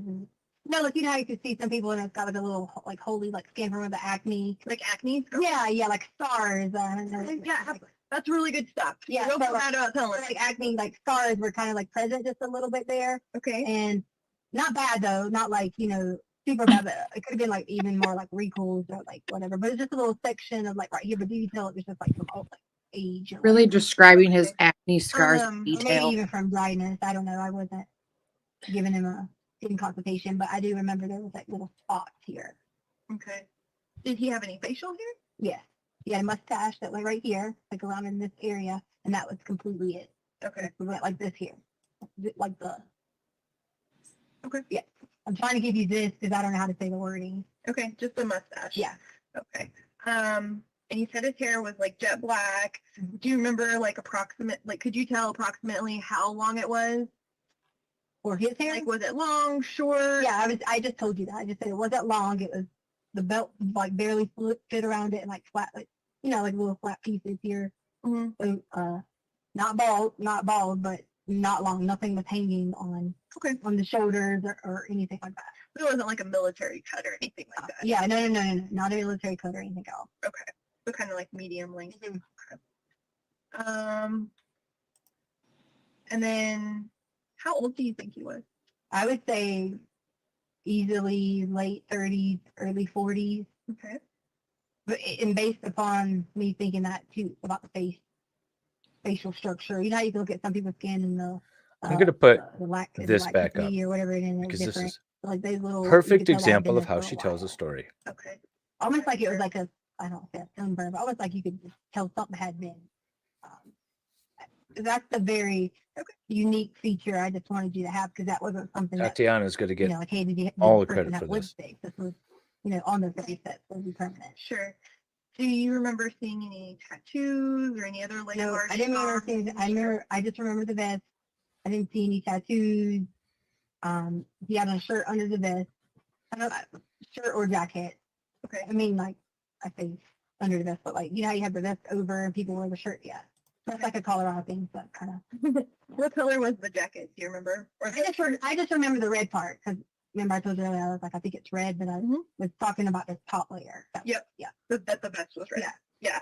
And I didn't know if you remembered what color the shirt was that was underneath. No, I or if don't. you- Okay. I don't. And then you said he had boots on. Yeah, he had on like the Rocky boots or like the construction boots that Okay. everybody wears. Do you remember what color they were? Yeah, they were that light pink or like a sand. Okay. And he had, remember I told you he had the belt thing. I don't know, everybody had the belt, but I just, You said it was a tool belt? yeah, it was like a strap thing that had his pocket. I mean, Okay. and remember I told you that at the scene. I don't remember like a specific color. It was just, oh yeah, you see somebody, you're like, oh, person in a black shirt, person, whatever. I didn't. Okay. I do, but the face did stick out, and I wish I was good at drawing because I'd want you to notice that or whatever. And it was like more rounded, kind of like craters type thing. Sure. And then and you went through the fact that so you guys left there and you went to Petco? Well, we already talked about, I don't know if I got gas beforehand or not, but I told you guys I would be more than willing to give you the information from an exact travel. If you give me immunity first, immediately left the please ask for immunity. area. That's what you're at. Okay. Yeah. So what was, you had said you were going to leave him the cash on the bar. Did you go back and put that there, or were you going to or had you left that there whenever you left? No. So we have, I always have like everything that was in all the notes and everything like that was in the drawer that sits on this side of the kitchen or whatever. Okay. I had cash put in there because I had gotten, I was playing the lottery. So I had gotten cash back from the lottery and I had already laid it out on the counter. My mindset was the reason I already laid it on the counter was not because I had it predetermined I was going to leave it out for a specific person. I already had it laid out on the counter because I was going to give that money to Harley because Harley has been paying on the dolls because Chance, we finance him. Okay. I say finance him, but she's paying him back or whatever. And we always give her a portion of Chance and a portion of her car payment. So I was going to give that back to her anyway. Okay. And so in that moment, I don't even remember when I came in that I checked to see that the whole month I left her $100, but I didn't check in the moment if that $100. Like when I walked in, I didn't say, hey, there was only 20 there. And my mind wasn't thinking about, it was gone. So I thought, okay. But in my conversation with him, here's how much you want to do, donation, blah, blah, blah. So when I come in, I didn't think to go look to see if he left the remainder of the $100. Like that just wasn't in my mindset because it was already there on the counter whenever you had left. Right. And that was just because when Harley got in, I was going to tell her that was usually well, thank you for joining us. Her money or, whatever we pay. What? Zilly. Oh, I haven't heard of that one. Yeah, everyone else Zilly. So it's kind of like Apple Pay or whatever. Okay. They usually I Zilly her money or things like that. But I would this. I haven't had my USAA credit card in such a while, so I didn't have a way to this to is get it or whatever. Wednesday afternoon. We're just getting caught up. So I was like, I would use the lottery ticket money that I'd been stashing. So there is no court today. Okay. And do you remember, was that when you put it out there, was it 20s? Yeah, so it's always 10s. And the reason it's always 10s is because I tell myself I'm not playing anything above the 10 amount. Okay. And I go to the Safeway all the time and put it in that machine. Okay. Put more than $10 in that machine, they're going to keep it. You have to. Oh, okay. You have to ask, I put a 20 in there. You got to spend 20 in lottery ticket. Okay. So you had $10 or $100 and $10 bills on the counter when you left. Yeah. Okay. So you weren't worried, you didn't have to go back to like put that back out for him before you went out? Yeah, no, and I didn't intentionally like leave it and say, you know, whatever. In my mind when I left, because I didn't know like, hey, what time. I didn't have This a cop specific is not time. I knew I buying needed to be back anything that before she's saying. She's Lena, just but making usually her I always stop at reinforce her own 3:15, bullshit story. So I was assuming she might meet me back home. Okay. But she worked. Remember I told you like they were having people having to take shifts and all that. So she ended up working till later in the day. Sure. Okay. All right. So, and then you come home. Let's talk about what happens when you come home. Okay. And I know that, that it can be difficult to talk about. So, and I didn't want to talk about that part without, I'm one of those people that tries to like not think that mental health is always an issue or like things like that. And in my mind, I was afraid of the whole like, oh, it's causes mental health problems, you know, like that type of thing. So sure. Talking about it, I'm trying to like, I think if I'm like emotions, I'm trying to be the blocker to think that I'm not going to let that be a stigma that I'm going to have mental health problems because of this. So that. No, and what I was going to say is because, you know, I've been a special victims unit detective, and so I've had to investigate different types of assaults and sex assaults and stuff like that with adults and children. And so I just kind of want to let you know, and this is, you know, I want to let you know I don't believe a word you're saying. That I was going to have this conversation now. That's what I've experienced with, and that it can be a hard thing to talk about, and that I understand that. And that it can be kind of a sensitive subject, and like people don't always want to say specifics, but for us, like, to be able to document everything and to be able to really pursue it, we have to get into the specifics. And I just want to apologize up front for that because I know it can be uncomfortable. Does that make sense?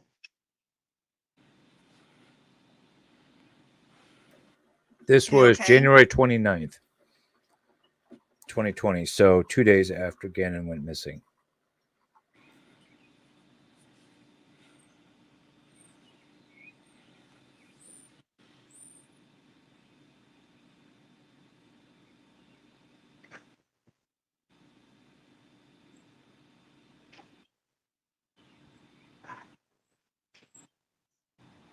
Do I have to talk about that?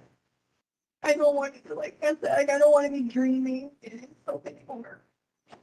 I'm sorry, you don't want what? Like dreaming. I want to dream anymore. Maybe I keep saying it. Like in my mind, I keep saying it. And I'm trying to block it. And I'm fighting a battle, blocking out exactly everything, you know. Sure. Well, so if you would just ask, like I can say yes or no. Or I just don't want to be like really specific in terms of, are you talking about like, you're going to ask me questions about like, so what I'd like you to do is start by telling me what you remember hearing whenever you came in that day. And then, and as you walk me through it, I'll have to ask you some questions. Okay? Yeah. Okay. So you, and correct me if I get anything wrong. Okay? You had said earlier that whenever you came in, that you thought maybe that Gannon had come into the house first. I'm almost positive he went into the house first because I had to get the bags that we had purchased. Okay. Like the Petco bag. Sure. And you guys came in through the garage, correct?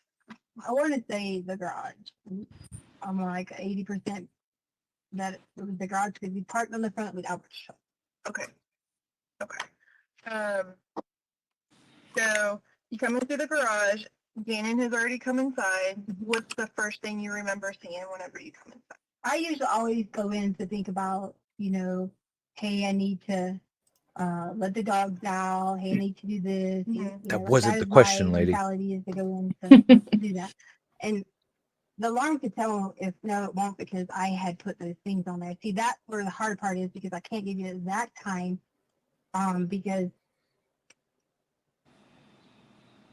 yeah, but it might. And some of the sensors, remember I told you I had the things going on and we had put the little towel things on them or whatever. some of the sensors were picking up, but some of them weren't. So I can't give you the like an exact count. If I went in, I could tell you if I went in and went upstairs or went downstairs first by the motion.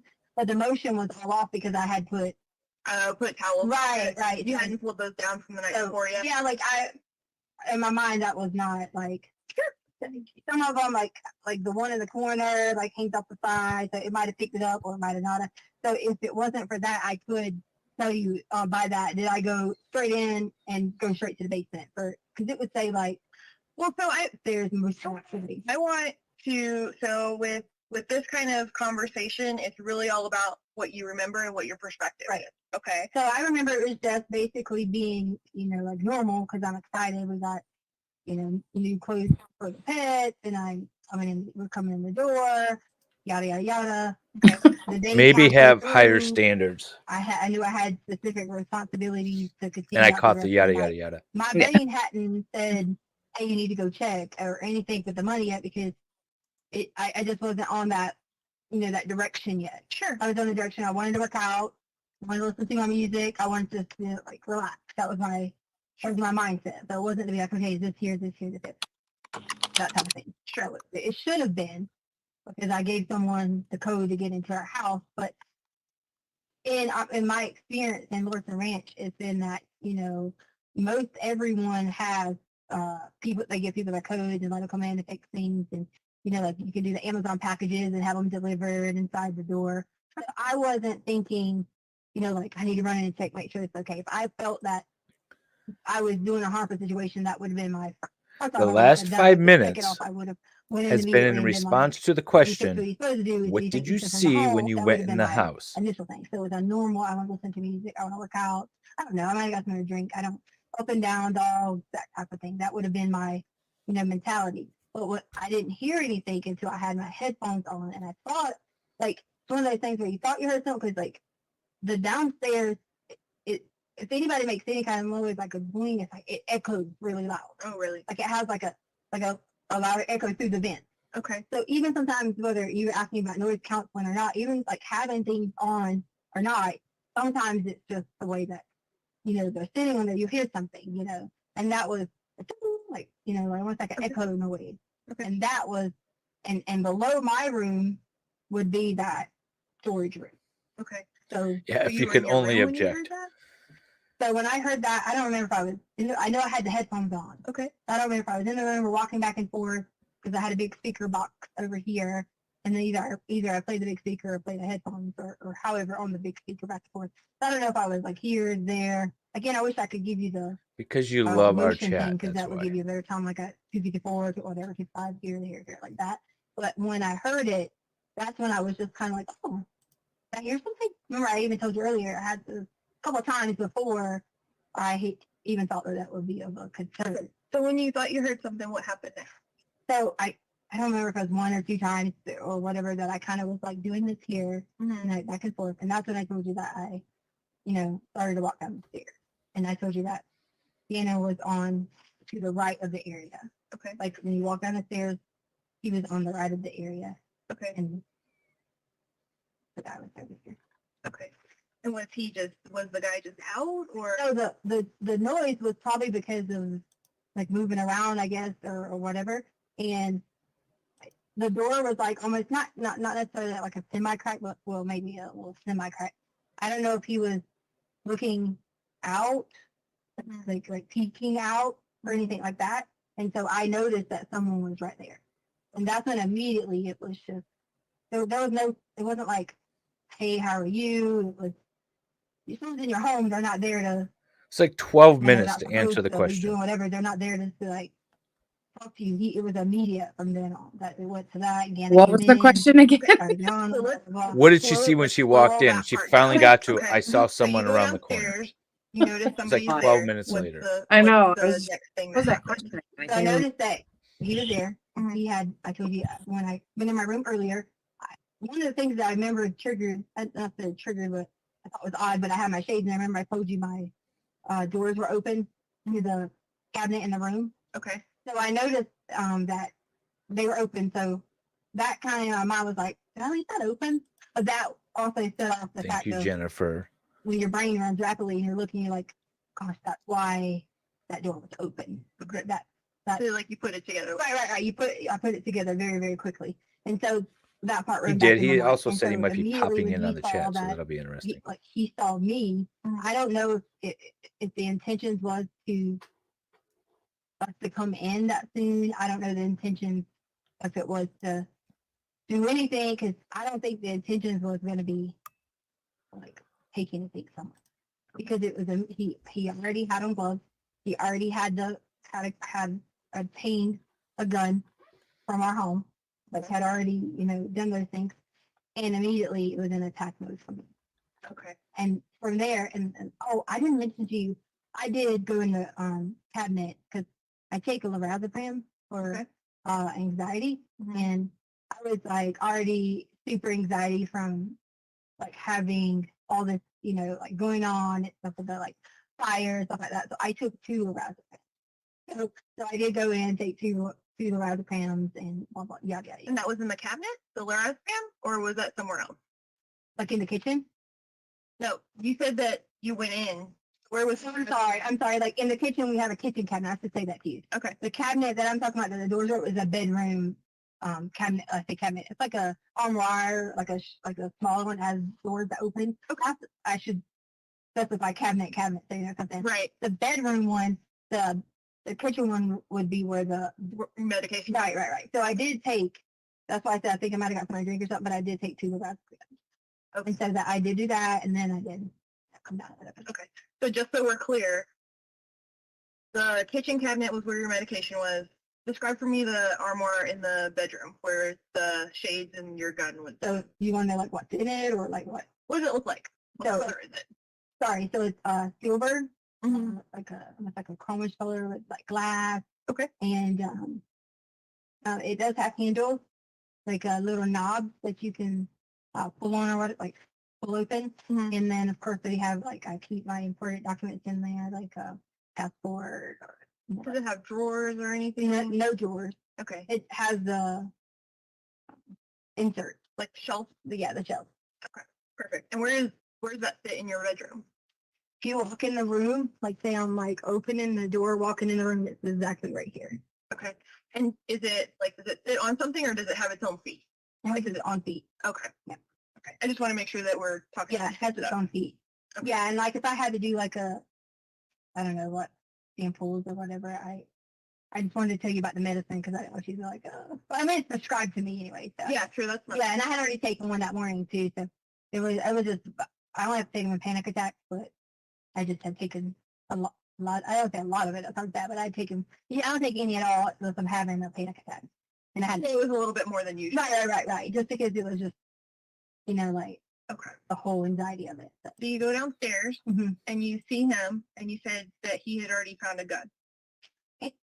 He had already been in the home, like in our home, like moving, like I say moving, like doing something, because you wouldn't have just walked in and known, hey, there's something here. You had to go in, and most people would probably look through drawers and things like that. I don't know. I'm not making that assumption. That's what it is.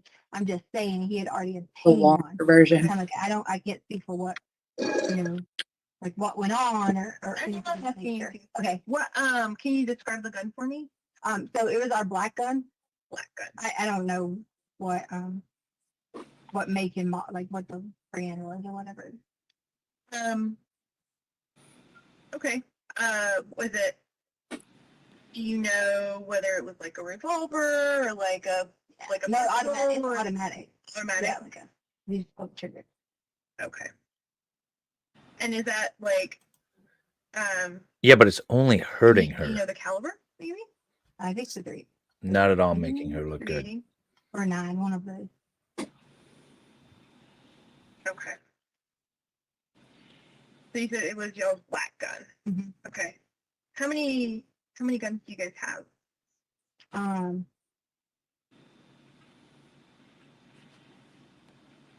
4. 4. Okay. What kind are they? I don't know the big one that Albert has. It's kind of like an AR or something. Okay. And then there's the shotgun. And so 2. I think they're both 2 380. 380? Yeah, like I think it's like a 380. Like they're both 380s. Okay. And are they both black or like sometimes they have like the colorful ones? Yeah, mine's like a teal color. Okay. So you have a black one and a teal one? Yeah.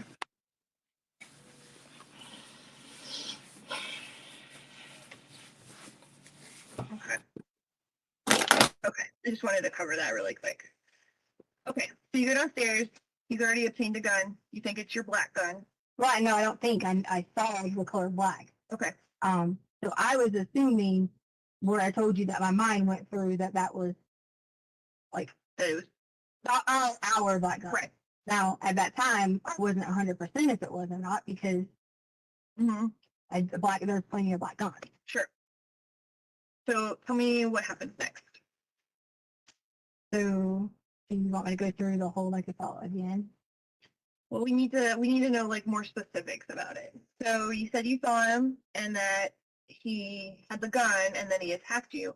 How did he attack you? Oh crap! I gotta come up with a lie. All right, ladies and gentlemen, we will take. Oh, that was a pause. 3:15. Again, don't discuss the case among yourself. Don't discuss the case with anyone else. Don't do any research about any aspect of the case. With that, if we can have everyone back in the jury room at 3:15, we'll be able to. Jamie, thoughts? The jury, please. Oh, Jamie might have stepped away. Okay, well, we're gonna probably jump through and skip the break since we can travel through time. I just want to see the defendant. Look at her, hang her head down, look at all frumpy. She likes to talk.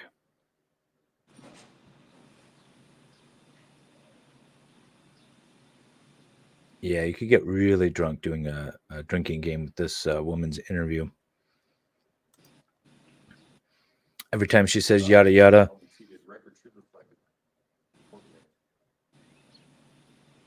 Trying to see if they're going to do anything else.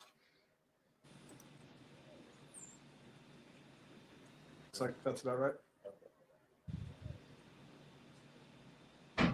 No, because I know there's another video that's, I don't think, it'll probably be mid-morning Friday where they get to me, so. Not sure we're gonna finish this one today. Yeah, we may not.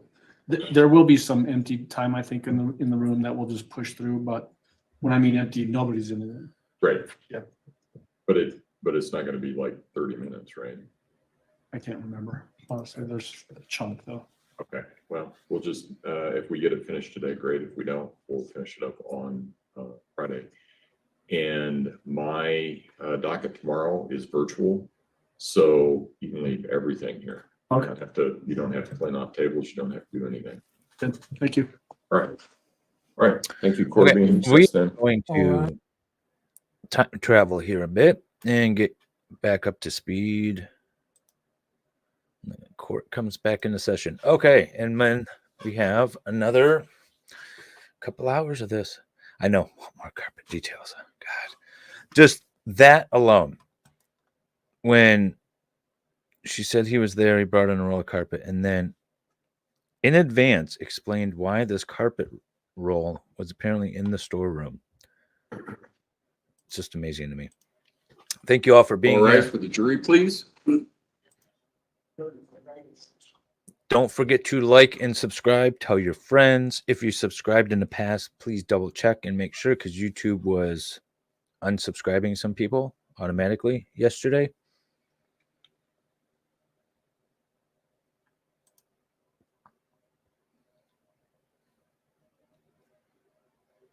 When he was demanding his firearms. Yes. Thank you. May all be seated. Court will recall 20 CR 1358 versus Letecia Stauch. When we take our break, we're going to couple hours of details. Interview of the defendant. That's where we will resume. Prosecution.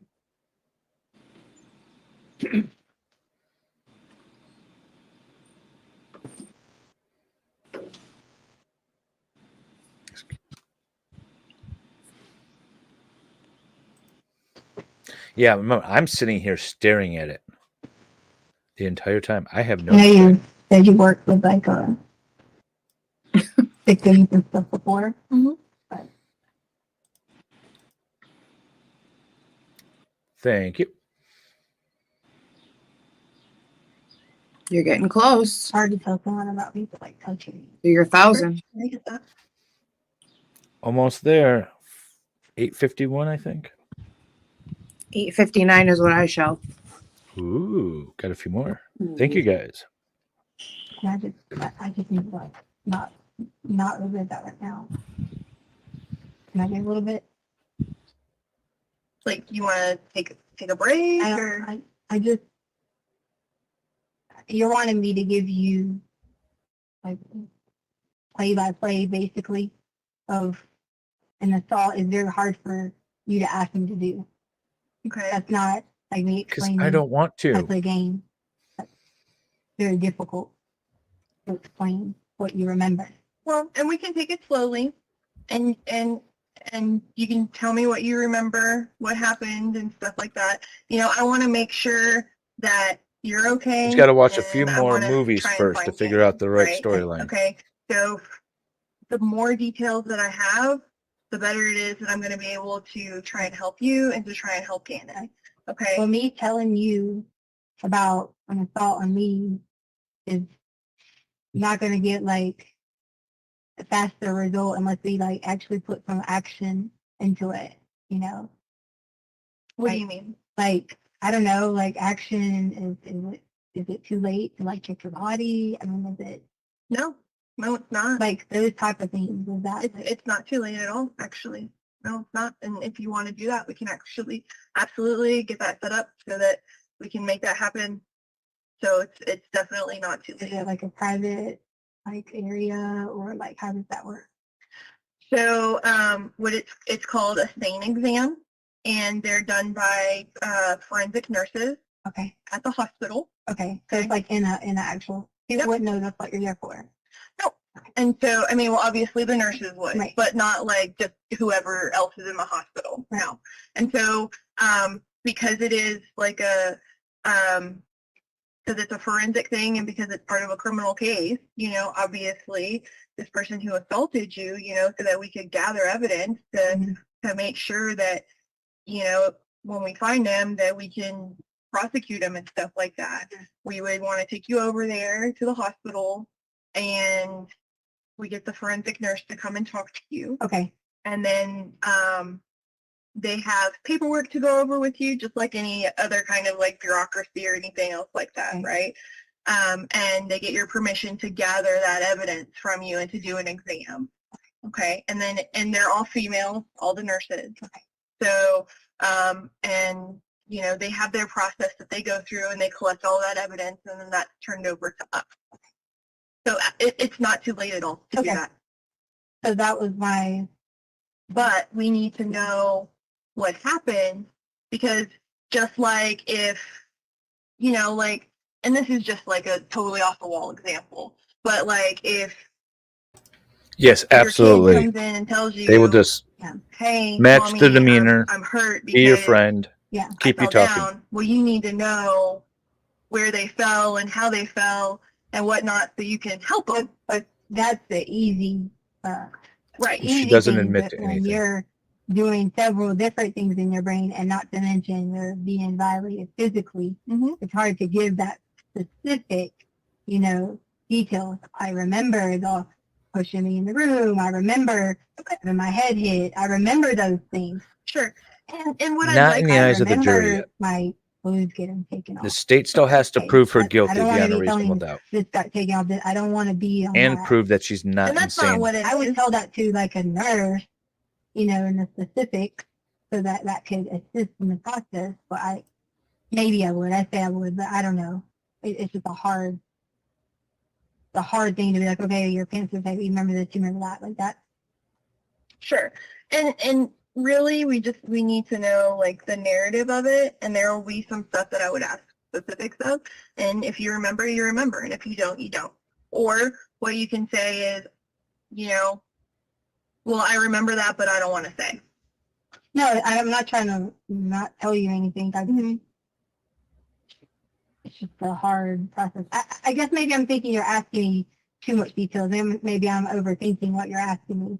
So do you want me to like like I said, do a play-by-play of what I remember, like as far as like She's a clothing. stewardess. Like, well, just start at the beginning and tell me what Doctor, happened. a teacher. So, all right. Whatever she wants to be at the moment. So when he pushed me into the room, Okay. I remember like a battle process of like, like back and forth, like that type of thing. I remember that type of thing. Tell me more about that. The battle back and forth. Well, if someone, he's not much bigger than me, so it's not like it was this big, powerful person that, I feel like I'm fairly kind of a little strong. So it wasn't just here, get on the ground. It was, like getting, like move around the room. I don't really remember like which direction. Sure. After I hit my head the first time, that's when it started to be a little blur into what was happening then. Okay. So, and remind me, what was it that you remember hitting your head on that first time? I think I want to say it was that red and black table. I'm sorry, red and blue table that was in Gannon's. Red and blue table. I feel like it was the red and blue table that was in Gannon's room because I remember like going back to hit my head. Okay. Okay. And you keep motioning back here. Did Yeah, you like the back of your head? Right. Yeah. So like it was in like, well, there was a couple, like the ground was a big forty, but I was also fighting back. So I don't want you to think that it would have been some sort of, and I did have like, I was gonna like show you that I did have the board in there a little bit because from the little scratch, but I did have the ability to push back some because he wasn't like overpowering that. It was just like, here you go. And sure. That sounds awful to say, but okay. So when you got pushed into the room, and you got pushed, like you guys are doing this battle back and forth, and you hit your head, did you end up on the ground first? I don't remember. I'm sorry. Okay. I don't. I just remember hitting my head, and I remember the next time I hit my head, the second time that he came back after me and tried again. So there was a couple of times that I kind of was in and out of it. And not to mention, I had taken lorazepam, a little extra than usual. Mm-hmm. So it was, a little bit. I don't say like I did not know. I'm like that, but it was sure kind of like being like zoned out a little bit. Sure. Only injuries to her like hands, I was out, like blacked out, consistent with a fight. Because it was one of those things where I could like hear what was going on, but I didn't like know what was going on, or vice versa. What do you remember feeling? There was not like pain as far as like your female part. I feel like the pain was on the struggle of like your body was tired. Okay. So like it's tired in trying to like your brain's telling you don't give in, but your body is just in a tired mode. Ma'am, get real. It was more of like I just almost like I was giving up, but I wasn't. Like once we were. You could spin it to insanity, but not the kind they're going for. They're going for multiple personality. We don't have Taylor here sitting and talking. Are you saying like once did he penetrate you?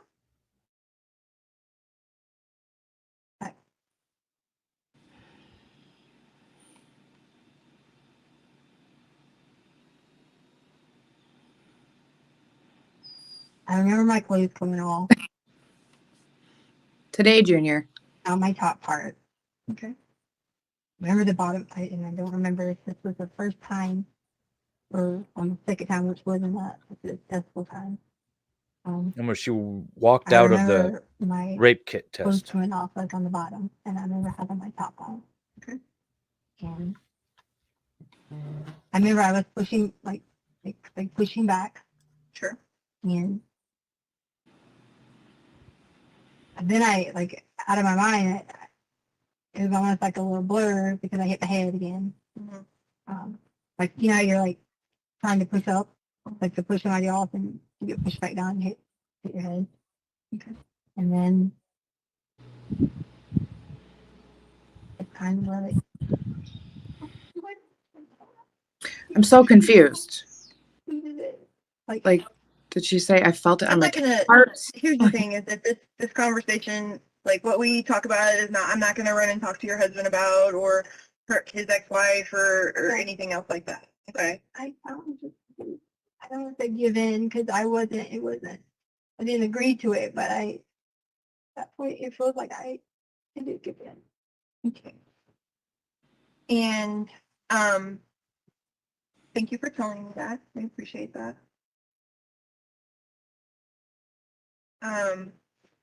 When you say that you gave in and that he completed it,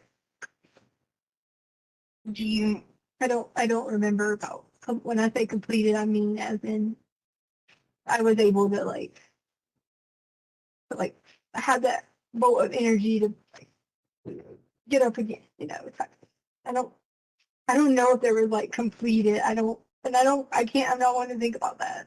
That's disgusting. so I'm not asking if he like ejaculated or anything else like that. That wasn't my question. I'm sorry, that's what I thought. So my question is, did he put his penis in your vagina? Right, yes.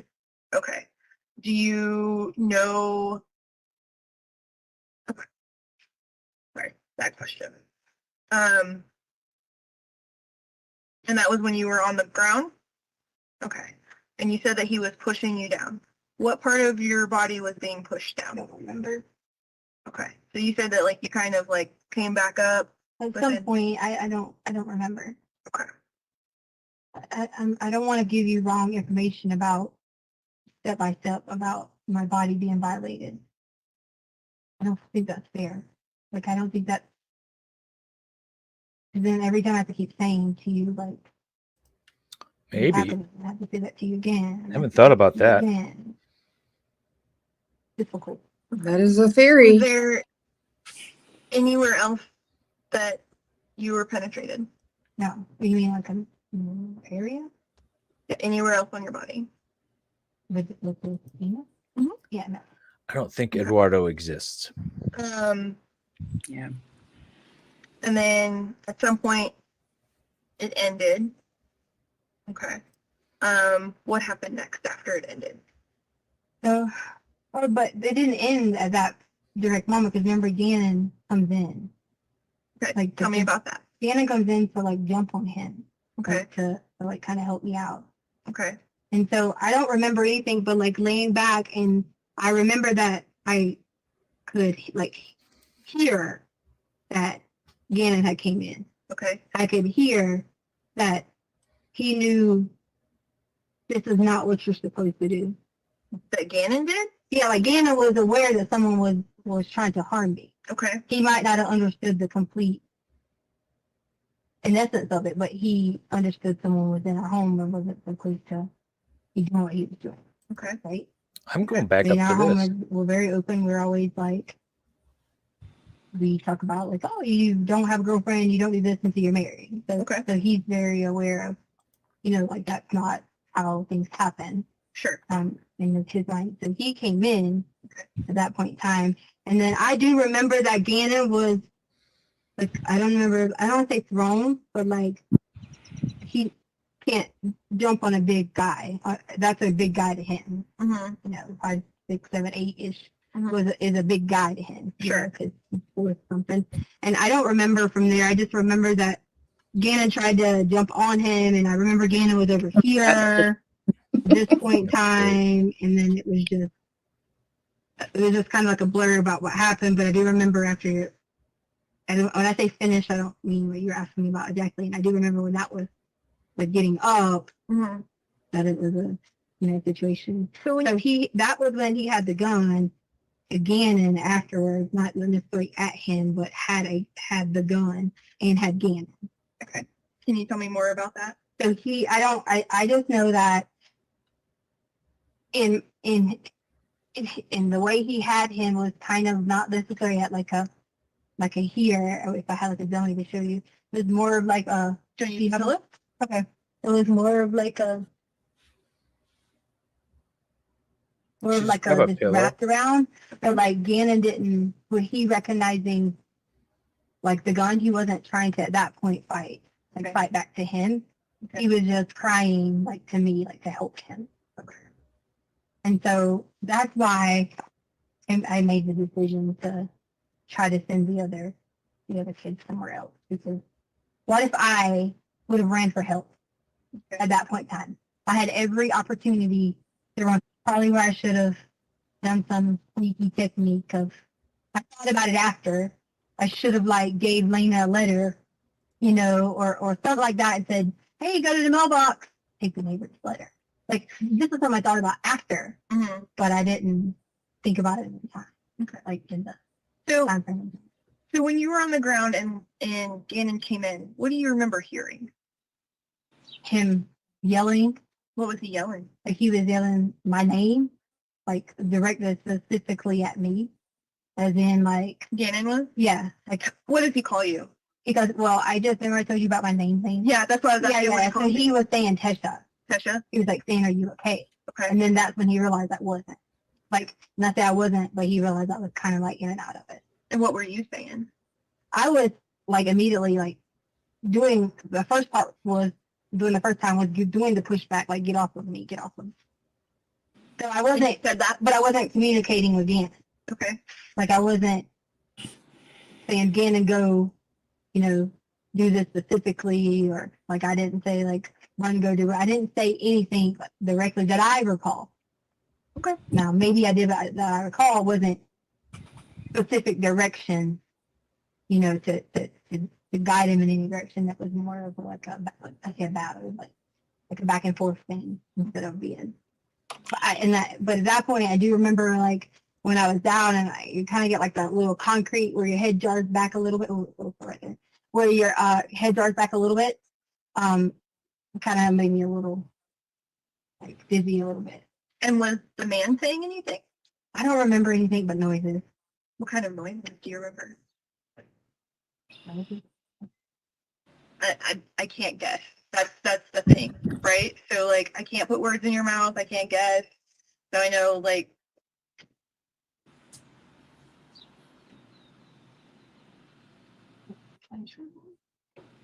I'm sorry, pleasure noises. Yeah, I don't know how to describe it, like pleasure noises, but like sound. Okay. And so he's making pleasure noises, and then Gannon comes in and yells your name. What does the man I don't remember specifically. He just came and yelled my name, or if he jumped first, but okay. What does the man do? It was more of like a this, but he was still inside of me. Okay. Kind of. I say kind of, but like he's moving. Okay. So obviously he's got to put more like force on your body. Okay. And that's just when I just started to cry. Because it was like a giving up, kind of like a giving up type moment. I'm sorry that you are upset by that. And it was just,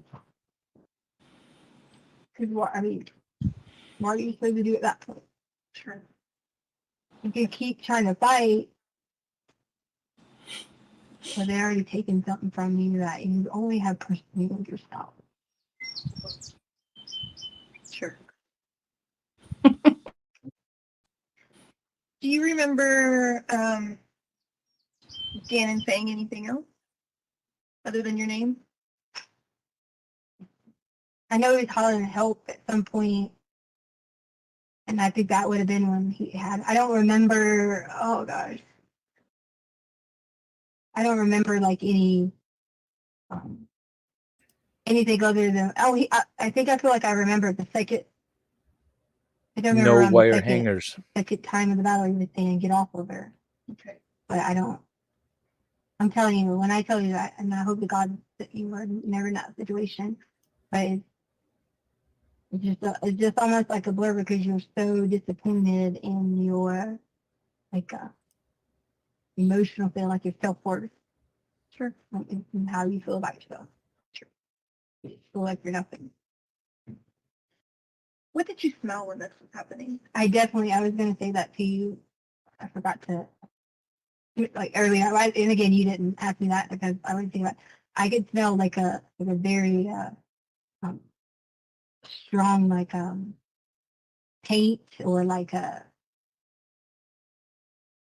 almost like a paint, like someone had been painting or like they were around a house that might have had the drywall, almost like it was like a work smell. Like you're doing this like the drywall. Are you talking about like paint or like the texture smell? Yeah, like the powder of the drywall. You know how like you sand, sure. and it has like that smell. Like I could smell that part on them, but I feel like at one point I thought I smelled alcohol. Okay. And you said that your ex, Harley's dad, did drywall. So the drywall smell is something that you would be familiar with? He would have did it a while ago. Sure. But I know like in our home and things like that, I'm pretty, I don't want to say like know a lot about drywall, but just from being around the work sites growing up, I think with him, I was young when I was with him. I remember a lot about, drywall in general. So sure. I don't know if it's specifically drywall. It's more of like a sandpaper-ish smell. Okay. Like did you smell anything else? You said you smelled alcohol. At one point, I remember smelling not like a deep, strong alcohol smell, but I could have like a sense of alcohol, like a breath of it. Sure. Sure. Come up like aroma. Okay. And it kind of was like I don't know, like almost like a foodish, like a also type smell. I remember at one point. Okay. Okay. If you kind of like you walk into a restaurant and there's like some fresh tomatoes and that. Okay. Are these all the things you smelled like? Just a couple of days before this, I have muted, been yeah. having like a Drywall, lot of paint, alcohol, sweat, lower back pains like sex and already. candy. Yeah. So it I thought you said tomatoes too. that like Did you came say away. tomatoes? It was almost sounded like it was just like because I'm getting pushed back, but I'm straining. So it was almost like I felt a little bit of nerve, but I didn't feel it. Like I didn't have any. Hey, there's a back pain. Oh, back to this. It wasn't like that. I knew that there was nerves being shifted or changed in some direction. That's what we heard. I thought I heard it. It was Florida. Kind of hard. And just remind me, you went upstairs and told Lena to go away, basically to keep her safe. And then you came back down, and that was when he had Gannon, or he had Gannon before you did that? You mean like when you said that he had his arm wrapped around? Right. So once he had him, once I came back, because once I got up and whatever, there was a ring. Remember I told you about the lotion and so he grabbed him then. He had him still when I came down, but you grabbed him then? Right. Remember the ring is what triggered because there was the first ring that wasn't there wasn't anybody on the ring or there was no one there.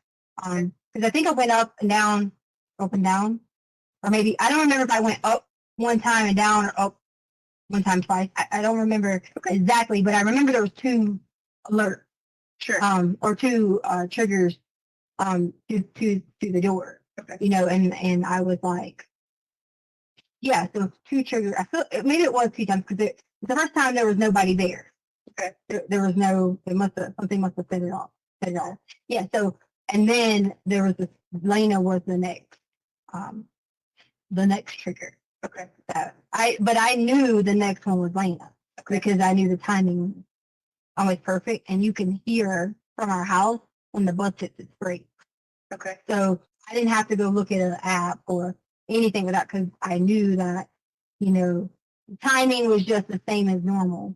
That you can hear the bus is right there. You can hear kids are on the way. like that type of thing. And Sure. I knew it was Lena, and that was my first thing to, I open up, I let Lena in, you know, I had a conversation with her just like it was a normal day. But then that's when because I didn't want to be like, here, go. I did quickly say, here, go, whatever. But I wanted to not just open the door and be like, here, go right now. Okay. I had to at least make a 30-second, 1 minute, you know, maybe I'm exaggerating 1 minute, but 30-second dialogue of here, I need you to go get milk. Okay. Or here, go, you know, Daddy said go ride your bike, or Sure. that type of thing. Because later on, you know, I knew she was going to have to eat snack at some point, and I figured just that later on she was eating. I figured out another time she eat snack. I was worried about getting her like, out and about that time. When I'm sorry, I should have given her a note. I should have given her a note. we don't, you know, we don't need to go into like what you should have done or shouldn't have done or anything else like that. You know,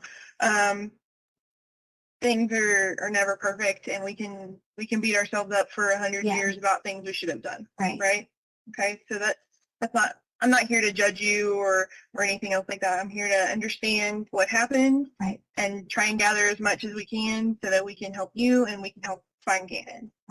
Okay. When the attack was going on downstairs, you said you got hit? Your head got hit a couple of times. Were you hit anywhere else?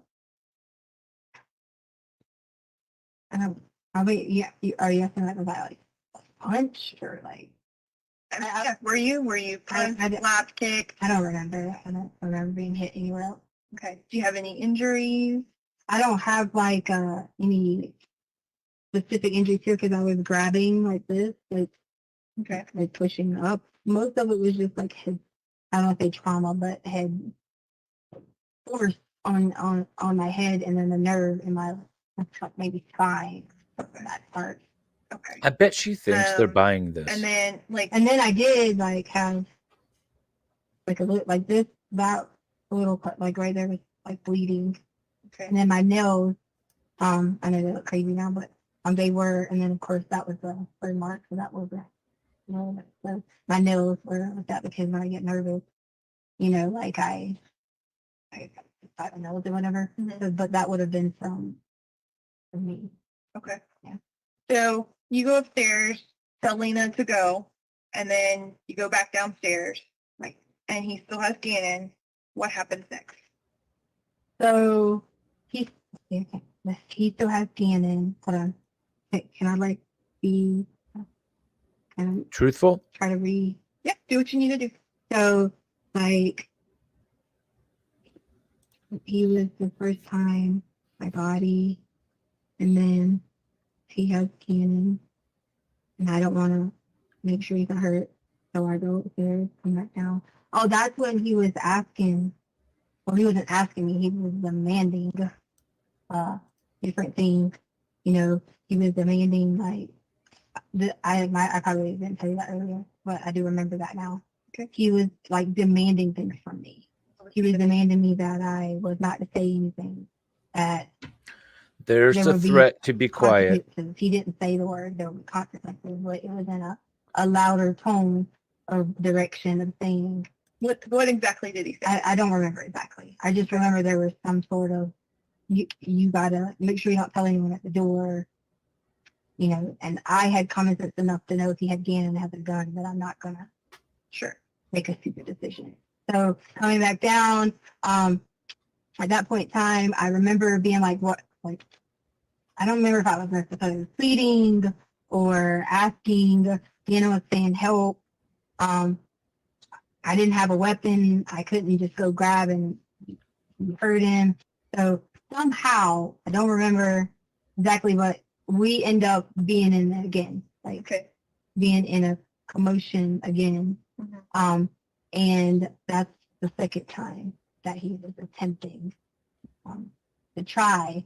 And that's when I kind of went completely a blackout, and I don't remember, you know, I remember I told you he was demanding different things, and I gave him a brown suitcase.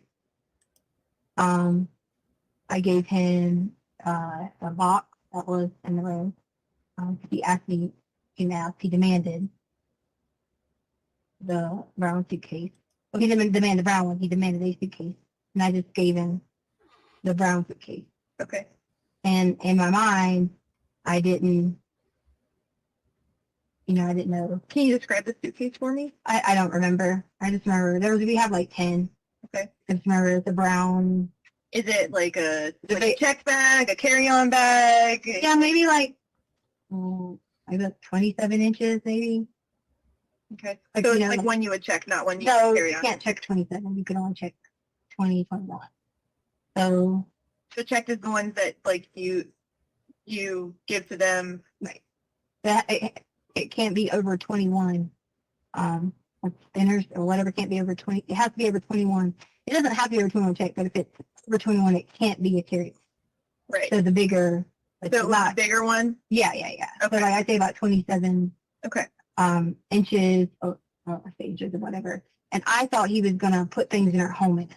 Like take all of our stuff and like our anything that needed. I thought he was gonna like take the gun. What did he do with it? And take, like I don't know. I provided what he asked for or demanded, and then we got into it again because there was yelling, and I don't remember what we were yelling about, but it was just anything I could do. If I give you this, take everything, and we just whatever, and okay. And you said that he wanted a box. Yeah, he that was one of the things that I'm trying to remember all the and that's why I said I thought he was gonna pack our like whatever there was in our home. Originally I didn't think that he was in our home to take. Remember I told you I didn't think he was in our home to take something because he was trying a gun. But at that point I thought he was gonna like clean us out with or I say clean us out, take whatever he could. Like steal things. Yeah, like steal things from us because everything's clear you in can- hindsight. If you're in Morrison Ranch and you're So like, I don't I'm going to blame the Al. airport, but it doesn't look like you're walking out the front door with a TV. You see what I'm saying? Right. But that was my mindset of like, oh, so you think that he was gonna, correct me if I'm wrong, but it sounds like what you're telling me is you thought he was gonna take stuff from your house and put it in the suitcase in the box. Right. It looked like he was going to the airport. Yeah, not like he was stealing. yeah, from you. yeah, and I don't want to say specifically the airport, but like it looked like to Going make to it travel. Yeah, so like in my mind, I'm just thinking he's about to clean this out, but I don't really care. Take everything Sure. that he wants to take. That was like in my mindset. And then I remember there was like talking or yelling or I don't remember how we got to part, the second part, but I remember he wasn't able to, and of course between all that, I mean, I wasn't running around naked. I had to put my pants back on. Sure.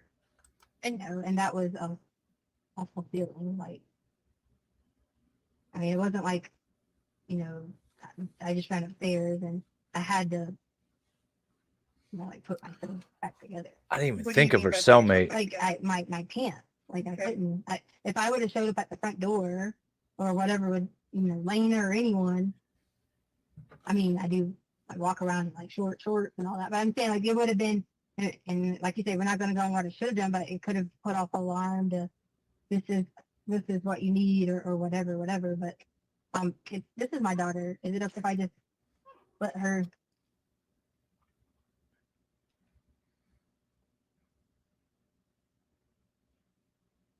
We have like 45 minutes left of this nonsense for today.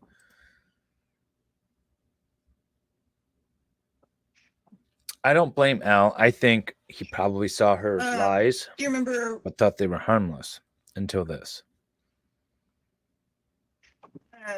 So can you describe the box for me? Brown box. Was it like a cardboard box? Yeah, like a wooden box. Yeah, like a metal. Like, did it have stuff in it? Yeah. No, like there was nothing in it, but it was just a regular like shipping boxes. Like that's why I mean that makes common sense of I'm putting stuff in there, and but he could have easily have gotten that himself, but he would have had to have let him again and go. But that that was his way to have control of the situation. Sure. And where was that box at before you got it? in the, like in our storage room. Okay. Yeah. And is that where the suitcase was as well, or? Yeah, I got the suitcase and the box, and I was saying things because I did think he was going to rob us. Like I say, like take all of our stuff, and I started out with being like, upset about being robbed, and then it was like take anything you want. Mm-hmm. That sounds really scary. Yeah, it definitely is, because in my mind I'm like, but I knew if I am given into the situation, then I can get what, you know, like what I would expect the result out of it, which would have been that everybody would have been safe, and he's going to get what he wants. And your intention was he saw someone that he wanted to take advantage of. So you give him the stuff. There's another altercation, and you said he couldn't, and you kind of trailed off. Yeah, like he couldn't at that point in time, just like take my pants back off, like it wasn't like the first time, because I was more of in a like lackadaisical thing at that point, because once we were like, when I hit my head the next time on the thing, I think that hit some sort of spot that I don't really remember after that. Like, where was Gannon when that? I don't really remember after that. That's where it kind of was. Everything from then was a blur, and so it was me telling you that was like, what do you mean you don't know what happened after that? And no one's going to, understand that unless they're there in that moment that I don't remember. That's not what I'm saying at all. I have to ask the questions, right? Because if I don't ask the questions, then somebody later is going to be like, well, what happened? What happened next? Where was he? And I can't say, well, I didn't ask, right? Like I have to ask the question. Yeah, I'm sorry, I wasn't. Yeah. I was just saying, like in general, not specifically. Right. So if I ask a question, I'm not trying to like make you feel bad or anything else like that. I'm just trying to understand and make sure that we cover everything. Right. Okay. So you say that you hit your head again. You kind of don't know what happened next. Do you remember, or I guess, can you tell me how this ended? I just remember like being out of it, but I could also, like in my mind, like I could hear, like loud banging, but I don't remember. I couldn't see, like what was going on or anything like that. I just, almost like I could hear a little bit of a struggle, but I don't know what was going on. Okay. And that for me is hard because I need to know, like, and I hope that, because like dreams, I'm like, maybe I'll dream and remember what was going on, or maybe I'll have like a recollection later of, oh yeah, I remember this, but I clearly have been pounding my brain to give it to you about like exactly what was happening. Sure. At that. Sure. At that point in time. What's the first thing you remember after this incident, after the attack, the second attack?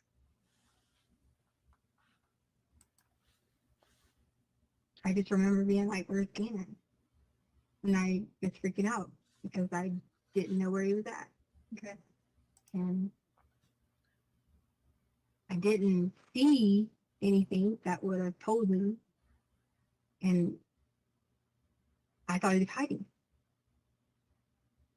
Okay.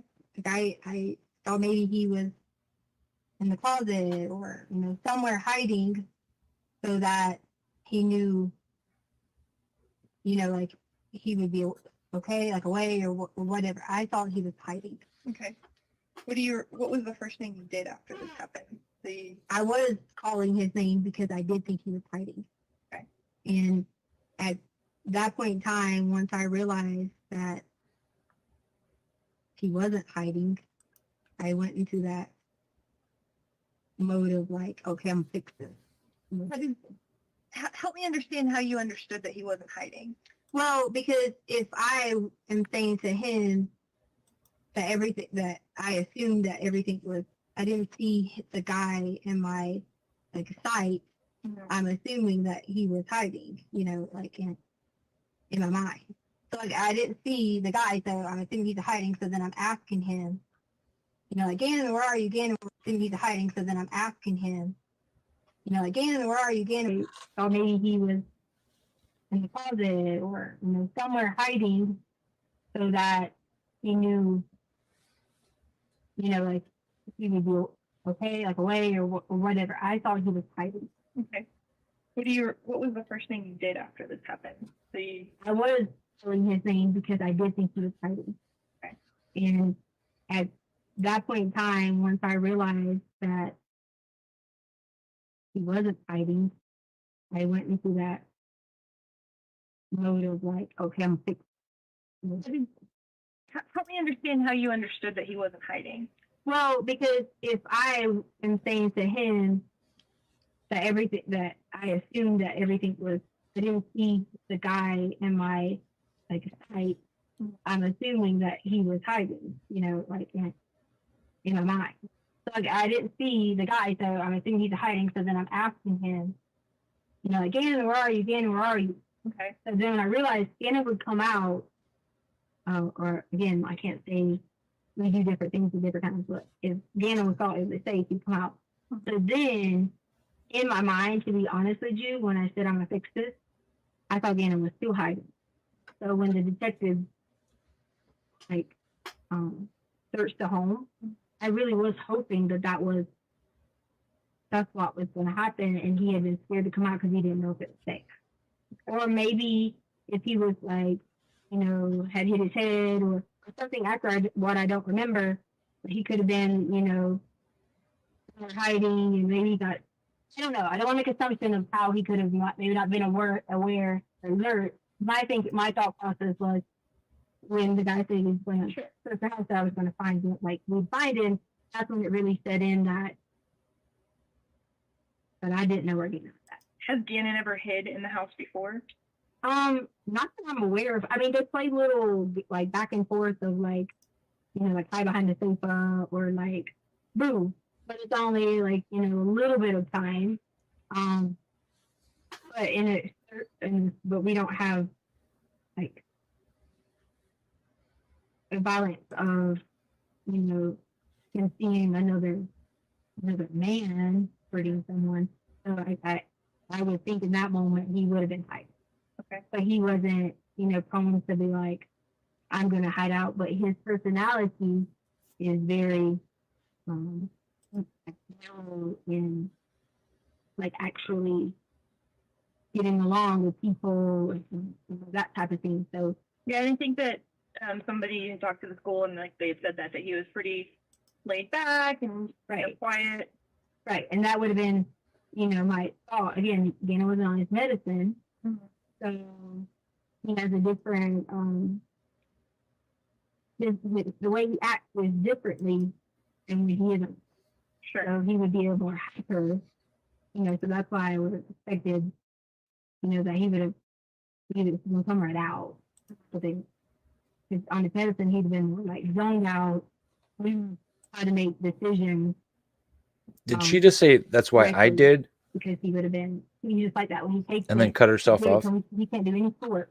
Like he has That's what it sounded like. Reading off everywhere. So my mind was thinking he didn't take his medicine, you know. So what's his behavior like when he doesn't take his medicine? It's not bad. Like it used to be where you couldn't get him to focus on anything. Mm-hmm. Like if you went to church, he could not sit in church without electronics. And I know that might have been a little bit willful, but it was, he needed something to have that attention. So for the HD, he needed something to have that on. So without his medicine, he could, and like on the hike, he might run way up there, and then we take up, you know, because like that much energy. Okay. And is that what it was like on Sunday? You mean at the hike? Mm-hmm. Yeah. It was like he had the burst of energy, but then his stomach was, when his stomach got hurt, and he didn't stand. Mm-hmm. That's when he took more of he was able to control it because he was focusing on his obsessions on cleaning his body. Because I mean, imagine like walking around. Sure. That would be uncomfortable for pretty much anybody, I think. Okay. Mm-hmm. What happened to the gun? Maybe. So the gun. This is how I knew. I didn't know in the time. Rewind. The dark. Okay. I didn't know. I didn't know the time ago. I don't remember where it He was. had been scared to come out because he didn't know if it was safe. Or maybe if he was like, you know, had hit his head or something after what I don't remember, but he could have been, you know, hiding and maybe he got, I don't know. I don't want to make assumption of how he could have maybe not been aware or alert. But I think my thought process was when the guy said he was going to search the house that I was going to find it, like we'd find him, that's when it really set in that, but I didn't know where he was at. Has Gannon ever hid in the house before? Not that I'm aware of. I mean, they play little like back and forth of like, you know, like hide behind the sofa or like boom, but it's only like, you know, a little bit of time. But but we don't have like a violence of, you know, him seeing another man hurting someone. So I would think in that moment he would have been hiding. Okay. But he wasn't, you know, prone to be like, I'm gonna hide out. But his personality is very in like actually getting along with people and that type of thing. So yeah, I didn't think that somebody had talked to the school and like they had said that he was pretty laid back and you know, quiet. I want to say 5 and that would years, have been, but I might you be know, wrong. my thought. Again, Gannon was on his medicine, so he has a different the way he acts is differently. Did I not rewind and it back he- far enough? Damn it. So he would be a more hyper, you know. So that's why I would have expected, you know, that he would have come right out. That's why. Yeah, that was right there. Been like zoned out. We try to make decisions correctly because he would. The way he acts is differently, and he isn't. Sure. So he would be a more hyper, you know. So that's why I would have expected, you know, that he would have come right out. I think she almost said that's his personality is why I did. We try to make decisions correctly because he would have been. He's just like that when he takes it, give it to him. He can't do any sport like he has been. Okay. Like I mean, reading off everywhere. So my mind was thinking he didn't take his medicine, you know. So what's his behavior like when he doesn't take his medicine? It's not bad. Like it used to be where you couldn't get him to focus on anything. Like if you went to church, he could not sit in church without electronics. And I know that might have been a little bit willful, but it was, he needed something to have that attention because for the HD, he needed something to have that on. So without his medicine, he could, and like on the hike, he might run way up there and then we pick up, you know, because like that much energy. Okay. And is that what it was like on Sunday? You mean at the hike? Yeah. It was like he had the burst of energy, but then his stomach, when his stomach got hurt, I mean, he didn't see him. That's when he took more of he was able to control it because he was focusing on his obsessions on cleaning his body. Because I mean, imagine like walking around. Sure. That would be uncomfortable for right. pretty much anybody, I think. Okay. What happened to the gun? So the gun. Yeah, she's at the police station. I didn't know in the time that the gun was out. Sheriff's office. I didn't know the time ago. I just assumed with the black colors that it was. You know. So remember I said that I put the stuff back in the closet. I put everything back the way it was because obviously at that time I had told them what had happened because I was in that mentality of I'm going to fix it. So I put everything back in the position that it was, and he did not take the gun. We're still on line number 4. He couldn't have because the gun when I left it would have been upstairs, but I didn't bring it downstairs. But that was our gun, so that's how I knew for a fact that he had to have our gun, or either he had it in the process of stealing it and somehow it fell, and he maybe had another gun. I'm not sure about that part, but I do know that I put it back in it. So where did you find your gun? Correct. My gun or After it was over, and you said you were putting everything back where it belonged. Yes. where was it whenever you found it to put it away? So, like at the carpet, because the carpet roll piece had like fallen off, so it was at the carpet. Okay. And that was, and you said the carpet was kind of Like leaned against the. leaned in, but kind of had fell over coming out of that storage area. Right. So it was like, I want to say it was in like pieces. I want to say it was The carpet or the gun? No. I want to say that the carpet had like, not necessarily multiple pieces, but I remember like maybe different directions. I don't remember, but I feel like I saw different directions. Okay. But yeah, it had fallen over, but the gun was there. I didn't see where Gannon was at. That's why I assumed in the situation that he was hiding. Okay. I didn't think that there was a concern, at the time that, Okay. Describe for me what Gannon's room looks like after this happened. I just remember putting things back together. Like I say back together, but like I remember I had already like straightened out his room from before, because when he had the like burns and stuff. And I do remember Gannon was I do remember Gannon was bleeding.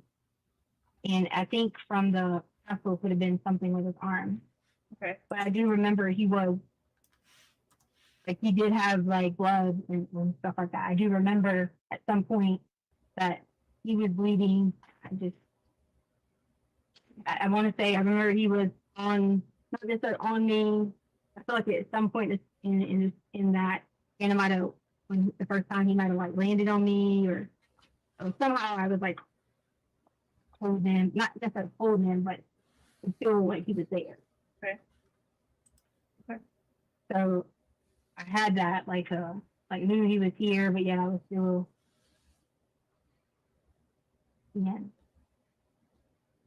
taken advantage of. Okay. And but yeah, back to what you said about the ring. So I put like everything, back in its order. I want to say that it might have been 15 minutes or 20 minutes. I don't know. It would have had to been, so because Harley would have gotten off at 4:30. It might have even been a little bit longer that I remember being out of it. And the reason why is just the time frame. Okay. And the this all happened on Monday, right? Yeah. Okay. I just wanted to make sure that I had it all right. So you put this stuff back together. You found the gun on the floor next to the carpet that had fallen over. Where did you put the gun? I took everything and put it back. When I had to tell like Albert, that was the first question that he asked, was like, where are all the guns? Are they all here? That type of thing. So I put them all back together. Okay. And I don't live in your house, so I don't know where it all back together is. So where are the guns typically stored? Either in that shelf that I was telling you about. The silver one? Right. Or in the closet. Okay. And so I put the other guns were never had never been touched until you guys. I haven't touched any. Well, you're the person. Okay. So they were already in the closet, but the handguns usually are in different sections, which would be accessible in case of emergency. You don't need the shotguns to be that, that accessible. So I put I muted. Police interrogation, January 29th. Already in its place.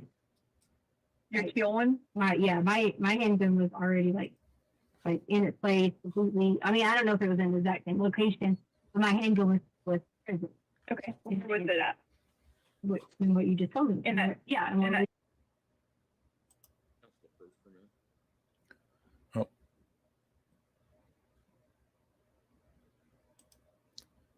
we done for the day? It's just stories after stories after stories. Ladies and gentlemen, we're going to take about a 10-minute recess. So if I can have all of you head back to the jury room, we'll be back in 10 minutes. Just a short Don't break. discuss the case among yourself. Don't discuss the case with anyone else. With that, all rise for the jury, please. No cops yet. She has 2 rooms to clean. Yeah, exactly.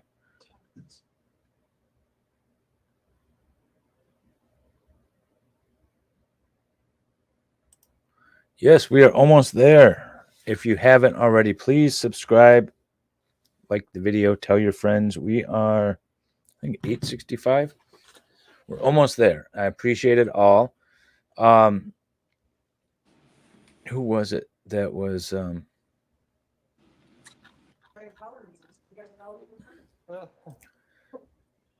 Brittany keeps teasing something. Not yet. Has it not happened yet?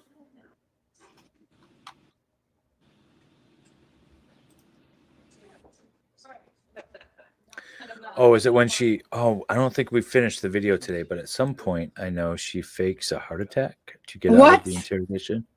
Or she fakes some sort of illness to get out of the interrogation. Oh my God. All right, let's get this up. What's going on here? All right, we got a minute or so on the feed. I just fast forwarded a little bit since this was yesterday. And if you guys didn't hear me before, I'm going to start using Thursday since court, they don't have court on Thursday. Thursdays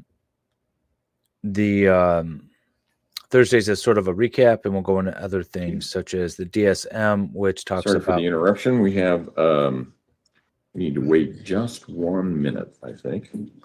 To go through what exactly is dissociative personality disorder, or in what the hell is it? DID. It used to be multiple personality disorder. And then we'll go through the statute, contemplating legal insanity, and all that good stuff.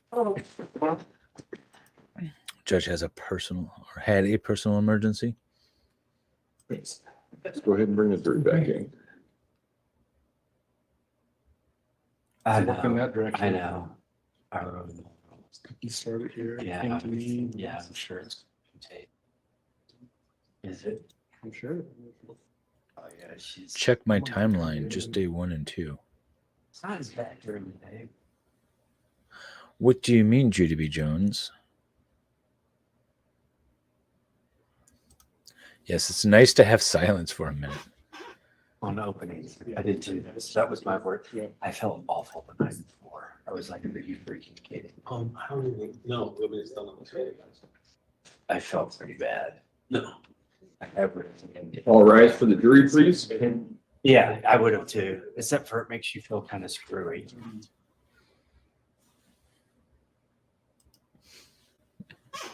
It's perfect.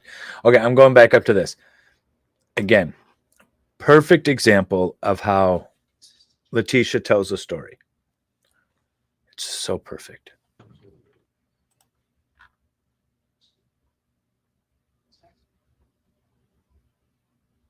Thank you. May all be seated.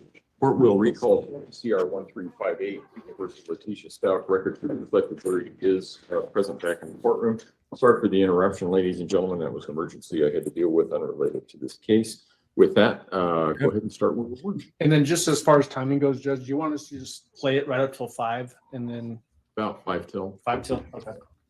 How much time do we have left? Yeah. Okay. So everything was already there. I just put, I say gun. 30 minutes. When I tell you put the guns back in their place, there wasn't multiple out in different places. I just want to make sure you know that it was It was, I put that gun back with its partner gun. Okay. To make sure it was in the same place. So you put the black handgun into the silver armoire thing, chest thing, with your teal handgun. Right, in the same chest. Okay. And have they been moved since then? Well, Albert took them. Albert took both of them? Mm-hmm. He made me give him mine too. When was that? Today. Today? Yeah. So like he took all of them when you guys, I just say you guys, I'm sorry. When in your department, I guess they went through my closet or whatever. Okay. They still left the guns in the closet, but you know, they weren't in the same place that they were. Sure. And so Albert took all them too because he was like, oh, well, I don't want you to harm yourself and things like that. He was saying those things to me, so he took them all and made me give him mine as well. And that was today? Yes. Okay. Do you have a history of trying to harm yourself? No. Say things like, He tried to say something about like I'll grab a knife. That is not true. I do not do that. Like I have never done anything like that in my entire life. Never received any kind of counseling for anything prior to anything like that, disturbing. Really? Nothing like that. So there would be no, like reason. And right there in the beginning, that mental health thing, I've always tried to put a blocker up because I know that, things in your life can cause a problem.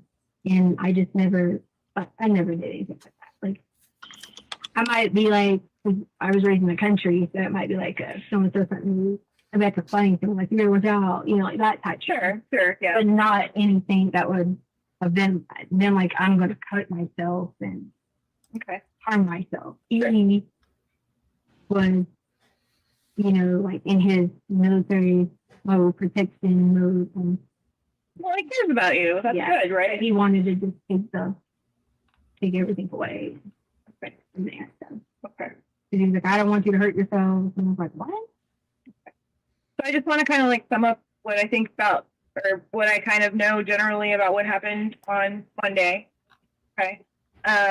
So Albert didn't go to school that day, or not Albert. I apologize. Gannon didn't go to school that day because he was not feeling well and because you guys wanted to get the carpet fixed. Right. You went to the new build area. You met Eduardo. And you arranged for him to come over to your house while you were gone to work on replacing that piece of carpet for you. You should come over to my house. Here, go for it. I was going to work on replacing that carpet. Yeah. You gave him the garage code and stuff so he could come in and But she said I was gone when replacing the carpet. I was on shopping while he was gonna do the carpet. Okay. I thought you said it. I was making sure that you hadn't twisted the way I said it. And that's exactly right. I want to make sure that nothing's twisted. Yeah. Okay. So you were gonna go to Petco, do some running. I didn't start to go Petco. I started to go shopping to get dogs some new. Just have to do that. Yeah. So you were gonna go do some shopping, and he was gonna go fix the carpet. You left the house around 10:30-ish, 10:30-ish, and then you go. At some point you got gas. You went to Petco twice.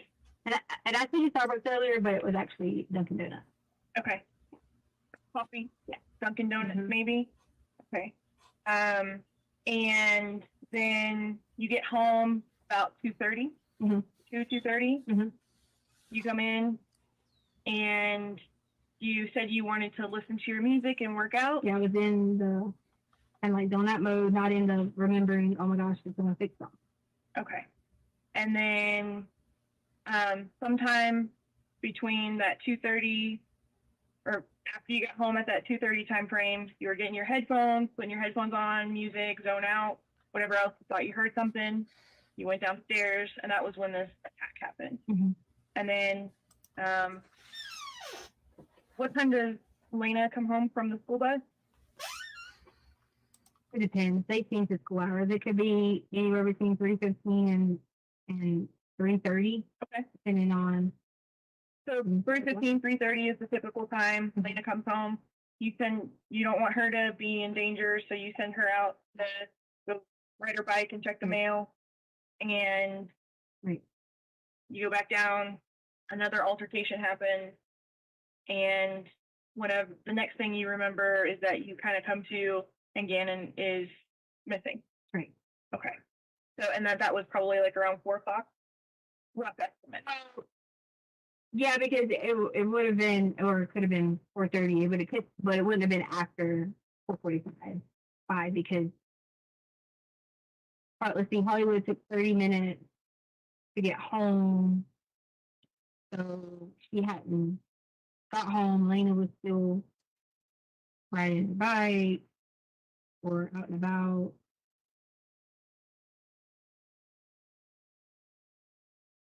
Yeah, it had to be 4-ish. Okay. 4:15, no later, like I said, than 4:45 because that would have been already like on her way home. I think I have a pretty good idea. I'm pretty sure that was exactly right. Okay. Because I think because then I sent Harley And Lena is Dot Street. Yeah.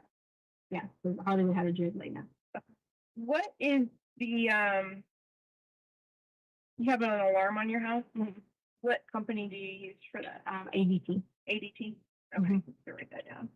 And you have the same, is the passcode for the ADT stuff the same as like your garage door code and stuff like that, or? Like, you mean like the login? Like when you go in to disarm the. Yeah. No. It's different because, the alarm is Gannon's birthday. Jan's birthday? Yeah. Okay.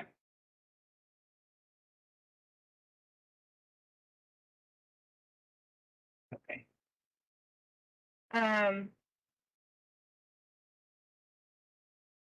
Okay.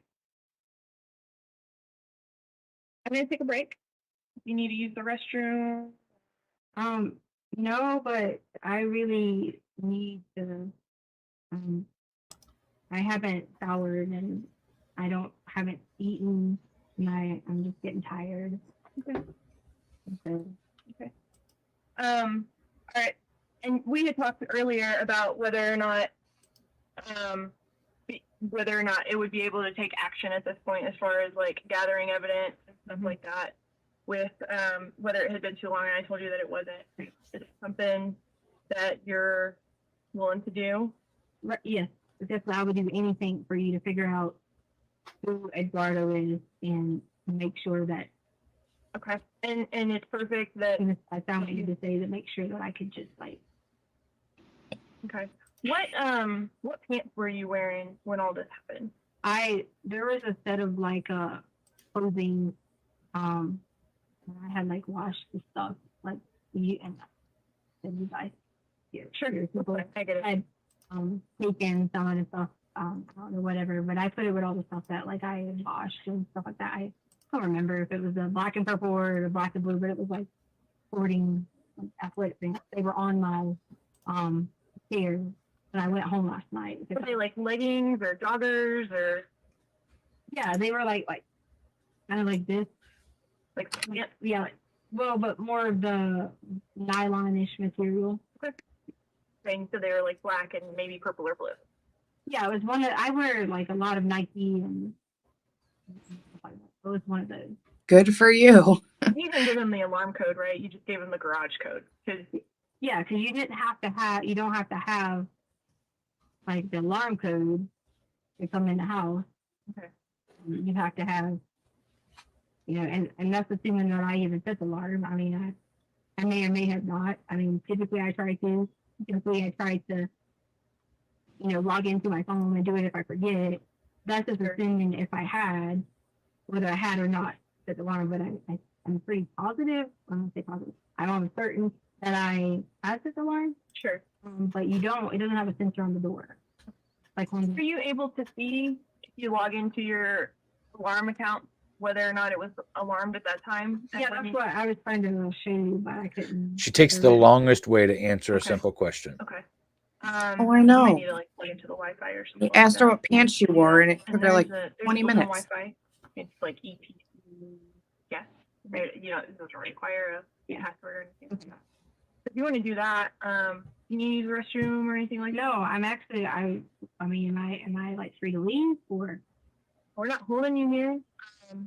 We'd like to get you over to the hospital for that. I would totally do that, but I really am. I just want to get some food and take a minute, and I can drive myself to the hospital. I don't want to feel like I'm some, Maybe you did. person they're going to look at differently because I am showing up with, seeing some people, and that's why I asked you whether She wants to meet up with people. where people would know, because I understand you have a goal and a purpose, and that is our common purpose to have done here. Mm-hmm. But I also am thinking about how emotionally. Yeah, and I get that. And so I'll tell you that if we drive you over there, we don't go in the front. We go in a back way. So you wouldn't be seen by the general public or anything like that. And obviously we're not in like uniforms. Everything is concealed, all that other stuff. So it's not like we walk in with a scarlet letter or anything else like that. So, okay.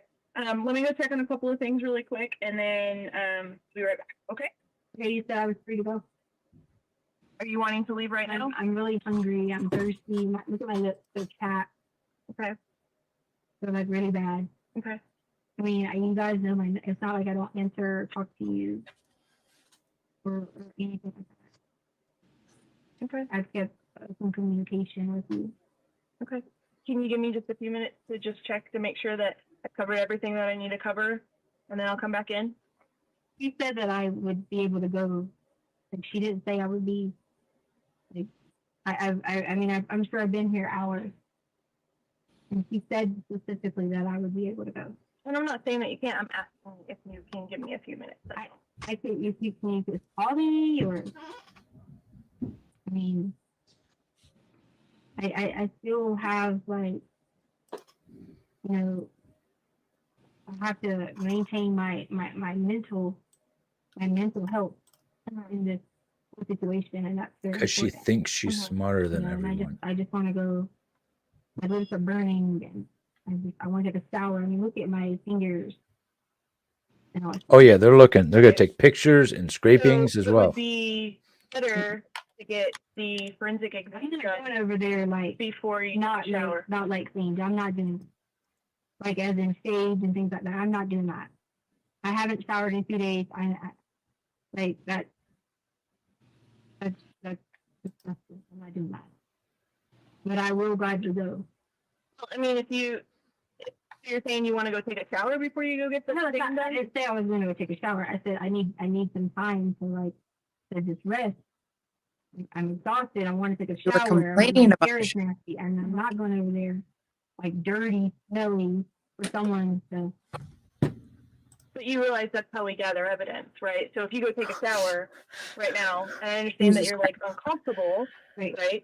And that you want to take a shower, right? So that's why I would like to get you over to the hospital to get the exam done. Okay, well, then I'm driving myself there because I'm not getting escorted to an exam when I'm already going through a difficult time with having someone violate my body to whether you go in the front or the back. I mean, am I not allowed to take myself there? I didn't say that at all. I'm trying to figure out, and I'm trying to impress upon you, like, if you go take a shower, then you wash away the evidence. I know, I understand. I just said. And you said you weren't going to go over there while you're. Yeah, I don't want to get dirty. I can at least go freshen up or something. Like I'm. Okay. All right. I'll be right back. Okay, so you tell me how to leave? Please. I have to go over here. Let me get somebody to escort you out. Okay. Yeah, so she hasn't taken a shower in 2 days. That's Now she's insisting on taking a shower before she goes to the hospital. Yeah. But then when they say, "But you can't take a shower," she'll go, "Well, I'm not gonna." Said that I could go. Well, can you talk to me about what? You told me I could. I know, but I'm left. I understand that I'm left, and I just want to get the fill in. So I have a couple questions about Sunday, if you're okay filling that in. I know you're tired. I'm tired. I said that I could. So I just want to take a break. That's all I'm asking for. Where do you want to? That means I want to go to rest. Like he said, I could drive myself to the hospital, so I just don't want. What do we need to go? Am I able to just go? I mean, what do you mean? Am I okay? Besides from hearing about a hospital, I mean, what's going on with that? This is why this is frustrating because I've already given her information that you guys can fully like watch and see, and you can know why I'm going to the hospital because she wants to get DNA, let or to have your body checked. So, right. Were you supposed to report me? How did that happen? It happened on Monday. On Monday? What? I can't right now go through it again. I can't. Okay. So let me make sure that we've got everything lined up for a singing exam. That's what you're talking about. Yeah, she's gonna do that, and I'm gonna just take a break. I want to get food. Look at my lips. They're chapped. I haven't. You want some food? I know. What do you want to eat? Okay, she just said I could be escorted out. Okay. And I promise, you have my number. I haven't not. You're done with all this? I haven't not communicated with you. I have been. Are you done with that cup? Nothing, but can I not take it? You can if you want. I just didn't know if you were done with it. We recycle them too. So, okay. Okay. We don't hang tight for me just real quick. Let me make sure that she doesn't have any other questions because she finished what you just said. I already get that. Let's just let me double check with her. She said I could go, that she finished up the interview. I don't know. I'm not holding you. Can someone lock me out? You want to leave? I will clearly answer your questions. I just want to take a break. Like, I literally don't follow all your. Where do you want to go for your break? As a defense counsel, I'd actually be pissed at this point. My client has asked to leave several times, and they're not letting her leave. Well, I'm more than happy to get you lunch or to bring your daughter here or whatever needs to happen. I'm not saying that you can't leave, but I would like to finish up this conversation with you. There's a couple of questions about Sunday that I had, and this is the first time that I'm hearing that you're sexually assaulted. You go stand, right? That would be, well, you came towards the door, so open the door. If you would like to have a conversation in the room, we can. It's up to you. But like I said, I missed out on a bunch. So I'm not being able to just go. Yeah, she needs to leave. She either needs to be placed under arrest or allowed to leave. So am I not allowed to? I'm clearly asking the question. Well, I'm trying. So I guess our communication isn't the greatest at this point in time. Are you wanting to leave the office to go get something? Right. Yes. I clearly you have my number. I'm not. Honestly, it doesn't matter, cop. Not She wants to leave. for anything. To answer you. How are you? Good. So. Yeah, they're trying to manipulate her to stay. They don't have grounds to arrest her, or they could just simply arrest her, but they don't want to. So she's not under arrest. She's free to leave. They're not letting her leave. Yeah, I have a problem with that. Yeah, that's a little annoying to me. Doesn't matter if she's a flight risk, then arrest her. Get a warrant for her arrest. Charge her with something. But you can't just not let her leave.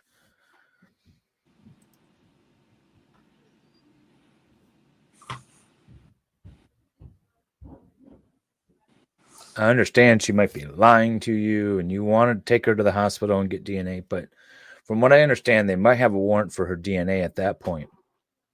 And maybe that's what they're waiting on, but they don't have it. Or at least they're not indicating that they do. So they need to let her leave. You? Yeah. In the works, though, does not mean that's been signed by a judge. Yeah. Arrest me or let me go. That's what she needs to say. That's why you also need a lawyer.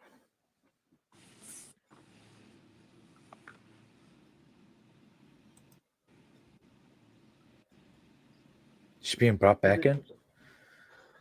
Man, I just want to get directions. I did. And so, once again, we're back in the interview room. Okay. We're on camera.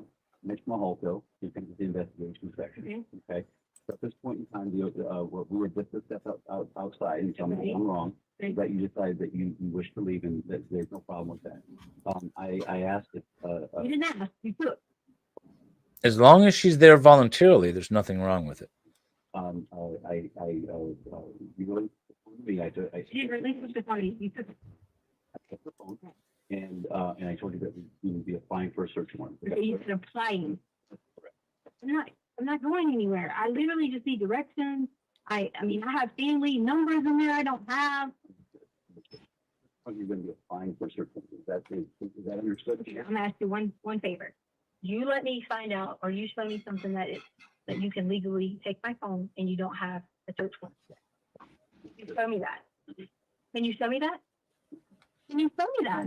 We're being video recorded. I understand, but can you show me that, sir? Because that feels like that's kind of a little unconstitutional. And if that's the case, that can be something that you can bring up. That sounds unconstitutional. They just took her phone without a warrant? Can I use another phone? If I'm an attorney? Wow. There are multiple phones here. I'm not hiding anything. Yeah, arrest her, get a warrant for her phone. But you can't just hold her and you can't just take her stuff. No, you don't. You are doing something that's unconstitutional.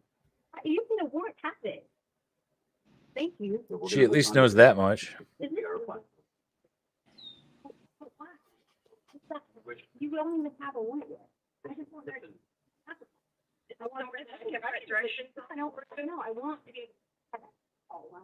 That's all I want. That's the call. You can, it's not about the phone or the number. That's the call. So Her attorney should have addressed this ahead of time, and I could talk a little bit about the ramifications of doing this.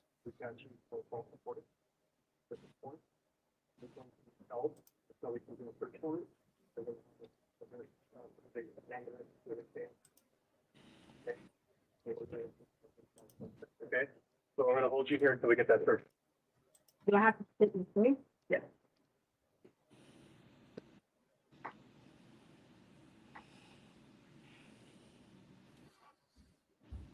Do I have to like stay with the door? I mean, I've been shut up in here, ma'am, and I've been nothing but respectful to you. Sure, and I just, it's your, can I speak to you too? I don't care that you had the phone. You took it out of my hand, and that was very disrespectful. If you would have just asked me for it, I would have given that to you. I would have said sure. Well, now she's kind of walking back. It was the way that you did. Okay, so that was my thing with you on that. And then all I'm saying is, we'll have to be trapped in a room. So, Keisha, I understand that, and I hear what you're saying about feeling disrespected about the phone being taken, and that was disrespect. Okay. Right? And I'm sure that, I'm not letting him speak right now, but I'm sure if I did, he would say that he is sorry for making you feel disrespected. That's fine. Okay. At this point, I'm being told that you have to stay, and this is where we have to keep you. Okay. This is going to be the most comfortable environment. Okay. Okay. It's like It's got couches and hot pockets. Other interview room. I guess he's saying for what now? Can they hold her until they get the search warrant, though? No. Then why do they keep telling her that? She doesn't know that. Police lie. You've given us multiple different stories. Oh, you're talking about like the thing you stuck on it.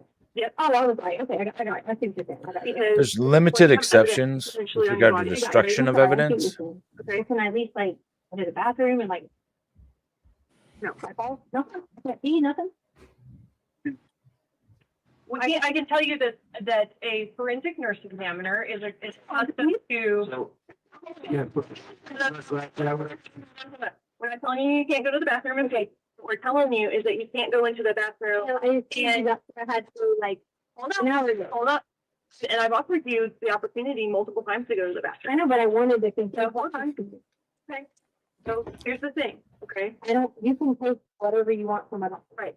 We're not saying that you can't go urinate or defecate if that's what you need to do. Okay. What we're telling you that you can't allow to have happen is you go in there and get paper towels and begin wiping possible evidence off of your body.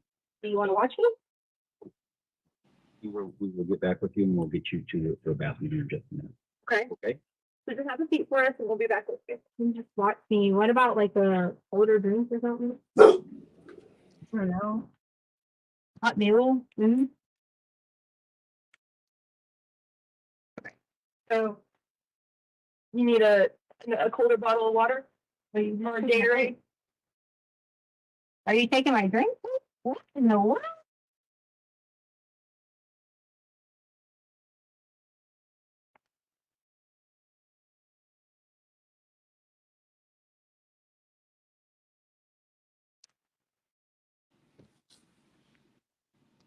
Am I able to make a phone call? Can I make a phone call? You said I could use the phone. Yeah. I told you I'm going to do that. We're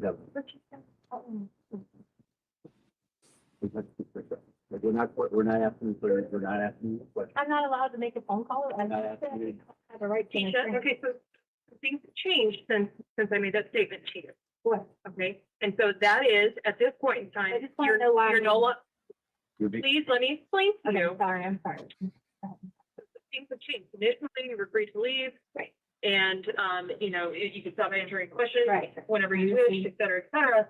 Now, okay, through the course of the investigation, we have reason to believe that you potentially have evidence on your body, and we're applying for a search warrant. So that evidence. That's what it was. You want to put me there.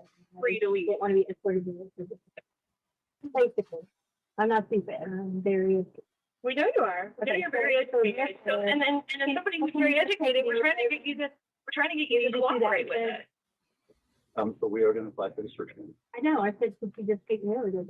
Here's the thing, because you've already said that you didn't want us to do that, now we have to go through the process of getting a search warrant because you've already declined that option. So it's gonna take a little bit longer, and right now I need you to have a seat on the couch. But I cannot call him back. I can't call him. Right now, you're being held. Okay.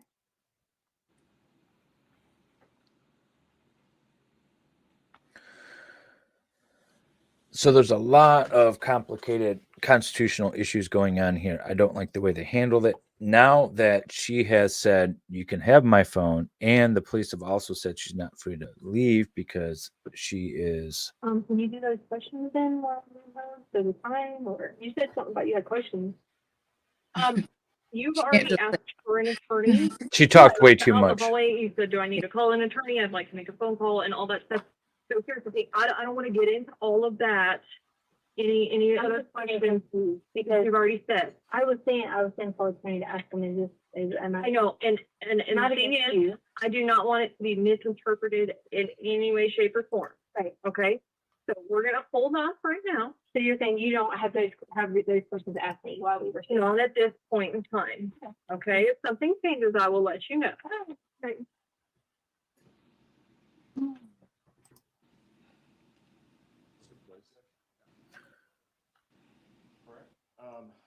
We'll take our evening break. If we can have all of you where you need to be on Friday morning, we should be able to start on time at that point. Again, don't discuss the case among yourself. Don't discuss the case with anyone else. Yes, that changes things. Research about any aspect of this case. But the police should have informed her. See if you can get some sunshine, and then we'll see you on Friday morning, 9 o'clock. All right, for the hearing. So the police can detain you if they are concerned that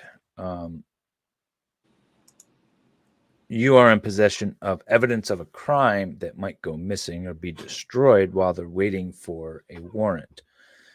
So if they end up not getting the warrant, then they have to release you. There's a Terry stop sort of exception, which is stopping you temporarily for an investigation. She voluntarily went into the room. Record should reflect the jury has left the courtroom. Is there anything we need to take up outside the presence of the jury at this point in time? No, Your Honor. Defense? No, sir. Okay. All right. As I said, my docket tomorrow is virtual, so you can leave everything here. There's not going to be anybody else here except for myself and Mr. Sproul. So you can leave everything here if you want. It's up to you. If there's something that you want to walk up, let us know. We can put it in the evidence plaza. Thank you, Judge. Okay, that sounds like it. All right. Try to walk through this. Wait, hang on. They're still talking. All rise.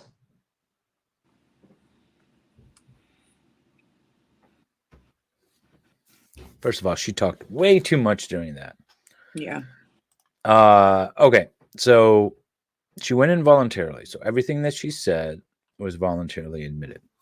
The question of whether or not they needed evidence to take her or a warrant to take her phone, they do need a warrant to take her phone. However, they can prevent her from accessing her phone and prevent her from leaving with it if they believe that there's evidence of a crime on that phone, and if they don't secure it temporarily while they're getting a warrant, that evidence can be destroyed. So there's a small exception there. When she said she wanted to leave, they have to allow her to leave unless she is under arrest. And since they didn't inform her that she was under arrest, then they have to let her leave.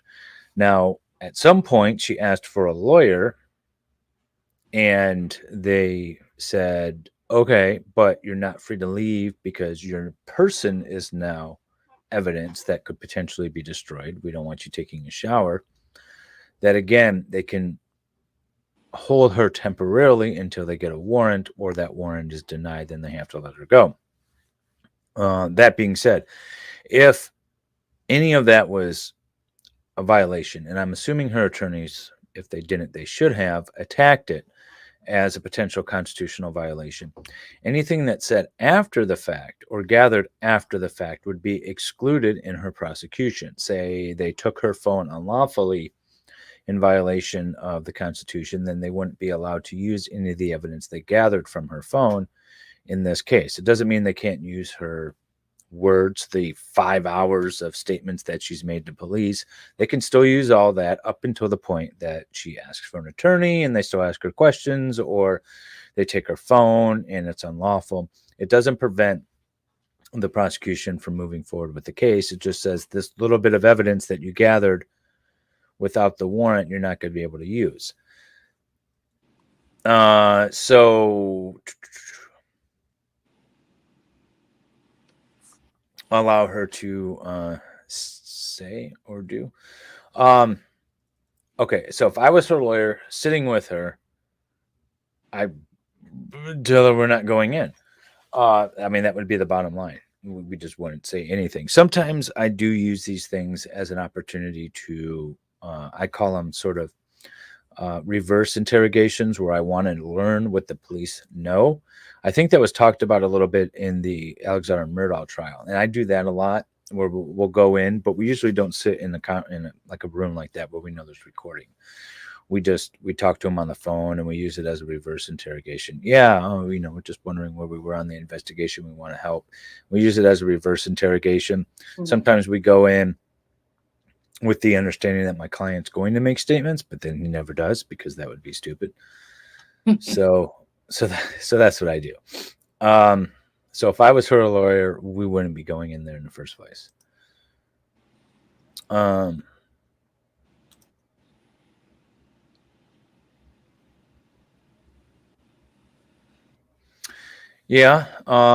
There's a lot pointing towards her guilt. She is innocent until proven guilty. So they can't hold her like overnight. It's a reasonable within the context. So there's always a judge on call to issue warrants in any court. So it shouldn't take that much time for the police to get a hold of the prosecutor to draft up a warrant request, the police officer to sign the affidavit, and for them to email it to the judge to wake up at any hour, read it, and then either sign it or deny it. A couple of hours at the most, maybe, would be reasonable. Not much after that, if depending on the circumstances. They could take it, but they can't search it. So they can just preserve it so that nothing gets deleted off of it. They cannot search it. The other thing too is that she was smart in that she didn't give the police officer the passcode when the police officer was looking at her phone. It was like, "Oh, what's the passcode?" And she said, "I'll type it in." That was smart, because the Fifth Amendment protects your right from having to give the police your passcode too. So you can say, "Here's my phone," and not give them the passcode. And if it's an iPhone, very difficult for police to go through without deleting all the information. Good to know. Yes. Yeah, and they would obviously get the text messages from other people anyways. It'd be more of the Google searches or whatever else was on there. Tracking devices, 360. But then again, if her daughter has 360 and her daughter turns over her phone, usually it's mutual, so they can look at her daughter's phone and figure out where she was. Yeah, the second detective did say, "Your story has changed and now I'm detaining you." So they have reasonable suspicion to detain her, arrest her. They didn't arrest her officially, but they can detain her to preserve evidence on her body. You're telling me that you were raped. That's evidence of a crime. You're telling me that you haven't taken a shower. So I'm going to get that evidence off of you before you take a shower. And once you involve the police, by the way, whether you're a victim or a potential perpetrator, it's out of your hands. A lot of people that call the police, during a domestic violence dispute, say the wife calls the police on the husband, and then the police show up, and then the wife says, "Well, I don't want him being charged." It's not up to her. It's up to the police and the prosecutor. You just told the police that he beat you. It doesn't matter what you want to happen. It's out of your hands. And it's the same sort of thing here. No chances of a mistrial on this. No chance. Again, the punishment for violating a constitutional right, such as an unlawful search and seizure, it's the analysis is fruit of a poisonous tree. So if you've gained access to this fruit, this evidence, because of something unlawful, then you cannot use it. That is all. Doesn't mean they can't charge her. Doesn't mean they can't convict her. It just means that the results of that unlawful search cannot be used. And then again, there's even exceptions to that. There's an exception that says the Supreme Court said once, well, they would have found that evidence anyways, despite the violation. So we're still going to allow them to use it. So if you go down that path, although they detained her phone, they would have gotten a warrant anyways. So since they would have gotten a warrant anyways, they can use the information off of her phone. Reminder. What's my reminder? Oh, yeah. Thank you. There is I don't know. Okay, so I got to do this. I got to figure out how to do this. We have a Facebook chat group that we're inviting people to, and I am going to figure out how to put it in the window, or not in the window, in the chat screen. Or actually, tell me how you would best want them to respond. So if they want to participate, we can get them in there. Yes, I am in the States. I am in Michigan. I am a licensed practicing attorney in Michigan. And yeah, so that's where I'm at. It's in the chat. Okay, it's already in the chat. Is it? Let me make sure. And maybe also what I can do is put some sort of link in the description below. And so that people can get it after this as well. Again, we have a chat group on, it's called, I think, LT After Hours. So it's fun where everyone's talking about this case. LT After Hours. Yeah. Let me make sure that that's the name. And it goes like, oh, LS Trial After Dark. That's what it's called. LS. Yeah, I like that. Yeah, LS Trial After Dark. So that's the name of the group. And you could probably search for it. I'm going to make sure, I'm going to put it in the description of this video down below so that everyone can find it even after this. Because when I end the stream, this chat usually closes out and we can't get back to it. Want to read Dave on Facebook's comment? Yeah, go to Facebook. That's the one thing is the Facebook comments stay. The YouTube ones do not. Innocent unless proven, unless, yes, right. We have a new way of saying this, unless proven guilty. That's really what we need to do. It's not until, it's not a certain thing. It's not definitely going to happen. It's unless proven guilty. Yes, it very much is a loophole. The loophole is really developed, by the way, on the war against drugs. That's really where it developed. So, for example, police suspect a house of containing drugs and they saw something specifically happen. Well, instead of waiting for, say, a warrant to go in there, if they believe like a suspect ran into the house away from the police and he's going to maybe flush the drugs down the toilet. All kinds of exceptions were built in then that the police can, you're pursuing a suspect. You have reason to believe that he's going to destroy evidence. All these exceptions were built into that sort of situation. And unfortunately, it's been expanded now to this very situation where we have somebody that has whatever, said that they've been raped and they might have information about it on their phone. And now they're going to detain them to get whatever DNA and stuff off their body. Yeah, it kind of seems gross to wait 2 days after for a shower. I feel like you would go right away.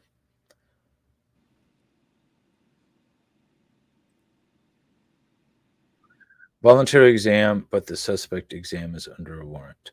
Well, so you can arrest somebody. Once they're arrested, they have the right. They have to be informed of their Miranda rights. You always have the right to remain silent. You always have the right to have an attorney. But once you're arrested, that's when the police then tell you your rights. And if you invoke them afterwards, you anything they say after, or anything you say after that, or anything they question you about after that might not be admissible. If it's before an arrest, it's a little different. So, but just because they arrest you or get a warrant for your arrest doesn't mean that they can question you. They can't question you if you say you want to be quiet, invoke your Fifth Amendment right, or you want to first talk to an attorney or something like that. They can't question you, but they can always ask you. And then there's a famous case of where this guy said he invoked the right to remain silent and wanted a lawyer. And the police said, okay, threw him in the back of the car. And then two officers in the front seat, they were driving and transporting him, and they were talking about the guy. Not to him. They weren't asking him questions. They were just talking about him and saying that he's a liar and they don't believe anything that he had to say. And then the guy voluntarily started speaking again. And the court said that was okay. They didn't ask him any questions. He just volunteered the information. So there's a bunch of tricks that cops play. And that's why you don't ever, ever, ever want to talk to them.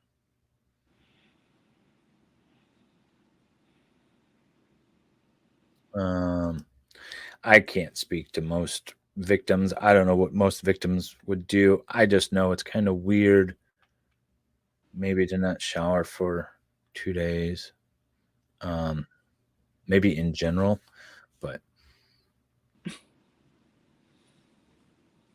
I think the biggest thing is that she kind of backed out of it at the end of the day. She backed out of doing the rape test or SANE test, whatever it is, but it's essentially it's a rape kit. But yeah, she just talks way too much. The only reason that interview lasted as long as it did was because she couldn't just give a straight answer on any question.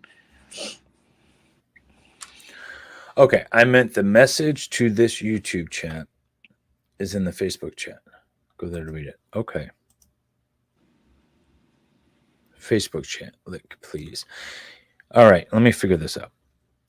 Let me go there. What were you saying? Jamie, sorry, I was reading things. No, I just said that the only reason that lasted so long was because she could not give a straight answer to any of the questions. It probably would have been over pretty quickly if she could just answer. What pants were you wearing, ma'am? Well, upstairs there was these black ones, and I always wear Nike, and I'm not really sure. Oh, I think they're like come on. Okay. I don't know how these things work. Let's see here. I got to be able to share this chat group.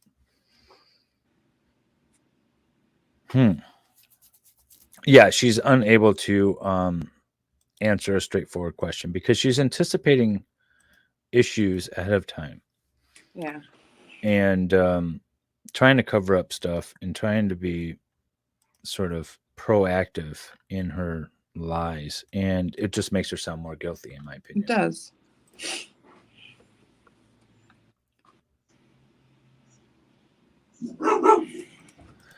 So, yes, if they get a warrant, they can. Absolutely.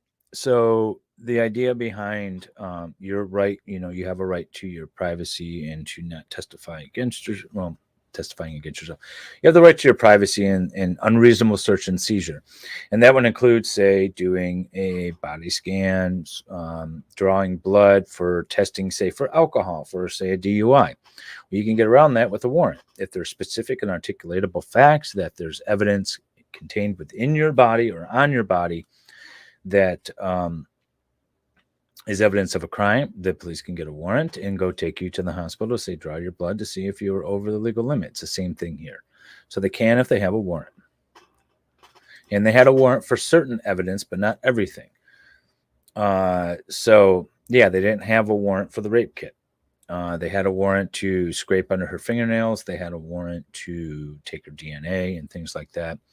So it was very specific. They couldn't go any further. That's why when she left before the rape kit, they couldn't do anything about it.